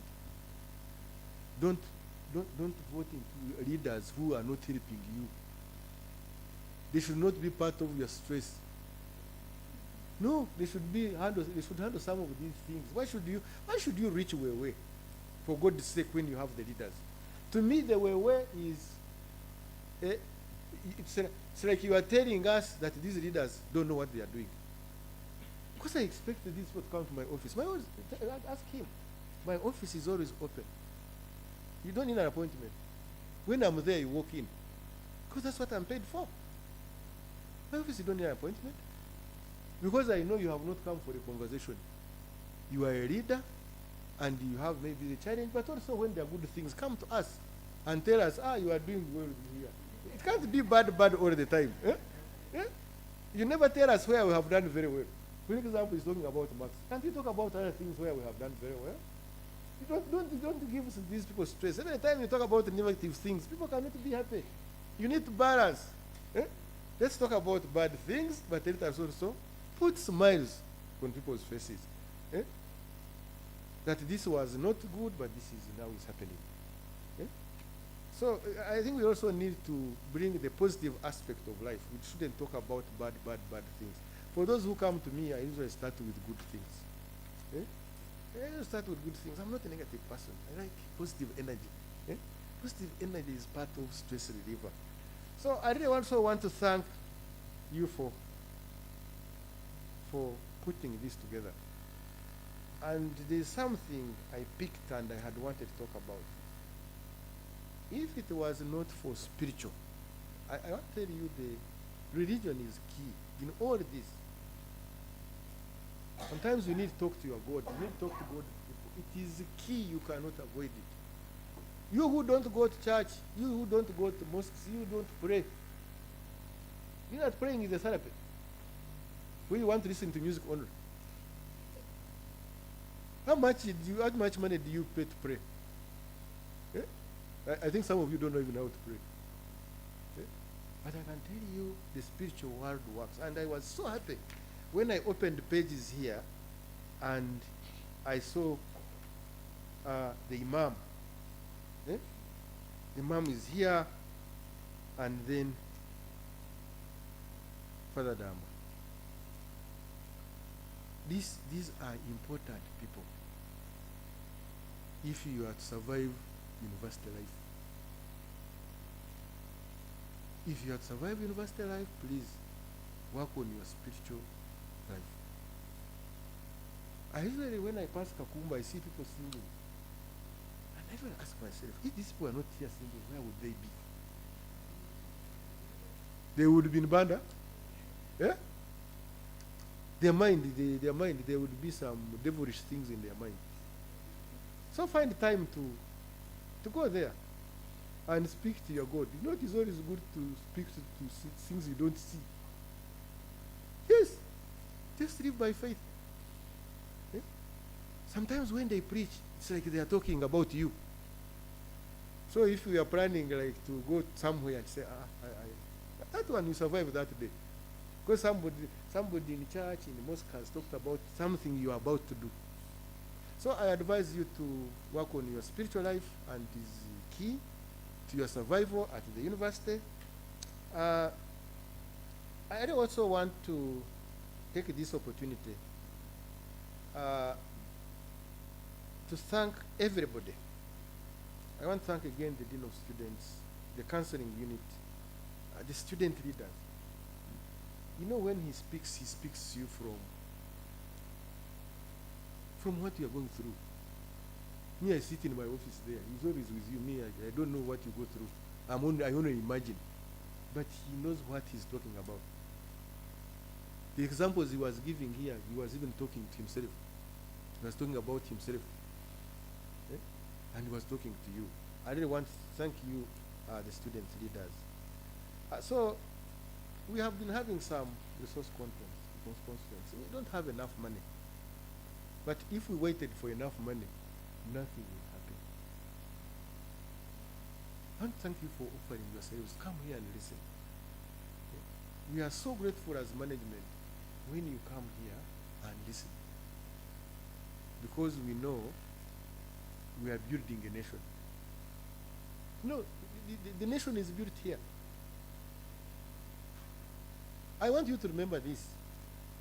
Some of the faces that are here now and are online, you'll find them very, very, very big people. But as you are here, you can't know. Offer yourselves whenever there is an opportunity. If you look after yourselves very well, because drugs, okay? Alcohol, AIDS, you can name others. These people in counseling, they have a very, very long list of those things. The people who survive those are the ones who will see a better future. You know it. And I'm telling you, drugs are everywhere. I don't know what is wrong with you. Why do you need drugs? To do what? Eh? Why? That they relieve stress, and when they are out of your body, you take again. Can you please talk to your neighbors, talk to your friends, talk to your relatives, talk to the people you know, not to be near drugs. It's a very big temptation because of peer pressure. You want to try things. I know this age is for trying, but why don't you try good things? Everywhere I go, I find people, drugs, drinking this alcohol in small things. I'm told some of you carry them to lecture room. Yes. You are there, you think they are drinking water. When they are drinking alcohol. Yes, we know these things. But for us as management, we shall not allow any indiscipline in this university. Yeah, parents sacrifice a lot, the government is sacrificing a lot. Say anybody who wants to be disruptive, we cannot allow. I cannot sell my cow, send my child here, and then there is this way which cannot allow my child to study. No. There could be some genuine reasons. That's why we give you leaders. Very soon you'll be having new leaders. Come and we talk. Okay? This way is part of your stress. Okay? And people are away, most of them are on drugs. They come when their eyes are red. Okay? Even when they come to office, you can't talk to them because their eyes are red. Okay? So this way we shall not, we can allow you to do things because we are also young, we did them, but they must be done in an orderly manner. So I really want to thank all those who participated. I invite each of us to move beyond survival and take intentional steps towards surviving. No gambling. You must be intentional. I know you are thriving, but the way you thrive must be intentional. Personally, academically, professionally, and as a university community. I wish all of you a successful and enriching 5th Counseling Open Day. Thank you. May God bless you. May God bless Kyambogo University, our country, knowledge and skills for service. Those are the words, mine and for the Vice Chancellor. Thank you so much. Those are some of the few words I could speak, but thank you for inviting us and thank you for organizing.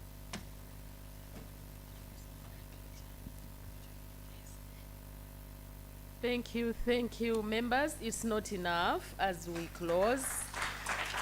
Thank you. I love the flowers. We share to the Vice Chancellor, all of us. Flowers. Yes. Members, before we move out of this room, I request please we come in front The first picture is going to be for all of us. Then the second picture will be the Dean of Students, the Vice Chancellor, the Guild, and partners. And the third will be, yes, the partners I've mentioned. The Vice Chancellor with the students. The fourth will be Vice Chancellor, of course, with the Dean, and the councillors. Thank you. You are most welcome. Please move very fast. The first one for all of us, in front here, in front. And as you come, I really want to appreciate everybody and apologize. After the pictures, we are going out to exercise for better mental health. So yes, the sports gentleman is here. Cameraman, please. Cameraman, please set the... I also want to recognize Freeman, Public Relations, Uganda Counseling Association. He has been present. Munange Counseling Center. Nkumba, where are you? You are most welcome. Members, please come forward. We are not many. Cameraman, are we fine? I'll be the last to come down. Since I'm short, I will come down.